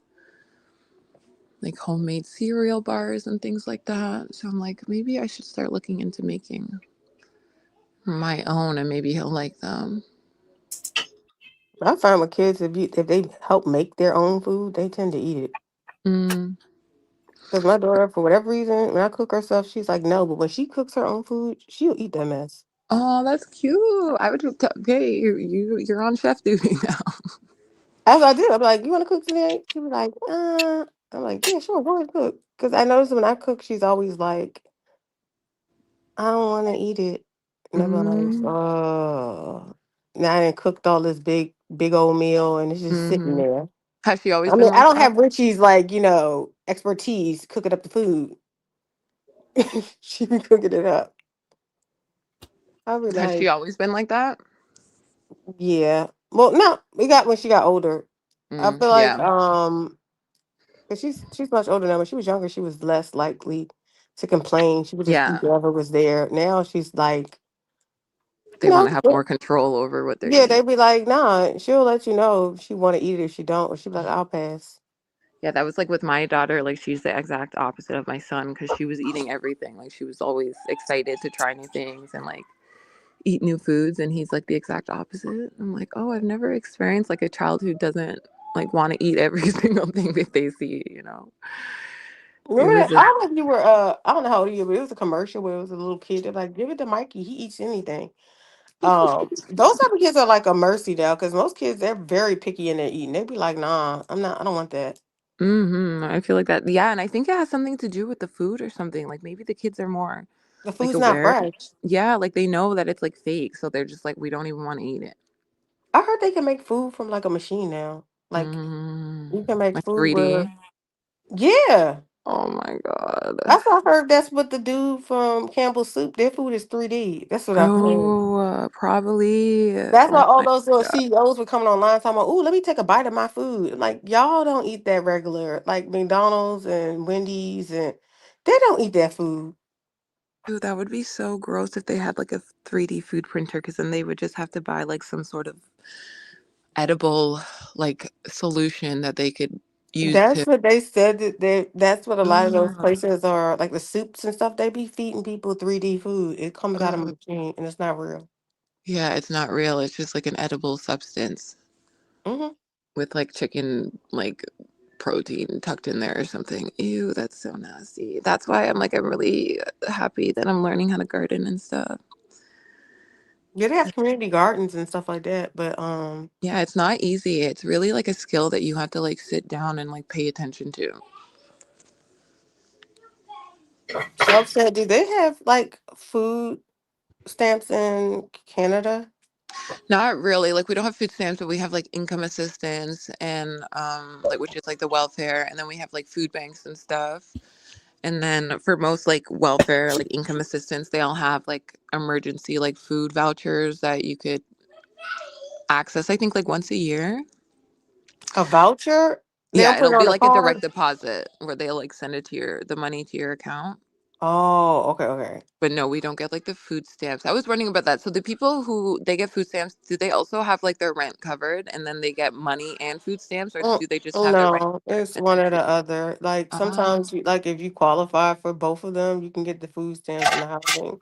But ah, like some people, because they're working, they work under a certain pay, like certain amount, they will give you food stamps, which is yeah, on a card. They give you like an EBC card. They like yeah. where you can go and they put money on it monthly. I like Um, that. like most cities now are dealing with people stealing the money off the card at this point. Yeah, or like selling it and stuff. No, like electronically, somebody has found a way of Oh, stealing the money off the card. oh, like skimming it. Hmm. Oh shit. Yeah, I would like that. Like if we had like a card that I could buy groceries with, because this shit is getting fucking crazy. Like everything goes to rent and groceries. It's insane. I was watching something where this guy was living in a different country. He was like, groceries in America are expensive. He said, I eat over here for less than like $50 a month and I get whatever I want Hmm. and the food is fresh. And I was like, that's not fair. And it was like one of those Western countries like New Zealand or something. Yeah, because I feel like the food or like the grocery industry was never supposed to be like a $1 billion corporation. Like it was supposed to be to feed people, but people got into it to make themselves rich. So it's like obviously it's just going to turn into any other like market where people are going to gouge you for whatever they can. Mm, Like it should that's be it. regulated. But then when you get into regulation of food supplies and you're talking about socialism and communism, and it's really fucked up. Yeah, people don't want to have a situation where they feel like they're being controlled Yeah. or being like forced to when you regulate like how a person makes their money, it just becomes Yes. a bottomless pit because Yes. it's not fair in some cases. Exactly. Like when you look at like places like Cuba, Yes. it's really bad. They get Exactly. North Korea. like you can't even like it's like they only allow a certain amount of people to be doctors in a family. Even though like if the whole Whoa, family whoa. is doctors, they'll be like only two of you all can work as a That is practicing doctor. crazy. What the Like it's stuff like that. Where people be like, I can't live like this. I gotta leave. Oh, yeah, no. And see, and that's why it's like it's so hard because it's like they either give you one extreme or the other, where it's like, why can't we have like a balanced, like some regulation where it's like just so the people aren't being fucking going In broke trying Cuba, to eat. before like communism came there, they had like a really bad problem with the wealthy. It was like it was bad. This is how they were able to sell communism to the people because they felt like, Uh, oh, what's going on now is bad. So we should like stage a coup on our government and take over. But like during that time, like a lot of Americans are going down there. They had yeah. casinos, they had prostitution, they had like just about everything. Like it was like a big deal. I heard Cuba was like a good time back in the day. Like, Oh, Cuba was like they said you can go down there, but it was like they had like a high STD rate and everything oh my because God. yeah, it was bad. But then once they sold communism to the people, of course you get baited to switch because like Mm-hmm. yeah, they have hospitals, yeah, they have access to resources and stuff like that. But like rationed them out. And now it's like I said, you'll have a family, like if everybody's a doctor in the family, like y'all all can't be doctors. Only two can Yeah, they or literally only pulled them out. only one person can be like it like it's just it's not ideal. That's why people be running to America. They be like, I can't live like this because Yeah, like because now their whole infrastructure is basically them having resorts. So it's like so everyone is gonna just work in a resort. Like that's their only like option. And then you guys will no, have they like can't. 100 doctors. I was reading a book about that. Like even with like tourism, like a lot of places when they're like it's not just Americans going to Cuba, like most rich folks tend to have like the same complexion. And when they go to those places, they don't want to see black folks. So like a lot of tourist areas, they have to hire a lot of like white appearing Cubans because Yeah. people don't know Cuba is black. Mm-mm. Well, at least In the they fucking like Caribbean. they literally keep like the blacks out of the tourist area. That's what I was read when I was reading. They was like because they don't want people to not want to come back and tour. Oh my God, that's So ridiculous. like if you go into a hotel, like they feel more comfortable with a white concierge than a black concierge. Or they'll Yeah. feel more comfortable listening watching white people dance to like doing salsa or I forgot the dance they have there. I Yeah, forgot when the I name was of the in Cuba, dance. I've definitely seen a lot of like the whiter looking female like Cubans, and then there was more like dark skinned male Cubans Yeah. that were But working. like tourism is one way to make money and then you have the sugar cane and the rest of that stuff. It's just that country is like completely falling apart and it has to do Yeah. with their relationship with Russia. And us icing them out because we were like, nah, we're not gonna support communism because communism has a whole bunch of other issues. Yeah, and then the citizens of Cuba aren't benefiting from all of these resorts if they're still living in fucking suffering. So why would they want to have all of their fucking whole country turned into just a bunch of resorts for rich people to come and party and then they're suffering? Like, Yeah, and then you gotta think about like this is why I don't feel comfortable when men be like, oh, I'm going to the DR. They mm, don't want to sleep with us, these overweight black. That's what I mean. These overweight black men going down there like, ooh, we can get free coochie from Dominican women. Like, whenever that is like, it's just a horrible situation when you have to sell your body, and yeah, that they're going there happens because they too. know that they're vulnerable and they are rich compared to them being out here. Like they're broke, Yeah, but if people they go over literally there, they're rich. go. What's it called? Sex tourism. I Mm-hmm. don't like that. That's not. And then when people be proudly talking about like, oh, we about to go to DR and like live it up, I'm like, please stop telling people that. Because like those poor women gotta like act like they like you to get paid. And Yeah, I do not like Dominicans. They're very like racist to the Haitians and stuff. oh, I don't know about that. I've heard it's like the two. It's a story of two. The fucking same island. Yeah, it's totally different two countries. They be like, nah, we don't get down like that over here. So dumb. I'm gonna make them like this. Hold on. Let's Let me see. see.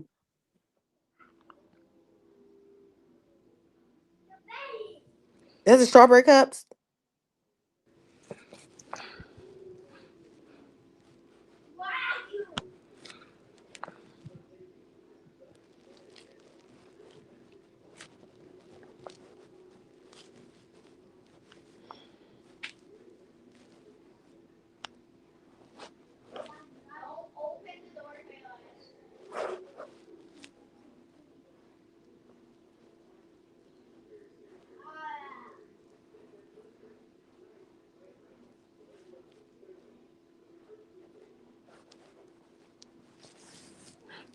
Did you forget about us? Oh, so is that her dad? Hey.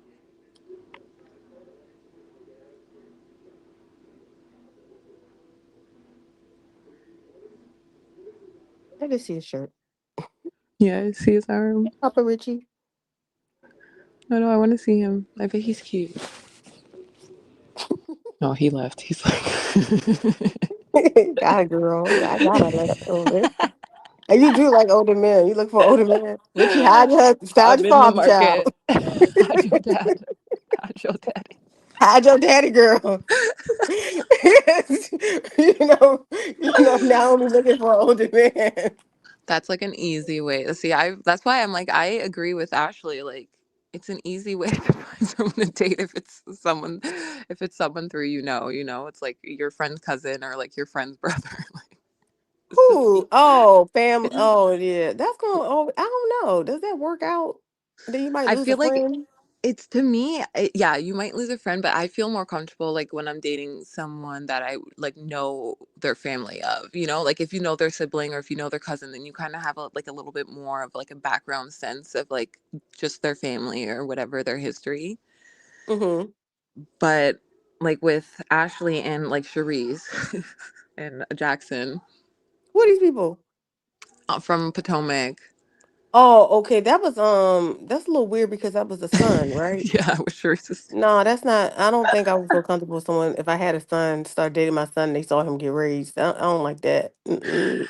See, and I don't think she didn't know him as like a little kid. He was like 17 or something when they met, but they weren't like close growing up or whatever. Like, I think it's hard because Cherise has a lot of younger friends, like, or she hangs out with the younger crowd too, and then it's like her son is older now, so I it's like, understand, but yeah, no. yeah, I think it would be Ashley would have weird. got popped if that was my son. But like, girl, what are you doing? Yeah, it would just be like too messy. But unless it was like a real like love thing where they're just Maybe like, an uncle or a cousin. You can date someone's uncle or cousin, right? yeah, uncle or cousin, dad. A dad? No, that's The no, dad's too much. no, honey. No jealousies. Have you seen Polygamous and jealousy was sleeping with that the what's it called daughter? Yeah, the sister-in-law. Yeah, no, daughters. I know. I'm trying to think of like when they would be. What if the dad was single? Girl, nobody's daddy. Now, if you can date a daddy, just nobody daddy you friends with. Yeah, that would be too weird because then you would be like stepmom to your friend. Yeah, that can really like kill a friendship right away. You're like, he's so fine. Who you talking about? My dad, your daddy, girl. He's so Yeah, that fine. would be I'll be like, oh God, no. Run out the room. block and delete. That would make me sick to my stomach. My daddy girl. But wouldn't it be better than if your dad just started dating someone that you weren't friends with? Nah, that's not cool. I know you're joking on me. You can't be real. You cannot be serious. Wouldn't it be better if your dad dated someone you were friends with? Nah, no, never. Never in a million years. I don't want that. Not in my life. My daddy? No. Ooh, then you guys could like double team on him if he ever tried to act out. You could be like you and the daughter against him, like the wife and the daughter. No, no, daddy. That's I'm too trying to much. think It's just on too who I much, would honey. make the exception for. If it was like Sutton's husband, yeah, like Sutton's husband? Oh, have you seen him? Is he cute? Or you just I think about don't the money? know. Yeah, just about his Are you to the point now? I'm gonna ask you, would you be able to look past looks? Because I always think about like you gotta sleep with them. And I'd be like, I don't know if I'd be able to stomach that. I'd be like, no, don't touch me. If No, I'm I not don't think I attracted to could the look. person. Yeah, like I don't think I'm not a sociopath enough to like be completely not attracted to someone and just stay with them for like money. But I think people do that. I don't know how, but I would. I don't know how either. I gotta be like somewhat attracted to you. Because I Yeah, think if I lay down with you, that's gonna like block my energy to want to, yes. you know. Yeah, like I know how I am. So the energy I'm giving to someone I'm actually attracted to is gonna be like what I would want out of a relationship. That's um not. I remember when I was younger. This is why I could never be a sugar baby when I was younger. Now it's different. When I was like 21, 22, and them old dudes would be like, "How you doing, sweetheart?" I'd be like, yeah. "I can't. I just cannot." I'd be like, "No, it ain't Yeah, and happening." then But I yeah, and had a then friend that loved older men, and she would like want. right. She wanted an older man. She'd be like, "He's cute." Yeah, some girls just have that in them from like that's they just love matureness on a man. But for me, like I'm not like into the traditionally or like conventionally like attractive person anyway. So as long as I found someone who's like established, well off, and they had like nice eyes Okay, I gotta and check your vibe then. What about and Adrian Brony with the tummy? AB. I gotta see him. I don't remember him, but they He's also have like to out there have with Dean. Isn't Dean from Canada? Dean, the Great. like They have I know who he is. I just can't remember what he looks like now. do a quick Google search. Dean, Deion AB with the Sanders, tummy. AB Richards. AB, just put AB boxer. He's doing like last Okay. things. He's losing weight right now, but when I first Oh, saw him, he's like, well, he's not. He's 37. You're what? How old are you? Oh, Adrian Bonner. Wait, he doesn't look like I'm 32. Oh, okay. I see his tummy now. Like, would you be able to get down with a man like that, like an older man like that? Because you can find somebody like right away. But it has to be more. No, Like I have it's a lot to. of old I men. have. They got a little tummy, but they No, I ready don't to mind the spend the tummy. money on. I actually like a dad bod. Like I don't mind that tummy at all. That to me is fine. That just means you have enough money to like feed yourself good. Like it's the scrawny men who you need to be worried about because they're angry because they're broke and hungry all the time. How did you come up with that? No, Still, they're angry. where did you come with this theory that skinny men are hungry and starving and They're mad? hungry and angry. That's why they're so No, it's a lot of dad aggressive. bods that will spend the money, girl. They'll be like, Yeah, "What's I up, like the baby?" dad bod. So they don't have to be like conventionally like super attractive or whatever, as long as I am attracted to them, and then also as long as I enjoy their company. Like you have to be able to like make me What happened to laugh. Like, Professor Howard? oh, I don't know. I haven't talked to him. I haven't talked to him, and then now I'm going through the shit with like my other professor at the school, so I'm sure he's probably not gonna want to try to like attempt to do anything outside of like professional. Oh, business. He wants Yeah, to which stay is like business it's with you. fine. I don't give a fuck because fuck these professors. Like they're getting a whole different version of me when I go back to school in September because I was way too fucking nice with these idiots, and now they're gonna see me at the back of the classroom not fucking saying anything to these dumbasses and just going home. Okay then. But yeah, I don't want to settle. Like I want someone who I can enjoy like talking to and who will make me laugh, and then who is also well off and rich. Like Okay, they don't join have the to be line. I older, think but we're all that's just looking for a rich, wealthy, fine, good to well-to-do, nice man that's not like a butthole. Go and get in line with the rest of right. us. Like, is it so hard? Is it too much to ask for?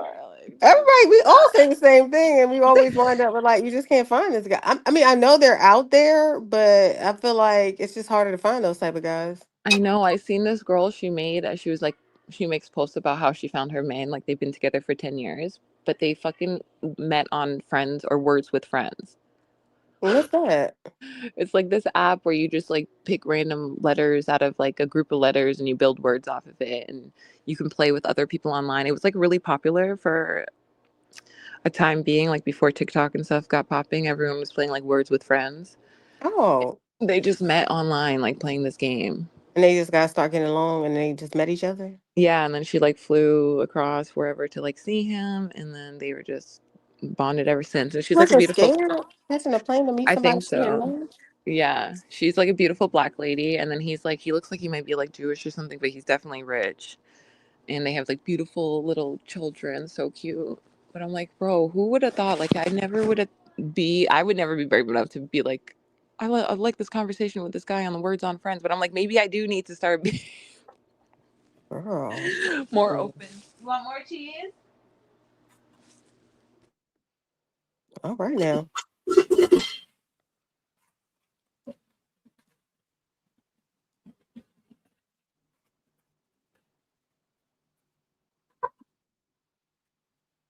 Why don't you go to with me? What about Manson?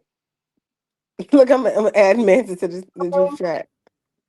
I said, what about Manson, Naomi? Won't he travel to go see her, Ritchie? Huh? Wouldn't Manson travel to go see Naomi? I don't know. He got the money, right? But yeah. I think somebody shut up. You said what? Hold up.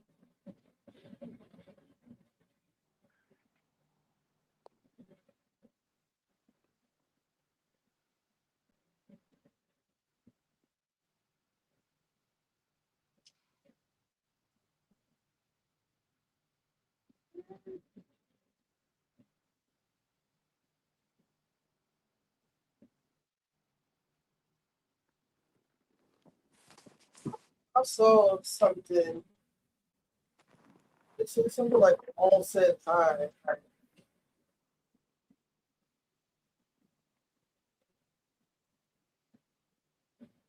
I can't hear you. What'd you say? No, I thought somebody said something about Jamal earlier. Maybe not. No, it said like because she was saying she wants an older man and more mature is ready to like. And I was like, what about Manson? I think he's looking for some like chill conversations and what's it called? No. We all know the type of Jamal. What type of Yeah, time. he's a love bomber. I mean, one date, like a good time out. I think he can give you that. And got some No, I compatible- also want to find a guy who's like ready to settle down because they understand the value in like having a partner. That's not gonna work for him. You Like said settle some down, like be with you, like chill. no, like some men are looking for like an actual partner to build a life with. Like that's what I want Oh coming into the yeah. relationship already looking for the knowing What the about? value of having a girlfriend or like a Have you wife. been on Hinge? Yeah, I don't really like those dating sites. They're too much. They just like Lala is on for like rich people. It's like seeking arrangements, and then there's a whole bunch of fucking fake ass. Oh yeah. Which one is Lola on? And then like Raya or something like that. Oh, Raya. Don't you have to get approved to be on Raya? Yeah, people on that. I'm not famous. I've only been in like 3 music. That's why her date she had. I wonder what could I use to say that I'm famous enough to get on Raya. I'll just I didn't lie. even have to be famous to be on there. That's something I found out. You have to have like some sort of like public platform or something. Girl, get your viewership up. I know, right? I'm a YouTuber. Apply for a Casanat streaming. He gonna be at Yeah, I'm just gonna let's find see. somebody who looks like me and then pretend to be them and then put my real profile once I get Like, approved. what's his name? They have those I don't know. I forgot what they call them. Like those matchmakers for millionaires. Yeah, $1 million matchmaking. Yeah. I hate to say it, you're talking to the wrong person with this because I've given up on love, if they say. I know. I feel like I'm not that I've given up, but I'm definitely not like looking for it. It'll find me. I've given up on love. Don't give up. It's out there. And maybe you should give up because sometimes when you give up, then that's when it finds you. I just given up because I'm just older. I feel like the relationship is being in a relationship is a lot of work, and I don't know if Yeah. I don't know if I can do it. That's why you got to find like a man who values the You relationship. got to Like, cook for them. You got to be laughing at their jokes. You got to like, I don't know, take care of them. yeah, which is a fair trade off if they're financially supportive. Then it's like, okay. The men I've met are, and it's just also you got to think about like I think people said this to me a long time ago, and I just was refusing to do it. Thinking about dating outside of your race. Mm-hmm. Because, like, a lot of people, I feel like a lot of Black women are like, no, it has to be a Black man. It has to be a Black man. All those things can happen. It doesn't necessarily have to be with a Black man. It can be Yeah. an Asian man, a Spanish man, a white man, a cute, like all types of. I think the way my mind is always set up, it has to be a Black man. No, you got to date by personality. And I feel like that's kind of like made it where it slows the thing down. Yeah, because you've shrunken your dating pool. Yep. I think also a lot of women too have like they go on a journey before finding out like who they really are and like what they really like, and then once you are able to like build that image of yourself up, then you're more able to like let people in your life who complement it, you know? Like if you have all your hobbies and you know what you really like and then you meet a guy who like kind of has the same hobbies and he's kind of like similar to you, then you're like, oh well, this will work, you know, like this will fit Mm-hmm. like a puzzle piece. But a lot of us women, we spend a lot of our lives like trying to do everything for everyone else that we don't invest like in ourselves. That's true. Because we're nurturers, like we're like born to like take care of people and stuff, but then sometimes we forget about ourselves. Maybe just date yourself for a while. Girl, I did that. I'm over it. I hate when people say that stuff too. Like, you You're like, need to I'm know tired of me yourself. I know too. me enough. I don't need to do that no more. Leave me alone. I hate when people say that. You ever heard of like you need to be by yourself? I'm like, no, I don't. They put people in solitary confinement to torture you. I don't want to be by myself. No, exactly. And I don't mean like be by yourself. I mean like dating yourself. Like go out and take yourself out. Like get dressed up and just do something. You, Amy. You said what? That's what you really need to do. Like, go out by yourself. Yeah, just go No, out I and do want fun to. stuff. I like partner. I like. I hate when people say that. I always be like, "What are you talking about? Go by yourself? Do you go by yourself places, Richie? Yes. No, she don't. Richie be with her crew every We see time. her going to Sprouts and stuff by herself. Everywhere Richie goes, people know her. She's like peers. That's not her fault. They be like, Richie! And I be like, what? I go to like restaurants by myself. Mm-hmm. Like I sit at the Movies. counter. Yeah, or even if you go out to the bar and sit at the bar, you'll meet people there. Yeah, especially a happy hour bar. I don't drink. Oh, true. But still, even just go for the vibes and the atmosphere. People will talk to you just specifically because you said you don't drink, and they be like, "Oh, really? Like, what? You know, tell me about yourself. Like, what's going on? Like, you I'll be know that." honest with you. I don't mind drug use. I don't tend to like being around. I don't know what it is about drinkers. I don't want to be around drink. I don't know why. No, that's true though. If you don't like it, then you don't have to. There's no point in being It's around it. not like the bar scene itself is not what's the problem. I don't know. No, but that's true. Maybe it's just not your scene if you don't like it, and that's okay. Because there are other things like there's runners clubs. I don't know if you run, but that seems to be like a new thing that's Yeah, I heard popular. about runners clubs. Yeah, Girl, they be going there running and like, who's gonna fuck me now? Right after the run. running right into each other. They be like, who's gonna give it to me? They're like, that person. That is some free pussy. I don't believe in giving it up for free at this point in my life. Ooh. I But then think there's it's like a wrong. I think you should pay for it. I know men are convinced that women should like give it up for free. I just think that's wrong. well, do you Yeah. like coffee or tea? Hmm? Do you like coffee or tea? Oh no, I don't do coffee dates. Nah, how was your date, my mom? Oh, you went on a date? Naomi wants to know how to get on Raya. Oh yes, tell me. Whose dick do I gotta turn? Okay.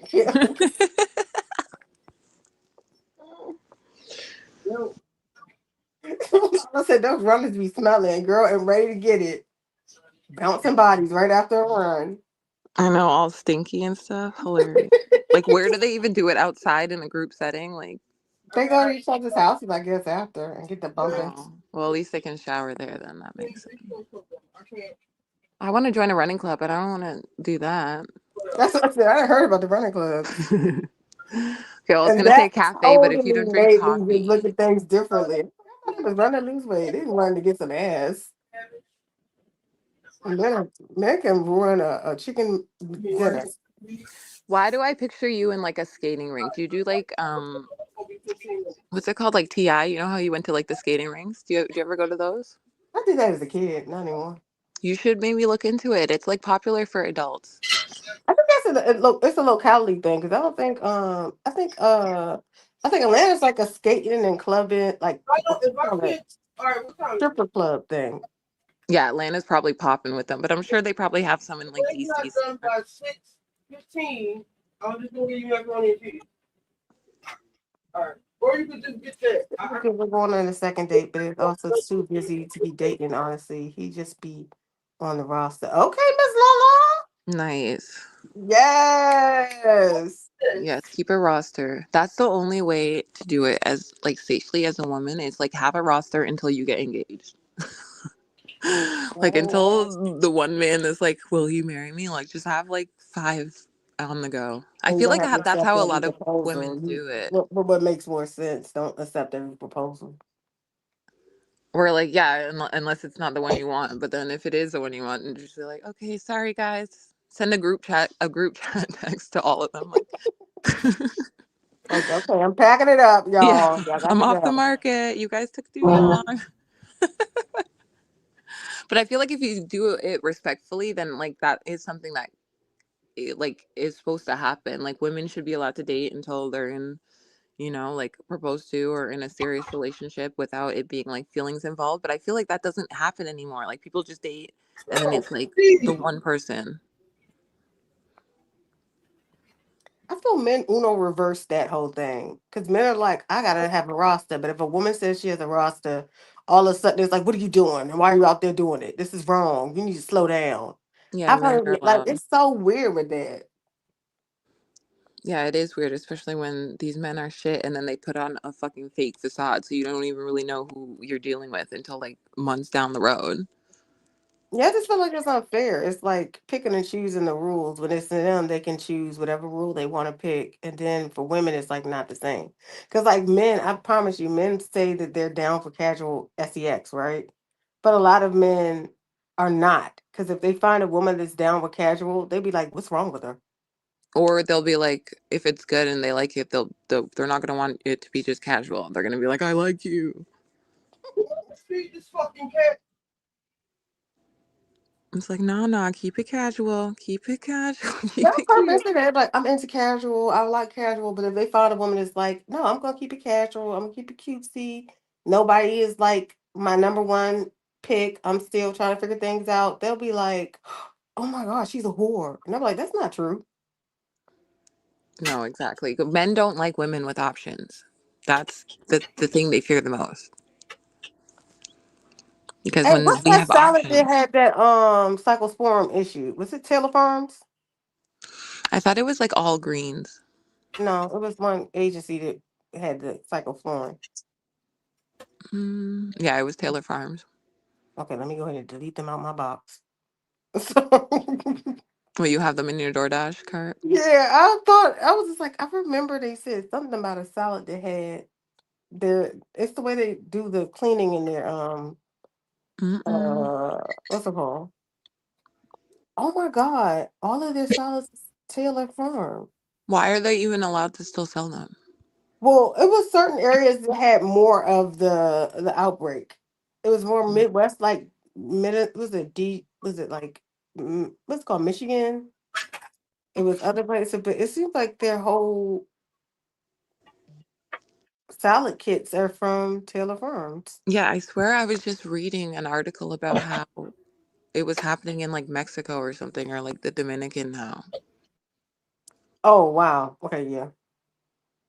I just know they said you're supposed to wash like your stuff when you get it, because you know a lot of those salads people just popping them open and eating it, Ew. and because it's like they were supposed to be doing that. Oh, it was supposed to come pre-washed. Yeah, all the stuff is supposed to be Uh-huh. for you to have to worry about it. You just throw it in a bowl and eat. Now everyone's like, we don't know because a lot of people keep getting this parasite. I seen this one salad that has had a frog in it. A frog? Yeah. From Florida?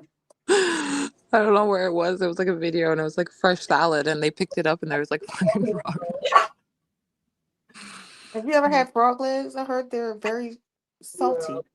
No. I watched them put salt on the leg when they like seasoning them. The Yeah, when legs they be move. jumping around.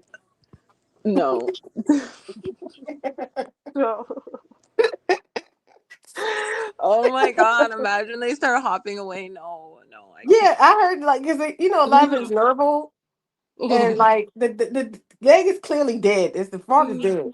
But when they put salt on them starts to jumping around like they still alive. The leg is dead. They eat frog legs like in Florida and what's the swamp areas in America. It's like a delicacy for France. They say it tastes good. My mom used to eat like escargot and stuff like out of the tin. I'm like, like I used to pick those up off the sidewalk. They call it bush meat. Remember that like really attractive football player said he eats raccoon? That turned me off real quick. I was like, what? Boy, stop. Bro, they And eat then he showed his like little raccoon mix he came to work with. ew, I said, oh my God, he's for real. ew. I know they eat iguanas and stuff in Trinidad. Iguanas, those are pets. Yeah, Lala Yeah. said, yeah, I don't think I believe in boyfriends. I want to date until one proposes. Yeah, exactly. That's how it should be. Like just date until it's like, okay, you're my fiance now. Boyfriends in this day and age, they're just wasted times. Lala, how did the date go, girl? She said something. What'd she say? Did I miss it? I'm talking She shit. said it was good and we were going on a second date, but he's too busy to date, honestly. He's just be in the roster. So he's too businessy? Yeah, she said he can be in a roster, but she's not like gonna make him the priority. That's right. Get your roster together. Yeah, and I do feel like men will propose like early, especially if they find a guy or a girl that they like really like. Yeah, if they got So their stuff together and they want to be yeah, married, they can get married within like 6 months if they like the yeah, girl. yeah, exactly. So it's They'll like, be why like, waste your "He's time like everything I being a girl? want. Let's do it." You'd be like, Yeah, "Damn, that's quick." yeah. You can just date for months, and then the guy who's serious will be like, I want to marry you. I think that's fair. That's the most fair for women. Like we should just cancel boyfriends. Like boyfriends are like no longer a thing, and then we'll just I date. think I don't. I'm too old for a boyfriend. I don't even like that term in my age group. It needs to be like I don't No, know, that's so partner. funny because one of my friends was like, she always calls her boyfriend her partner. And I Yeah, was like, that makes more why do sense. you? Yeah, because they're like, it sounds like immature to say like boyfriend past a certain age or whatever. It's But I'm like, not when she says kids. partner, it makes me think of like a lesbian relationship, like, you know, because they'll say partner instead of like wife or girlfriend. Oh, I see what you're saying. Yeah, they use it as like partner. I'm like, just say boyfriend. He's your fucking boyfriend.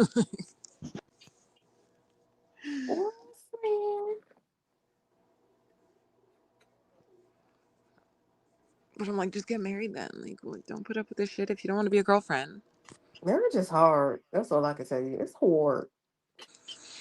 Yeah, that's true. And I feel like anything in life is never easy anyways, but I think there's benefits to being married if it's done like right. I think we should go back to like arranged marriages where like parents got to pick like, Hell no.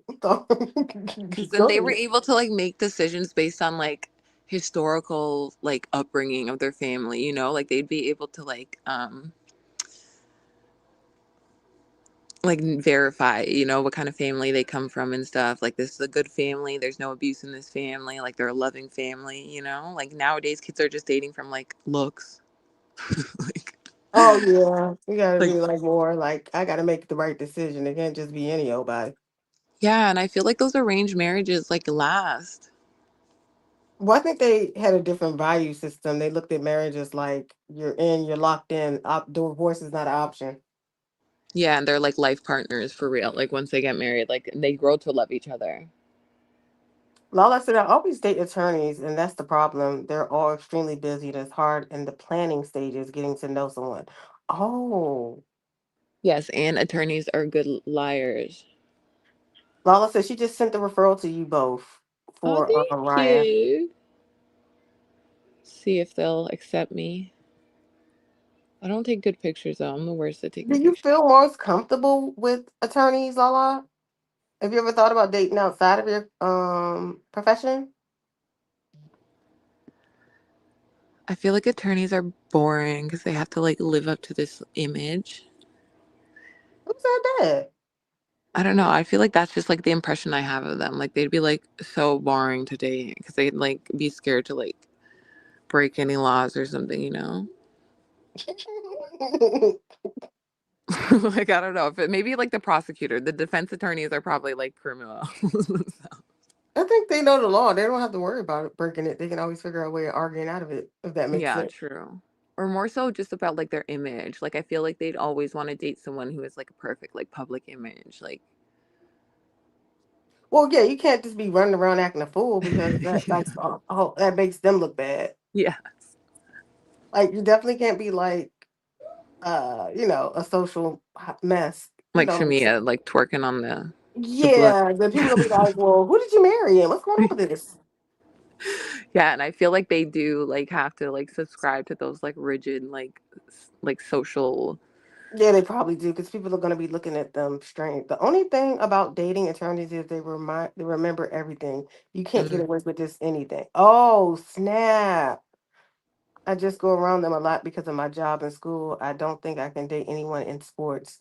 I like smart men. Ooh, but You can date the team owners. like, do you have like a physical type that you think is attractive, Lala? Like, do you like the people? Like, do you like clean cut or do you like street aesthetic, but like smart? And if you are around athletes but you don't want to date the stupid athletes, I feel like there's a lot of good like executive positions that surround these athletes, like managers or Agents and stuff like that. Ooh. yeah, agents I feel like are a Agent little bit. level.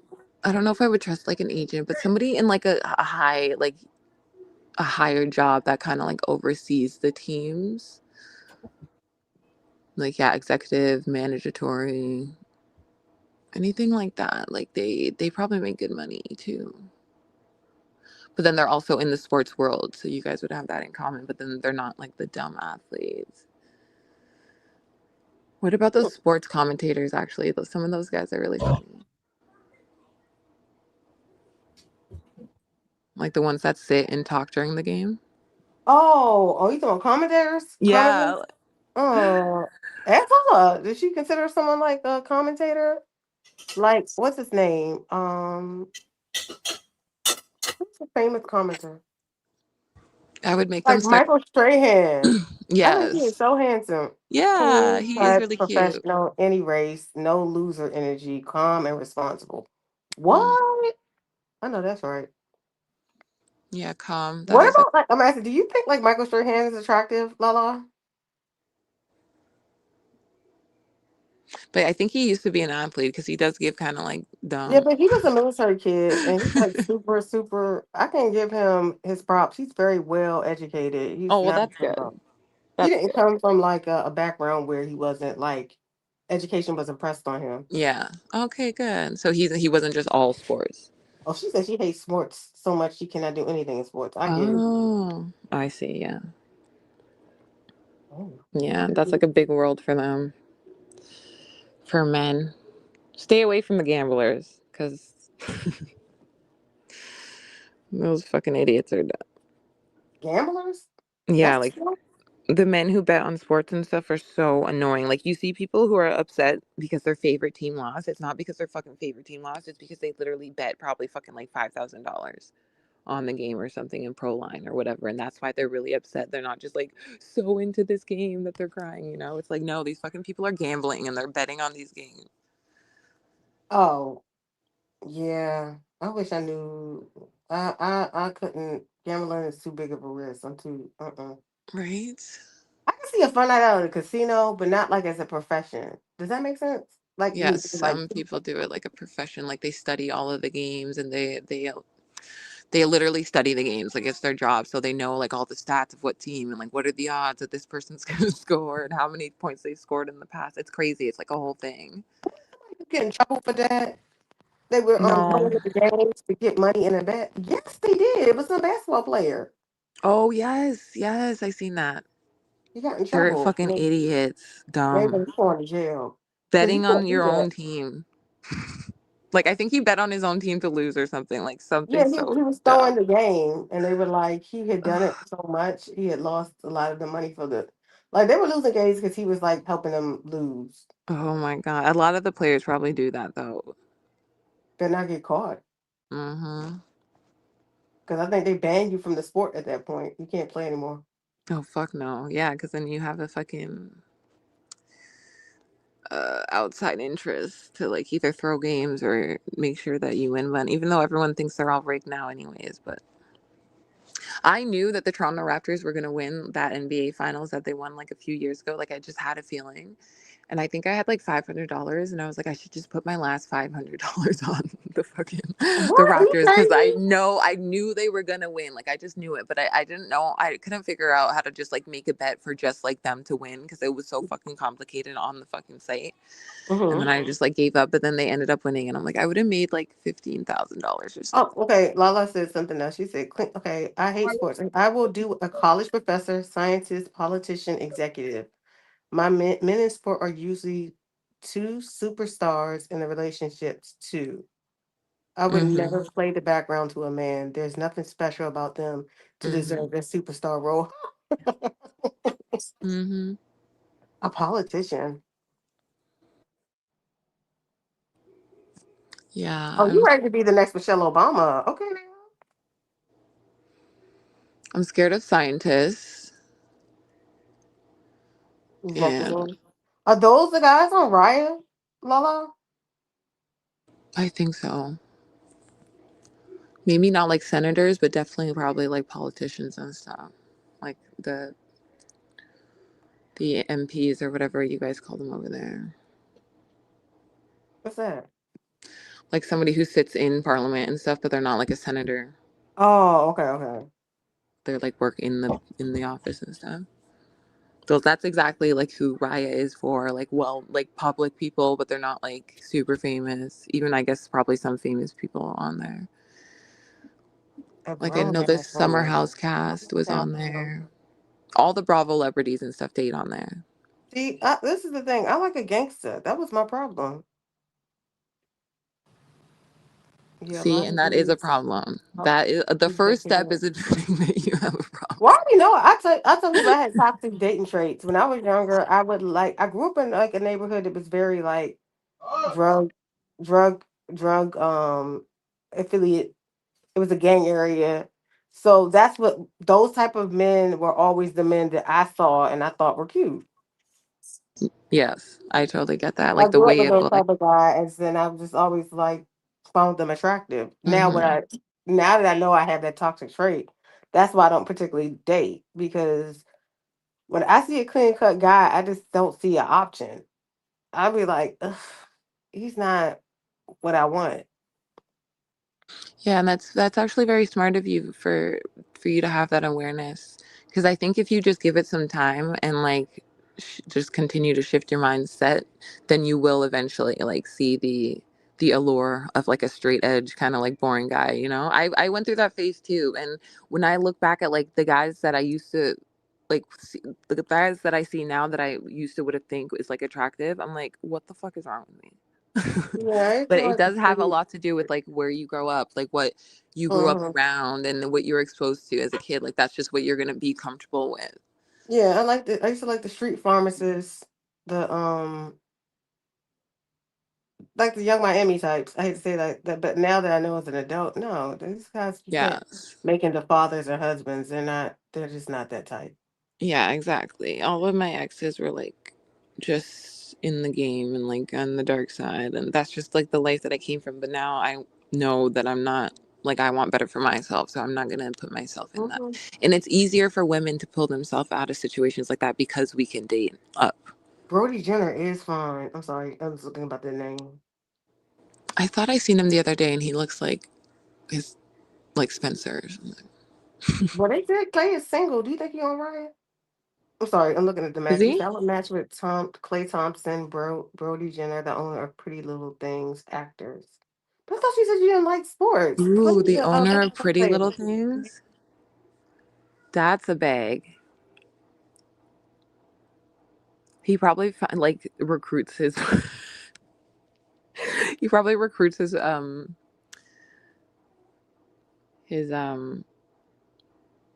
what are they called again when they hire those people to promote like their brands from Raya. Mhm. But even that's a good contract. Those Pretty Little Thing contracts those girlies get. I know they make a nice little penny. Oh, okay, yeah. And actors, etc. An actor, but they kind of have that same mindset. Well, all men that have money and power, they're gonna be like, "I'm the birthday."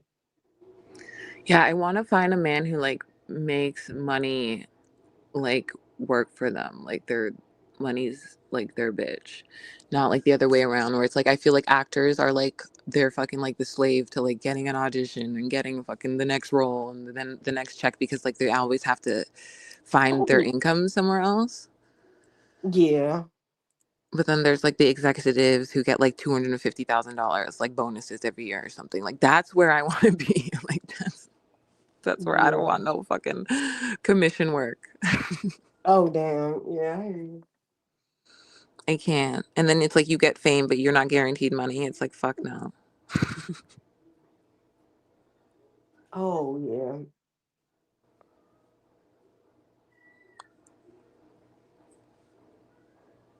Hollywood is dying. I hope it dies sooner than later. Yeah, I can see it happening. It's not much money in it. I mean, they're not willing to spend a lot of money for certain projects. I heard Odyssey was really, really good. Oh, I want to see Odyssey. I heard that, Joe was like, oh, Christopher Nolan it's the best director, producer, and in his lifetime. I was like, should I go see this movie? Yeah, I definitely want to see. It seems like they had a really good cast, like a well-rounded cast, and it's a good storyline. Zendaya is in it. Anything Zendaya, I'm like, oh, she said she loved it, Malaya. She loved it. With what's her name, Lupita. Oh, Lupita's in it? Yeah, that's why everyone was like making a stink about it because she's Helena of She said she was Troy. only in it for 5 minutes. Damn, I thought Wait, oh really? Zendaya was only in it for 5 minutes. Oh, So Zendaya. she's Okay, doing because all the promo though. Okay then. yeah, that's crazy. It's because people were so upset about Lupita. They probably don't want to put Lupita in the press runs and stuff. People are so dumb. Oh, wait a minute. Alana got another take. She said, I wouldn't have taken Clay seriously. I have two Rosses, the men I would marry and the men I would hang out with for fun. Oh wait, Klay Thompson. Yeah, I love it. They used her for promo. She's the reason why I saw it in the first. Oh, okay then. I thought she was in it too. Yeah, they probably did use her for the younger See, I crowd. gotta look at the promo because I don't even remember seeing Lupita. Um. They said Lupita was barely in it too. Oh my So god. okay, but the movie's really good though. Yeah, because I think Helena is only like the girl that they use to like get the big horse in the fucking thing or something or whatever. They said that stuff was super real. They used a real boat and some like water and I don't know.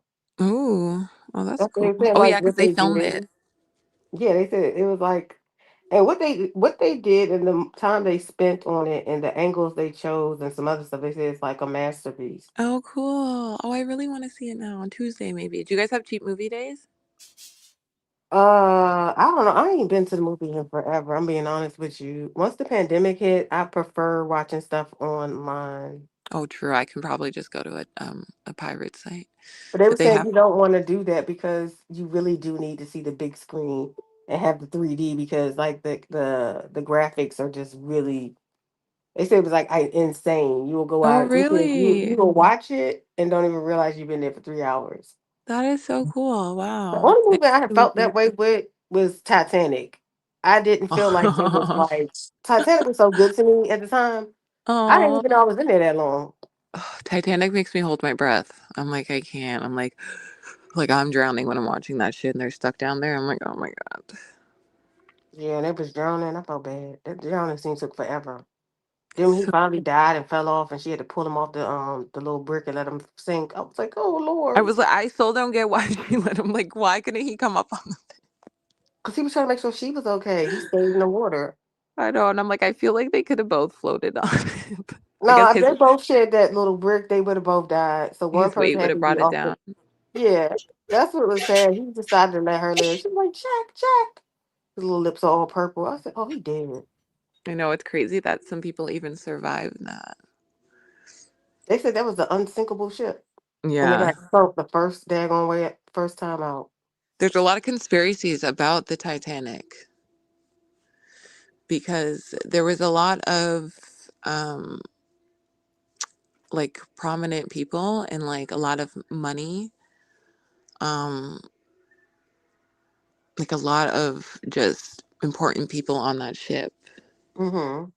And I think when they crashed and a lot of those people died, like a lot of things went with them that ushered in like space for the new way of things from what I've heard, but I don't I remember know. all the details about it. I But I thought all think the there was rich like people survived. All the poor people died. I think there were specific families. Let me see who were the famous. Who were the richest, most famous families? It's so crazy how much people used to just travel around on boats and shit, like to travel across the world. Lala, It'd be but I'm tired of watching movies of megastars. We've seen them too much that I cannot see them as a character. What's this? HOTD? Hot? What's that? It's really good. because those actors aren't overexposed megastars. What's HOTD? What movie is that? HOT HG Ho TV. No, that's it. I don't know. Look, it says that the first class passengers made up a significant portion of the wealthiest people in the world at that time. Yeah, I heard they survived and the poor people died. That's a shit House of the movie. Dragon. Okay. My bad. The Guggenheim family. Okay, fast melting. Macy's department store.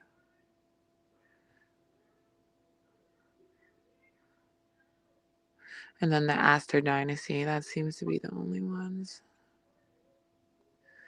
He was arguably. Oh, I think it was Jacob Astor that they were trying to get rid of or something. Oh, He so they were was. trying to kill one specific person on that whole page, on that I whole know. show. Damn, might as well You just take him and throw him off. Then let the rest of them live. Yeah, I don't know if they would be dumb enough to do that. So I this might heard just it be like a this a long time ago. conspiracy. I don't know how true this is, but I heard there's no law on water, and that's why people commit crimes in water. Yes, and that is true. Yes, there is no laws in water and in the air, except for, well, in the plane that you're on, because they have. But even then, I think, is it? Yeah, I think there are laws in the air, but not on the water. This is what they say.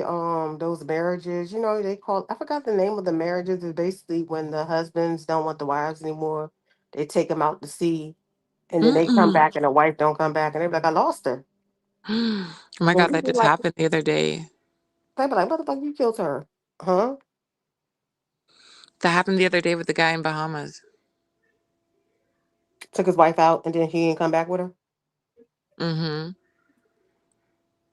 I just don't understand why people decide to kill their spouses. Like, why can't you just leave? Why do they have to die? Mm-hmm. Exactly. People just they don't Leave think. me. Don't kill me. That's why they say love is like a drug, because you don't think straight. Like it changes like the chemistry in your brain when you're in love. Like you're stupid. I can believe it.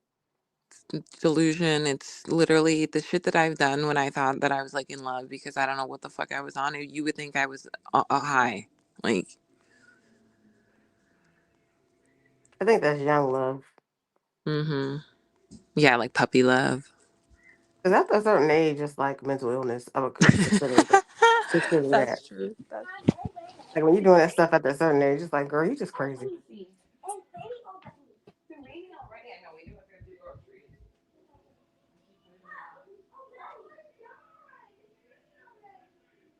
So now I'm like sitting here thinking, would like Mark Lamont Hill be like your speed Lala? Because he's like well educated and he makes good money and he's clean cut.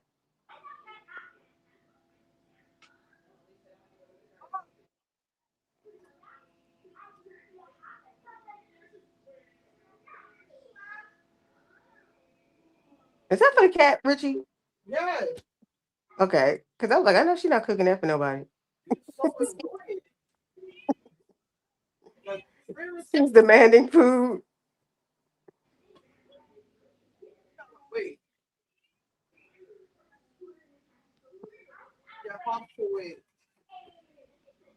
Were you able to get that raccoon thing settled? No. Oh God.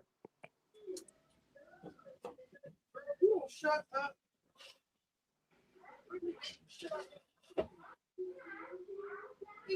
Oh, dang. Okay, I got it.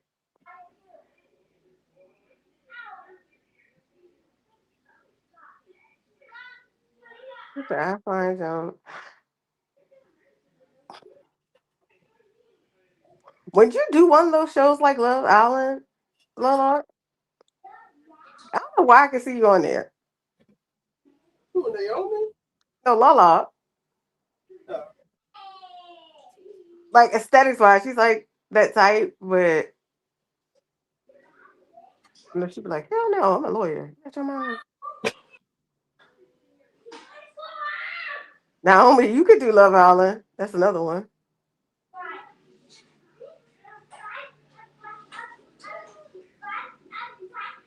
What's the age group on Love Island?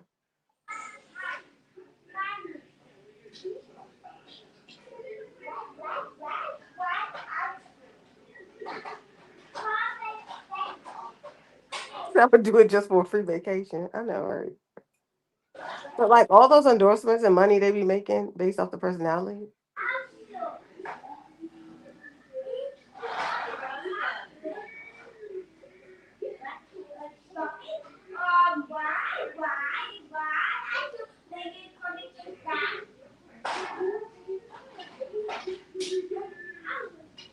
Or the Bachelorette.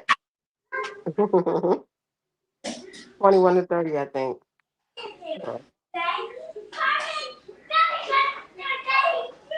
Are you in that age group? Not to be nosy.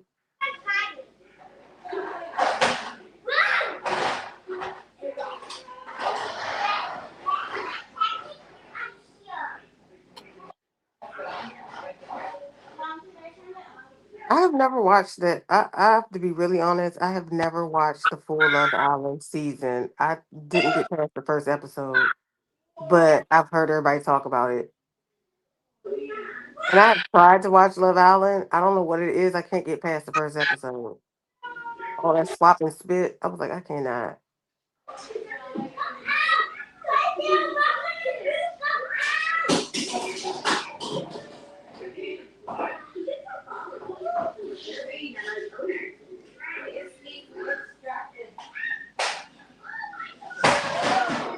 Right? Too much kissing. And then people hopping in other people's beds. Wait a minute. Wow.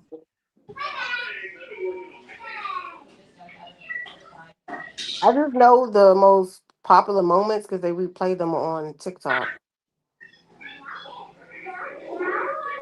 Mono Island is what I call it when I saw the first episode. Oh.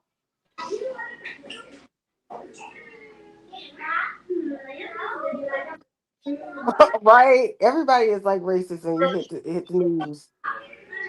Well, I said, yeah, I might apply, but I feel like these people from my past will try to get me canceled if I go on TV.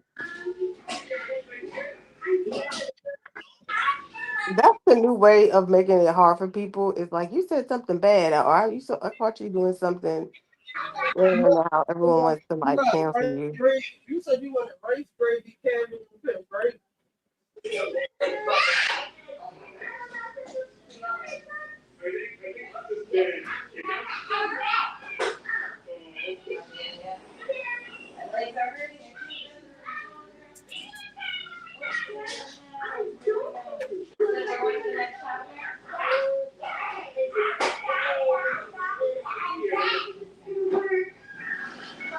I want to do a live stream of weight loss, like them pay me to lose weight and they take me like they're doing AB. And I will try to stick to it. They said AB is like drinking again. I hope not.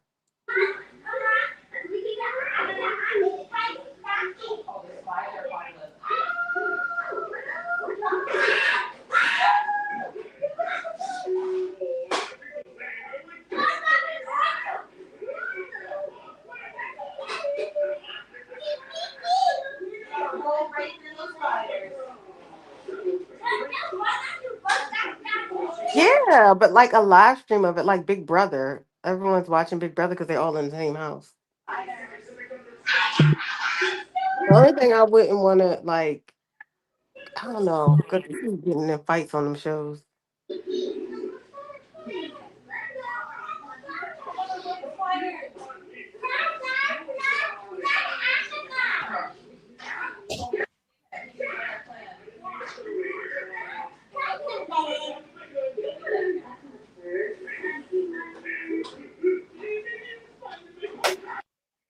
Oh no, it's nighttime. It's nighttime. It's nighttime. Mom? No. Wow.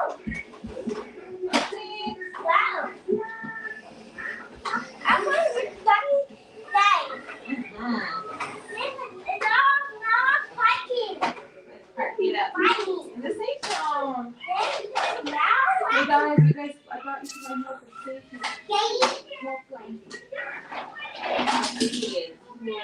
Now,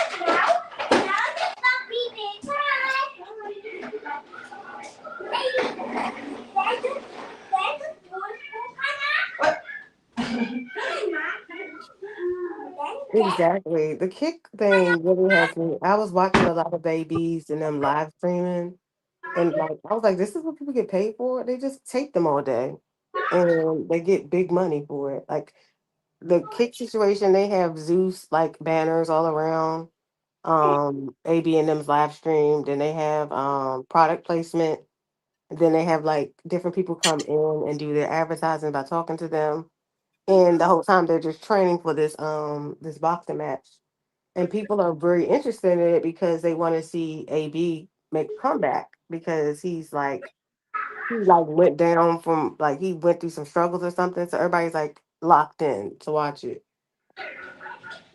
That's kind of like I was watching. I think it was Boy was talking about how he got hit with lawsuits. I was like, you got to watch the live stream to kind of see that's a bullshit lawsuit because everybody that comes in there knows that like a part of their streaming is being like that growth. It's like that frat boy mindset. They throwing drinks and acting foolish and stupid. Like one of the girls, I feel bad for the girls, but I don't know why they want to be taped in that way. But one of the girls was called Doodoo Bop. They literally nicknamed her Doodoo Bop, and she answered to it. She eventually left because her and AB were like, I guess she started really liking AB, and they started bringing other girls into the stream, and she got really jealous one day and started tearing the place up, and she just left. But I've always thought it was wrong that they called that girl Doodoo Bop.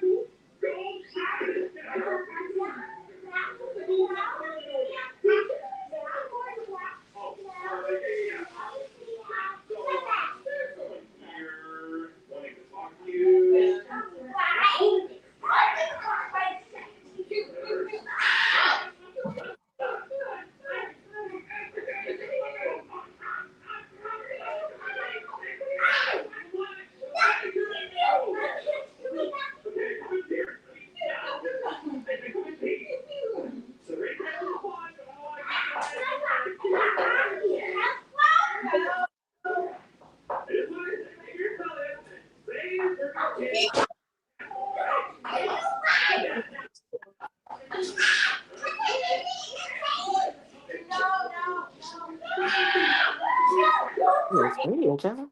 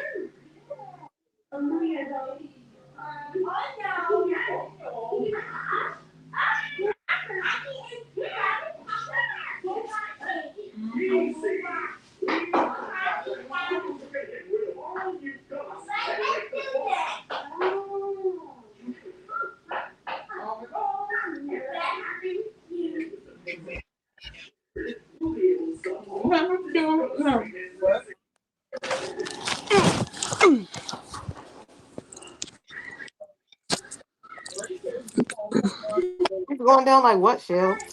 Like losing weight? Or going down where he gonna lose all his money?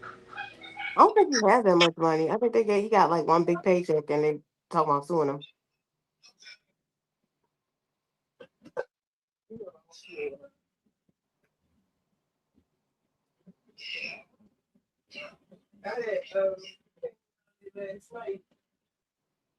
It was late.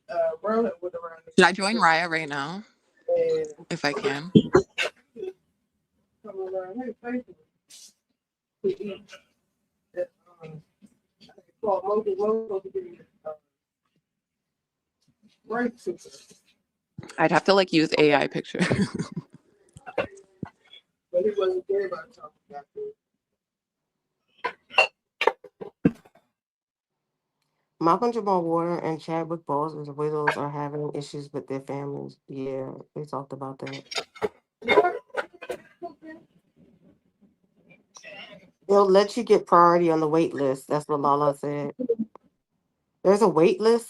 How long is it?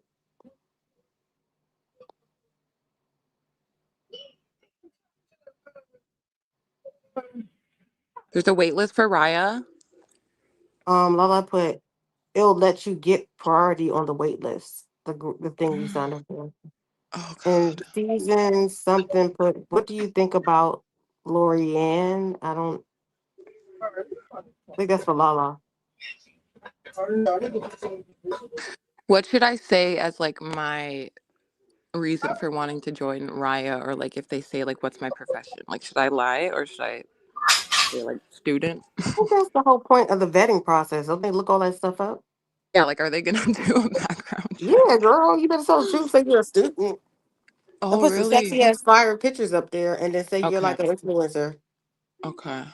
Student influencer. Yeah. Student mom influencer. / conspiracy theorist. They're gonna be like, denied. Lala put, it honestly depends. I got in a couple days. I've known others that were waiting years. Goodness. My God. And then so what is the decision that finally lets them in after years? They're like, oh, our numbers are a little low, so we'll let you in now. How many dates have you been on from that website? Were you finding good partners on there, Lala? That's actually a smart business idea though, because if they do have a wait list, that means they'll always have like a new batch of like people ready to enter their And I app. wonder if they like remove people who've been on there forever. Like one thing I noticed about like the dating apps, and this is what kind of made me like move from the dating apps that I was on. Like I would see the same dudes on there, and I used to be like, "What the fuck? He's still up here?" Yeah, And and I it'll be think like years, and I'm like, "Why they take this person down? Because clearly they're not looking for nothing serious. Like take your butt to Tinder." yeah, and I think that's what a lot of people were starting to catch on to, that these people were making fake profiles. Like Tinder and Plenty of Fish, they were programming fake profiles that would respond to like dudes and stuff because a lot of men weren't getting any swipes or anything. So they had to make fake profiles that would like fakely talk to these men and stuff. And then they finally caught on that they were like talking to bots because they would like never meet up or like never be on the phone call and stuff. So that's why places like I guess Raya having a wait list is like a smart thing, because then they don't have to fill their platform with fake profiles and stuff, because they can just let people in off the wait list when they need new people.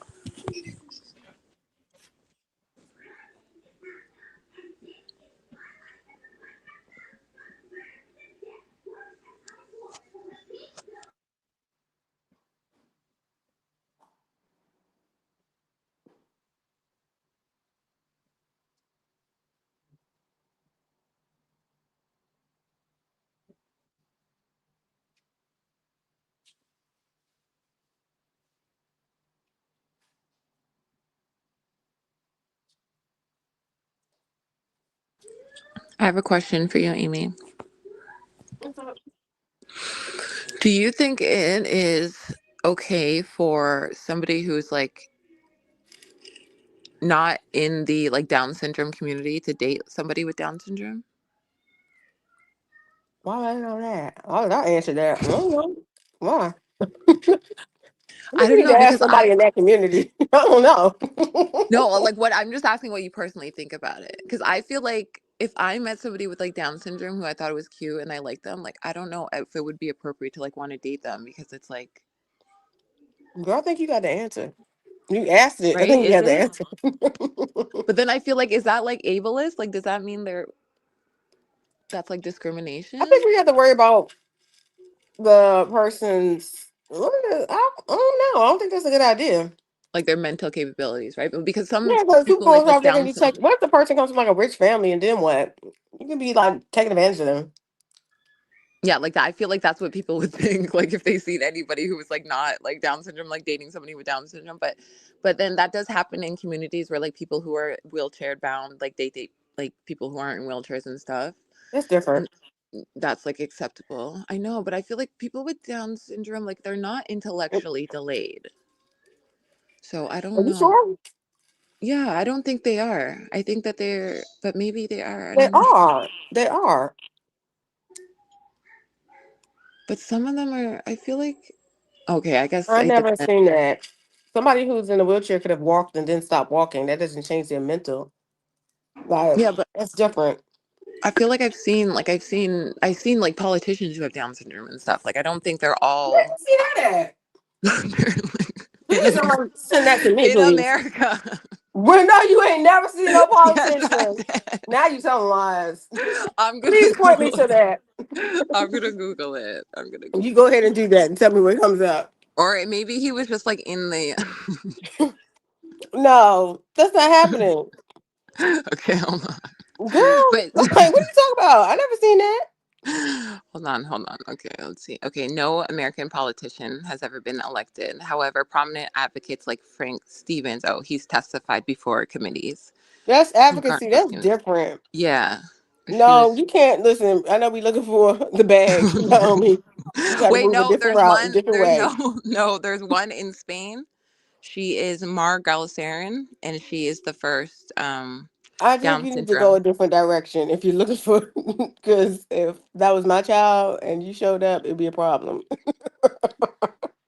Oh my I'm God, I like, what? love that. She was the first woman ever to be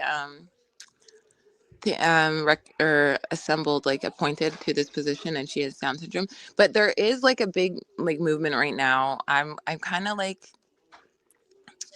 involved in it. It's not that I'm involved in it, but I'm like aware of it, and it's on my radar about how people with Down syndrome are like they will be diagnosed to have possibly Down syndrome, and then they will be like pressured almost by like the doctors to terminate.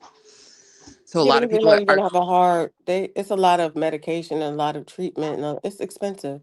well, They and then kind of give the that's family the decision. The last is like not everybody does that, but yeah, not everyone does it, but it's almost like genocide, almost like they don't want, like it's like they don't want them to be born, you know. It's sad because when you meet someone with Down syndrome and you see people with Down syndrome, like they're wonderful people and they're capable and they might have some health challenges, but like who doesn't have health challenges, you know? So it's this is like, an ethical issue. I ain't getting involved in yeah, that. La, come on yeah, up, honey.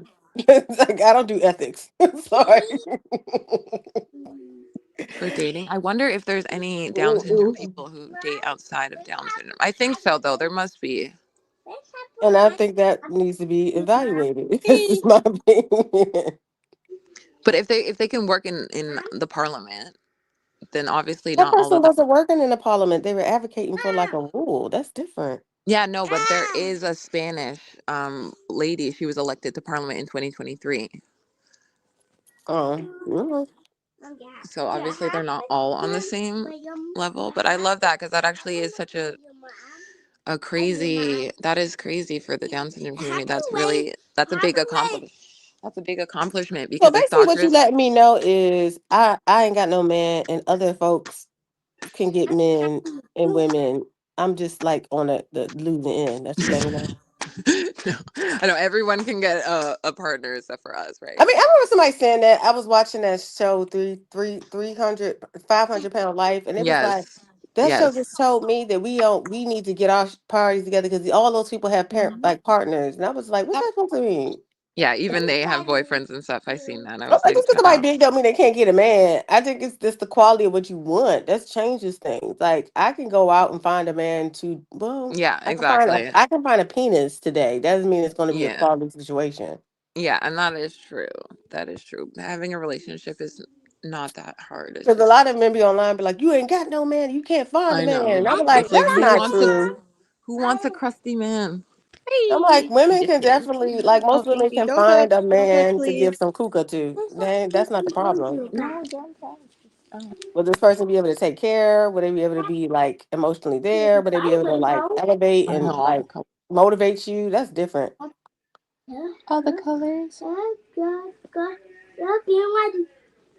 Yeah, and it's also sad too how people who are on disabilities and stuff, like they can't really marry or get involved in like common law partnerships because then Why not?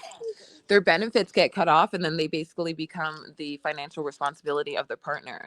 So that's why a lot of people in disabilities and stuff they can't really get married because they lose all of that like financial benefits that they get from the government to help sustain them. That's interesting because I remember watching Kendra Dree and it was two people on there that they both clearly were receiving SSI and they were together and they were living together. Yeah. They probably yeah. They probably And one of put them it was as, on the lease and the other wasn't on the lease. They were just living, they were dating. oh yeah, see then that works if they're not both on the lease or if they're like listed down as roommates. But I feel like if they're both on disabilities, No, one then of them was on the lease and then they started kissing on their live and I was like, please help me. no, but I think like if both people aren't on disabilities, then obviously the other person can't be responsible for the other person because they're both on disabilities. But it's like if you're dating someone who's like in the workforce and has an income, then you become that person's responsibility. Oh, is that in Yeah. Canada? No, in America. How you know all this stuff? I don't know how it works in Canada. It's probably the same, but I thought that was fucked up because then it forces people with disabilities to remain kind of like illegitimate because it's so hard nowadays to, for one, be a one income household, but then for two, to have either kids and then plus somebody with a disability that you have to fund to. Oh, And this is them solely being in relationships because, like, can't he just be considered your caregiver? right. Not your man. Yeah, I don't Oh, know like if you hired him? I'm just saying. I'm just wondering. yeah, like I think they can date, but they can't get married or they can't legally like be common law married. What the hell? So, I ain't never heard this. I know. I was fucked up when I heard that too. I was like, that's not fair. But the way that the government looks at it is like, if you get married, then you're that the person's responsibility. Ooh, long nails. But in America, you can file taxes and separately married. So how is that like? I don't know. I have to research that. I hear what you're saying. I think you can still. Well, it would be like there would be no point of you filing taxes separately because that person wouldn't have an income because they're disabled. You can file taxes on their SSI. As a what? Like as a dependent? No, they file taxes on their SSI. It's still income. That's considered income. What? SSI. No, but I mean, like they wouldn't be getting SSI if they married somebody who has an income, so there wouldn't be any income to file. No, I'm saying a person with SSI can file taxes for themselves because that's considered income. Yes, So but if they whether get they're married, married or not, if they're married, they can still file married but separately. That's a thing you can do with taxes. I know, but if you're married and then you marry someone who becomes your source of income, then you won't. I'm sure you still have to file taxes anyways. But I'm saying like they would be filing taxes for you when you wouldn't have an income. Like you could file it separately, but you wouldn't have an income. That's if you allow them to claim you. Even putting somebody down on this, you have to get permission. They don't get to just because y'all together say, okay, because we're together, we can file taxes. Now, if you file together, then that's different. But if you file married but separately, you're filing a separate tax what's it called, account. That's Yeah, different. and And that's some why people it's do that. complicated for people on disabilities because once you're married, you don't have SSI, you don't have an income outside of your partner's income. So if you want to file your taxes, it's still going to have to be through your partner. I think that they get like a tax credit for having you as a You might want to dependent. look at that because the person who has SSI, that's their income, and they can file taxes on that income, Yes, no I know, matter but if married or you're not. missing the point what I'm saying. When you have a disability, and then you get married, you do not receive SSI for that disability anymore because you become the responsibility of the person you married. So you're not getting SSI. That's not true. That's what I hold on. Let's just look it up because this is something that people have been talking about. Man, because that's not true. Because somebody, how would you? I think what you're talking about when it comes to like Medicaid, like is that from my understanding, like if you're married, people with Medicaid have to divorce themselves because you cannot receive Medicaid after a certain income of both partners. I've seen that happen where they were married and the person gets sick and then they qualify for Medicaid. But in most cases, if you both are married and this person is sick, you cannot get Medicaid for your partner. So they'll divorce each other so the person can get Medicaid for themselves independently because they can't use their husband's income to prove Okay. this person So is this is what receiving it Medicaid. says. It says, yes, but your payments may be reduced or eliminated. Supplemental Security Income, SSI, is a strict needs-based program. When you marry, the Social Security Administration uses spousal deeming, meaning they legally assume your spouse's income and assets belong to you. If When you your spouse marry, isn't on but SSI, your SSI payment will be reduced if their income or assets exceed the SSA's allowable limits. If your spouse earns over a certain amount, your benefits could stop entirely because you no longer meet the definition of low income. I think they're talking about you have to It's because if you I've get never heard of married, it. that's what I'm saying. That's why people on No, disabilities, because they if you don't. get married, that doesn't mean your partner has money. That's just weird. It's Do you understand only what I'm if saying? only if you're going to marry someone who's not on disabilities. So if you're No, because you marrying can marry somebody, somebody who's worth, like, let's say, because I've seen families that receive Medicaid, yeah, like a like whole if family, and the family, that's like, what let's they're say the saying. husband and wife make under 20,000. That's That different. that's what it says. But That's what it says here. Your SSI payment will be reduced if their income or assets exceed the SSA allowable limit. So like if they're making a certain income, then it'll be reduced. If your spouse earns over a certain amount, then your benefits would stop entirely. you were saying that the person couldn't even be common law with a person at that point. They can still use the person's income. How is that possible? When most Because states consider. if you live together, you guys are going to be filing under the same address. They're going to count that as common law married. So they're going to say you live together. That's your partner. Yes. Okay. My mouth taped. Oh, it's taped up? Why'd you put tape on your mouth? That's good. Were you How scared? are we getting this conversation?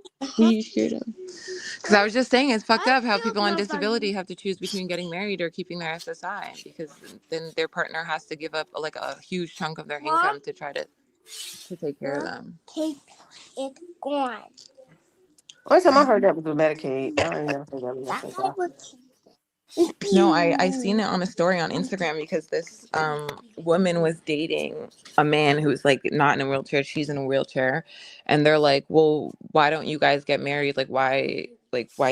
I forgot what they were saying. Where they're like, "Why can't you guys get married?" And she answered, and she's like, "Because my disability benefits will stop because he has an income, and if we get married, then I'll be his responsibility." And I was like, "What the fuck?" When I heard that, and then I started looking into it, and I was like, "Oh my god, like that's fucked up." And this is like men and women, because could they do that since all spouses are considered like because you can live with a woman and they consider that common law, right? Maybe I don't know. This depends. I think it's only if it's your spouse. So But you if were it's saying that they don't acknowledge, they recognize common law to enforce this law. yeah, because I think that obviously people would just get around that by just living together and then claiming that they're not whatever. But common law is recognized as marriage in all like states. So I think that they Yeah, would just but have to cut all now that. marriage, the definition of marriage now has been elevated to it could be between two women and two men, a man and like it could be as long as it's not monogamous. So let's say you're living with your girlfriend, right? And you all are just paying bills together, but y'all be considered how would they be able to like enforce that law with common law because it's a man and a woman living in the same home? I think it's just if somebody like snitches to them and tells them like you guys are in a romantic relationship and you're not just roommates, then that's the only way they But would find out. that's a slippery slope. That's all I'm saying. Where's Lola Yeah, at? I'm it not even does a lawyer. say It does say yes, common law marriage counts for the supplement security income, and the Social Security Administration enforces this rule strictly nationwide. In fact, the SSA can consider you married for benefit purposes, even if your state does not officially recognize common law marriage. But how would they make that decision because you're a man and he's a woman, or two women and two men? This is what it says. It says you are considered married for SSI purposes if you live in the same household with an unrelated adult of the opposite or same sex and you are holding out to the community that you are a married couple. Oh, so it's like if you live with them, you can be same sex or opposite sex, but if you are like presenting to the community that you guys are together in a relationship, then you are considered a That's what I married said. That's a slippery slope because people live with each other for a variety of reasons. Like you have people who literally, like you literally just saw a bunch of people, what do they call it when people squat. Yeah, Got this is what squatters they in say. people's homes and all types of stuff, and you could be like, "Well, I'm married to him because we've been in the same. I'm under this person's roof." Like what? Mm-mm. Okay, go to the bathroom, baby. Yeah, this is what it says. It says the SSA determines you are holding out as married if you introduce each other as a spouse, partner, husband, or wife, share a last name, use the same address on joint bank accounts, credit cards, or mail, or file joint tax returns or sign leases together. So if you even move in with someone and you're on disability, you will have to lose that income if they make too much. They said if you is recognized as a couple, I feel like you have issues with people who squat in people's homes. You have issues with people who are not in romantic relationships, and a person has forced it first. Like it's all. What It's is like I said. It's that? a slippery slope to then say you're stuck with this person. You'll lose your benefits because this person's in your space. You don't know why that person's in that Okay. space. We need That's to all get I'm the saying. hold on. We need to get the thing. It does say a No, part about that here. It says if you live with a partner but maintain you are strictly roommates or dating, not married, the SSA may ask you both to sign a form, material relationship questionnaire. This form asks directly if you present yourselves as a couple to neighbors, families, or business. Okay, I told you I was getting the stool. There you go. because you got people out here to be like, yeah, we're together. Cut her SSI off. You're like, oh hell no. Yeah, I think that's why. Good job. Good job. Oh, A, B, C, D, E, F, G. Yeah, like I don't know because I've seen so many squatter scenarios that I'm like, that's kind of hard to match up because I've seen people like force their way into a person's home and they can't get them out and they're stuck with them. And the person is like not in a relationship. They're trying to get the person out there.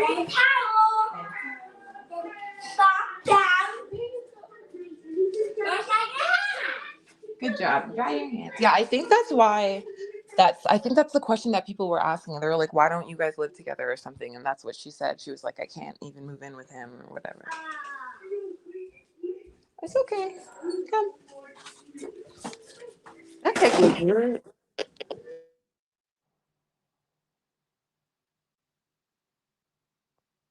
Mm. I want some.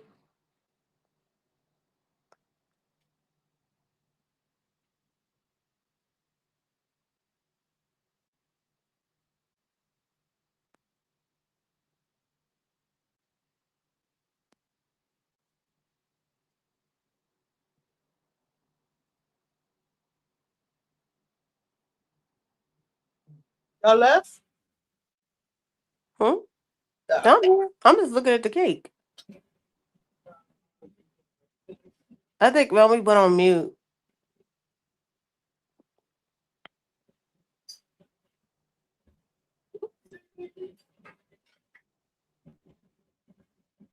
I don't know what I want to cook tonight for dinner. I don't even feel like cooking.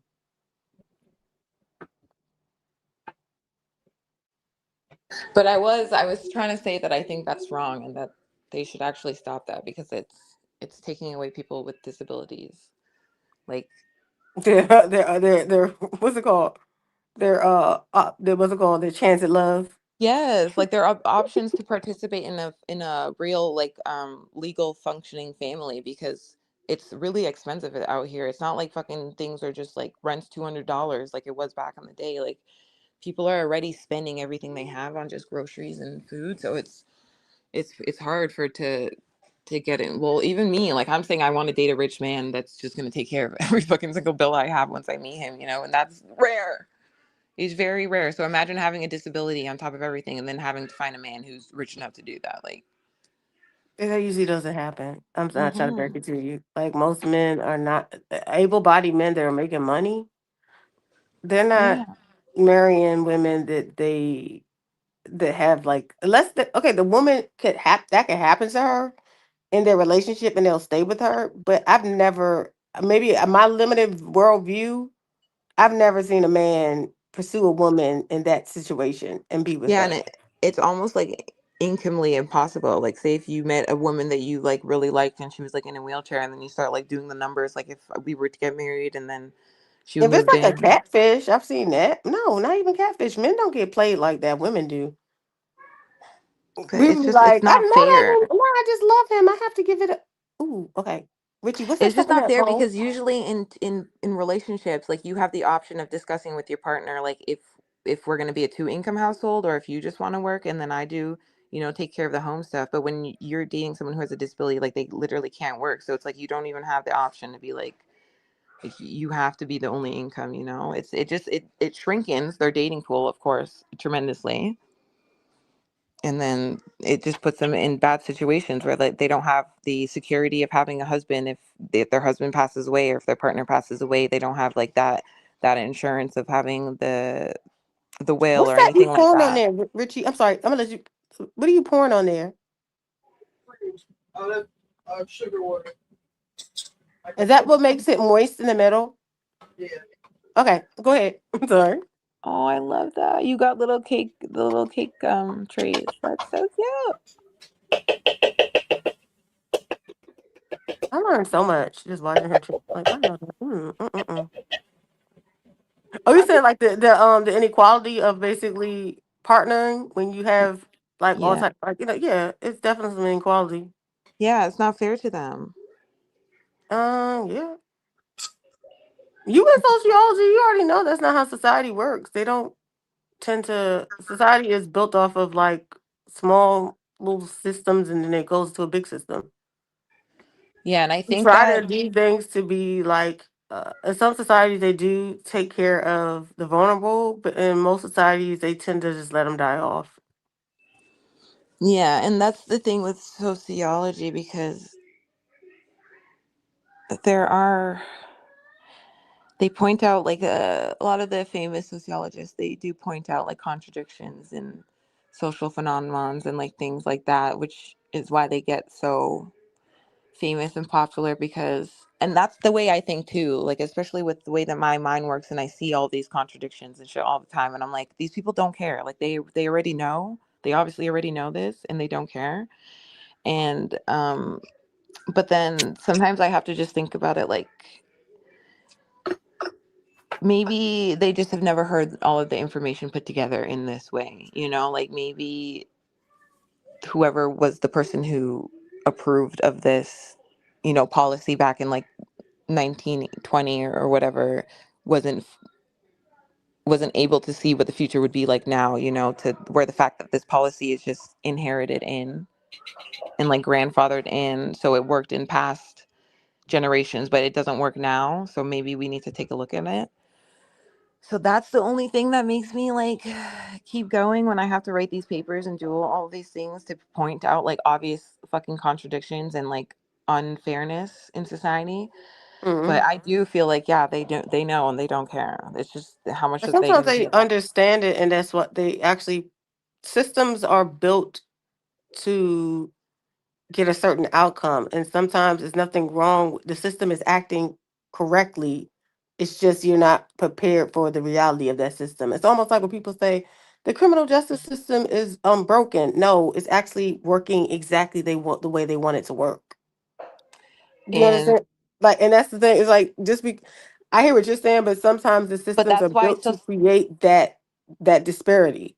and that's true. And that's why it's like people need to be more aware of these things because we don't have to accept that. Like, that's why sociology is important because all of these programs and systems that are in place are funded by our taxpayers' dollars. It's not like these politicians are fucking funding these systems out of their fucking pocket. Like, we are actively agreeing to these systems by continuing to like vote these people into office and continuing to pay taxes, and obviously we don't have a choice, but by continuing to select the leaders that we're choosing that have like that back these policies, we're initially like endorsing it, you know what I mean? So it's like if we see something in society that we don't like we should be able to stand up and be like, we don't think it's fair. And if a system's not working for the people, then it's not working.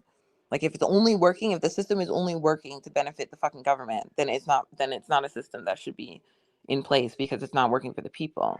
Like I do think the justice system is fucked up because if they really wanted to rehabilitate these fucking prisoners, they wouldn't just shove them in a fucking metal like cage and fucking let them sit there for 6 years. They would invest in doing more therapies, invest in more psychologists, invest in just group therapies. Like they probably do like once a fucking month or a week. They go and sit in a circle and talk or some dumb shit. But if you're in jail to be rehabilitated, that should be every single day, every second of your hour is going towards being rehabilitated. But that's what it's sold to us as. What it really is a fucking cheap labor camp for them and money. You know, but it's like it takes the people of these societies to stand up and be like, what are you actually rehabilitating if everybody that comes out of jail is being rearrested? Like we don't want our taxpayers' dollars to go to making more criminals, so you guys are gonna have to fucking revamp the system. Like we are not signing up for that shit. It's so dumb. I think about that shit all the time too, like how they claim like, oh, jail is to make, you know, like, or it's not supposed to Jail be a is for punishment, it's supposed to be punishment. That's the rehabilitation. theory of it is to I think sometimes when people experience punishment, they might come out differently, but most cases it's just for punishment. Mm-hmm. I understand what you're saying. This is probably why I don't want to be in social sciences because it's a lot of like of that thinking, and it's just stressful to me. But I think you're what do you call it, time enough, because stuff like that makes me not want to think. I'm like, I don't think about that. No It's a shade. lot. Why are you giving me Kylie right now? Let's But a lot of people, and that's why they get away with so much shit, because a lot of people like operating on autopilot. Like they don't want to fucking think deep about all the shit that's fucking going on. It's a lot. It's a lot. I don't fucking like these people. I don't like the fucking society. Girl, we're part of this society. I know. Are you gonna put like a whipped cream on it, Ritchie? Mm-hmm.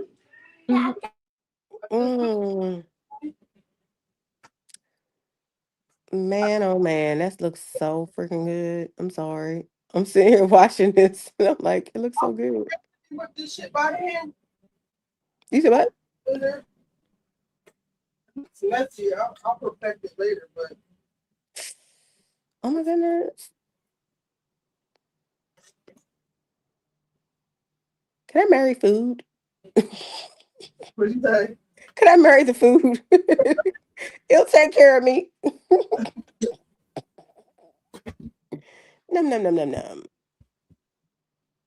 Girl, I love it. Look how lovely Naya is. She put a little target in the bullseye. I think she's agreeing with you, Naomi. Num num num. I feel like I do have a relationship with food. It like makes me happy. It's one of the things that I can like do at home. Yeah, food is so. Oh man, that looks so good. Like brings me joy. Who you giving that to, Ritchie? Sorry. Oh, that looks so nice. Good job, Ritchie. Are you gonna? I have a question. Are they coming over to eat? Because I remember watching that last video. That was so nice when they all came and just started tearing that food up. I was like, I know that's gonna make me feel good. That is so cute. They're gonna fall in love with you, Ritchie. This is the worst. The men are gonna fall in love with you for that good food. They've never had a meal this nice. Like, look at that. And all that love she poured into making that cake too. I would have gave up like 3 weeks ago. Yeah. Ritchie was determined. She's like, I'm gonna make this strawberry shortcake. Winter! I love food too. I like savory more than sweet. Okay. Winter's in the mix. Everybody coming here to use your cable, Ritchie. Making the cake will probably be easier. It's time to make that donuts.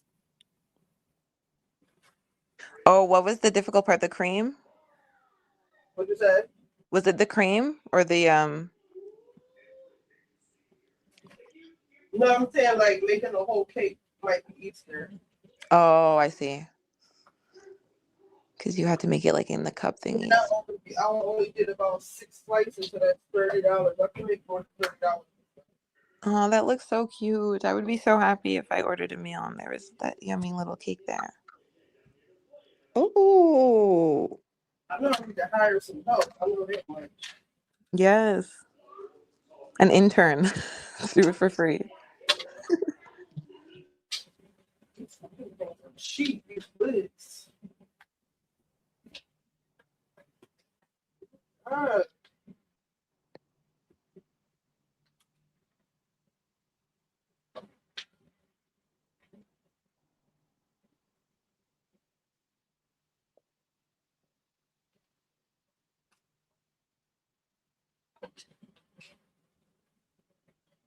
Strawberry shortbread.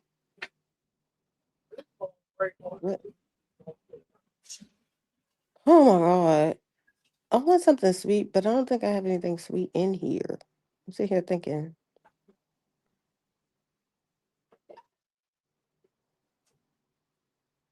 Alright, let me make this man plate.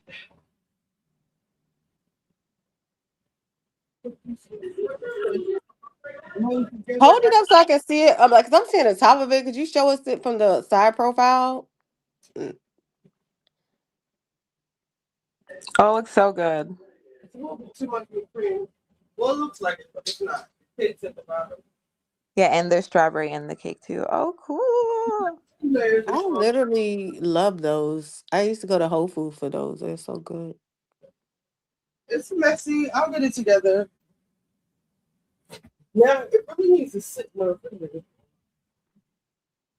Maybe I could put it in the freezer. I put a timer also on my freezer. 10 minutes.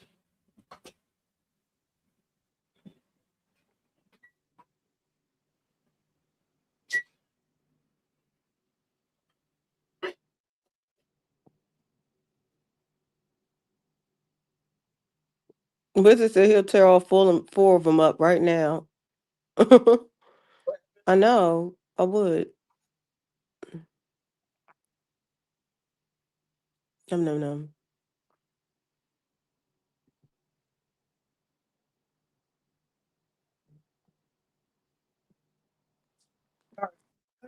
Turkey wings.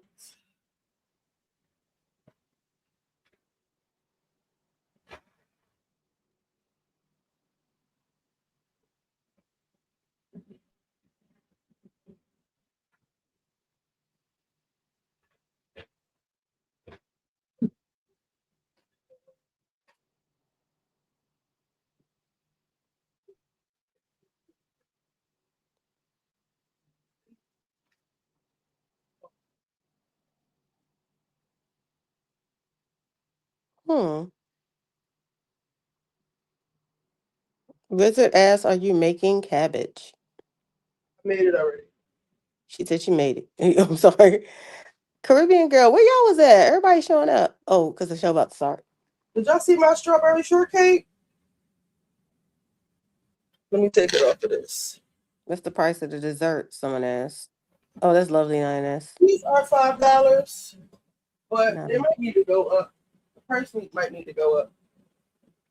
Caribbean girl, you see how they try to play me on Gabor channel, laughing at me because I said I was doing freak dancing.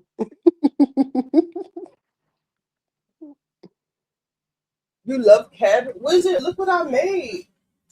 I made strawberry shortcake parfaits. They look a little messy, but everything is from scratch, even with cream, even the cake. And you know what? I might use that dry ass cake that I said I didn't want because it's a little thinner than this other cake. Oh shit. Red. Yeah, what size you said you wanted? I got rice and gravy, yams, macaroni, cabbage, and greens. You can get 3.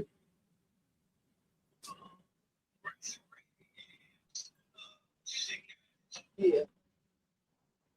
Now I'm not the best cabbage maker, so you tell me how you like. Tell me what you think of it. All right. Honest opinion. Well, I won't say I'm the best cabbage maker. I don't usually make cabbage. Did you know what I was trying to say, Caribbean? Though I was trying to say, like, you know, when people do the grinding dancing when they grind up on your booty. That's what I was saying with freak dancing. I wasn't saying like freaking having sex. I'm sorry.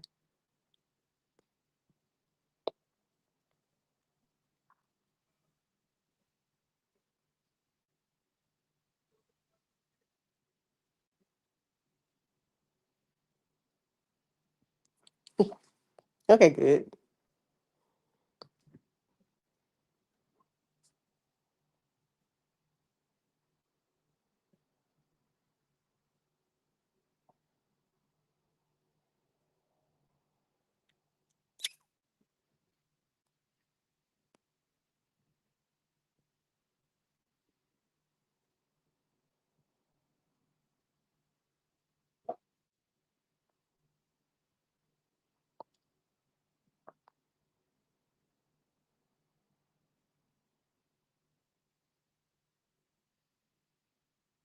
Okay, good. Because I was like, am I using the wrong word?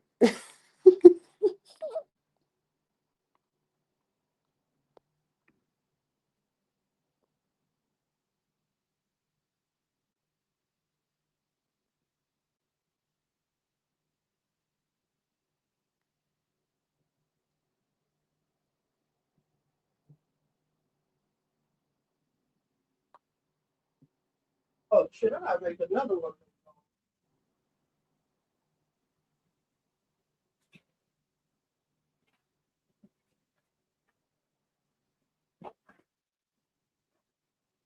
Big cabbage. Is it the housewife time yet?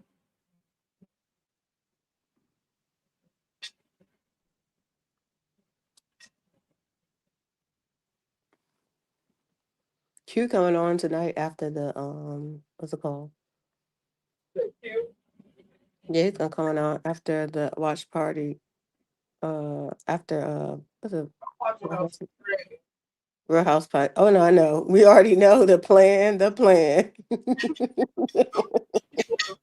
You know, play about the House of Drag. You're like, girl, gotta go. You don't come on till 9:30, so I know. the House of Dragons going off at 10. So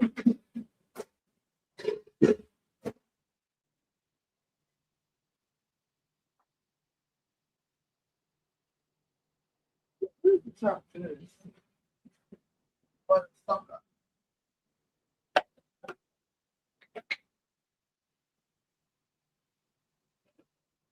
You said you want the game, too, right? So, I got it in here, marinated. It look a little messy, but the hand is whipped. I mean, the cream is whipped by hand. The cake is made from scratch.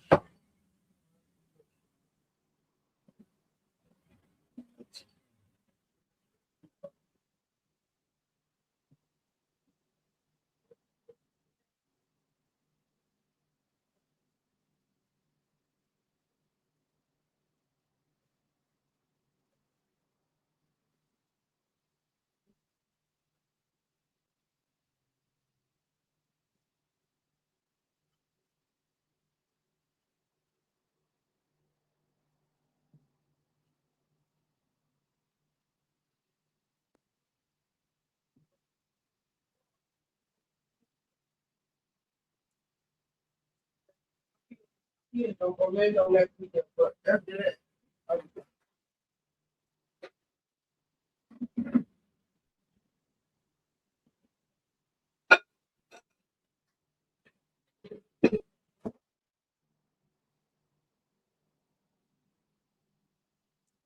put the top.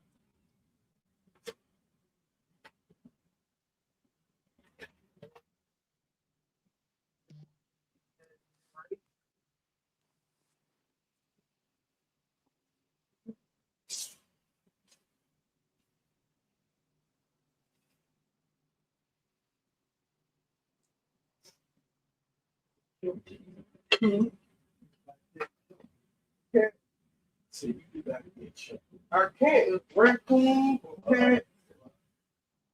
What's our food chill?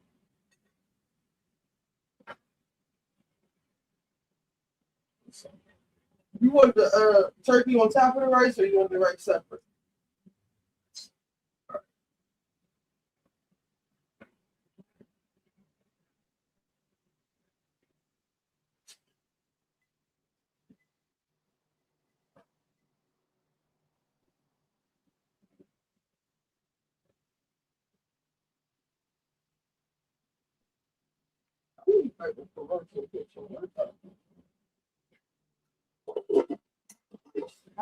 Right. They was hating Lovely Honest. That's my YouTube. Yeah. Richie, No, do I you just have came it? from a school where people make nothing out of something out of nothing. That's just what it was. People love the gossip at that school. Do you like gravy on your? So like whether it was smaller or larger, they just gonna make something out of nothing. That's why I was just like, I gotta watch these. I have to slow down in this group. When you got teachers coming up to you like, I heard what happened, you be like, this is too much. Not from a freak dance, child.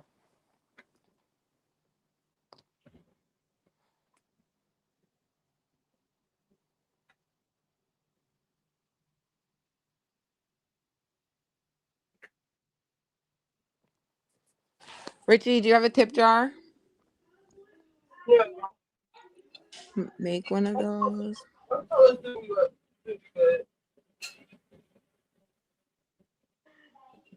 Yeah, I feel like your food is so good that people will like want to tip you, especially if they seen the jar there. I feel like it would be used if you put it out there. Because when people like really enjoy your food, they're gonna want to like tip you, you know. Like, thank you for this lovely home cooked meal.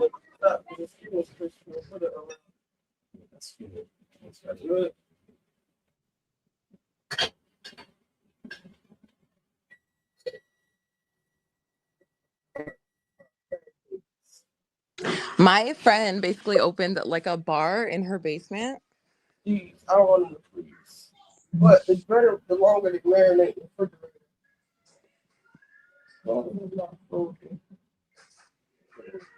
It was cool. She was like the late night spot. Like everyone would come and she would like sell beer and stuff and like little mixed drinks.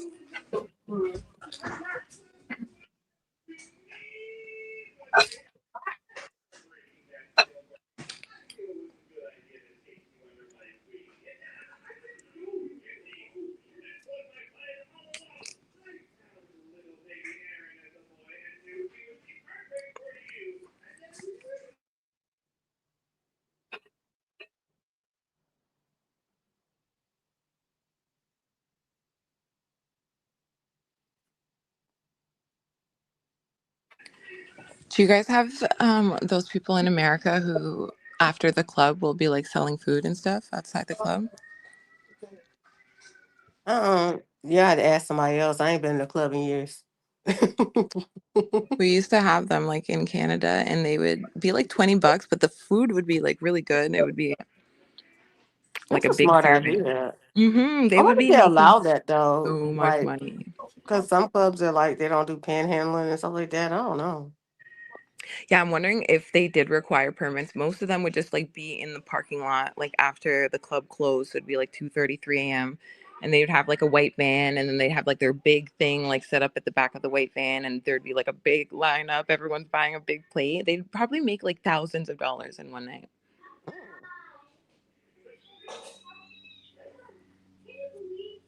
But I know there's a lot of clubs in Philly. I was like, Richie, if they still do that, you should definitely go out there. At night, do a night drop. Yeah, like on the weekends, just set up like a pop-up shop. And then it'd be a good way to get like spread the word about your business and stuff too for all of the week. You can hand out cards. But that's only if you're like up late and Housewives time yet? Y'all wanna watch the last episode? What's it called? Housewives. yeah, Atlanta. Oh, was that the one where it was like a filler episode? They weren't doing nothing. Oh, 7:22. I'm about to put this on. Let me cover this up. Yeah, this is the episode after the mom thing. Your dad tried to sleep with my mom. That's why I was in the house screaming.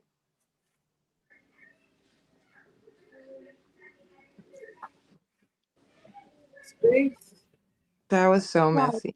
I was like, oh, I was like that. That's the perfect example of cutting off your nose to spite your face.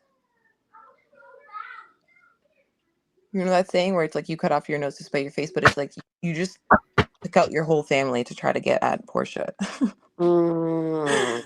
It's like your mom, your dad, they're all casualties in this. Like Portia's mom, like you didn't have to do everyone.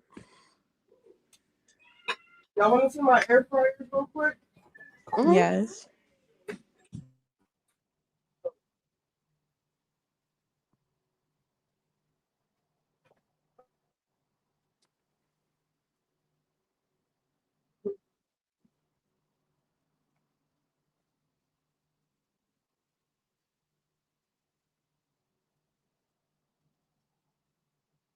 Hello. Hey, Mom. What's up? I don't know what happened. He about to order some shit. What just happened? Why can't I? No.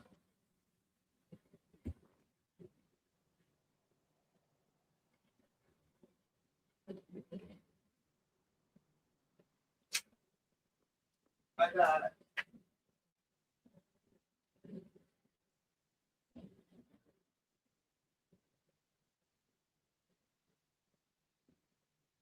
Is this the wrong one?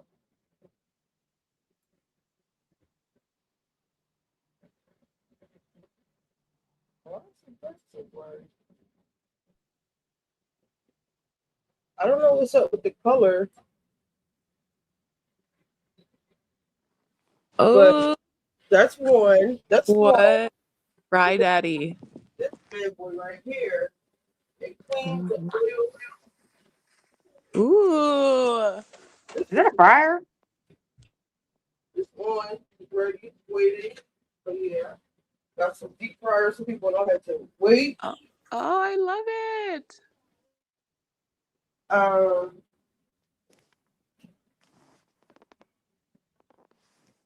All right, let me put on the housewives because I got about 5 classes to make. So let me do this now. Okay. YouTube. All right, let's see. Here's Twitter. Copy link. Hey, top left. I'm gonna stop down. Nice talk with y'all today. Okay. Bye, Amy. Bye. Have you ever made fried turkey, Richie? I had it. I never made it.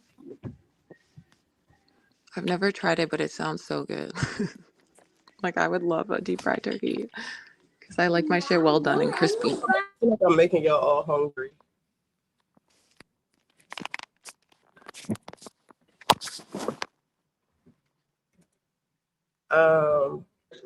This is the Twitch link. So I'm dropping YouTube. Which one is over there? Please and thank you. Okay. Bye, YouTube.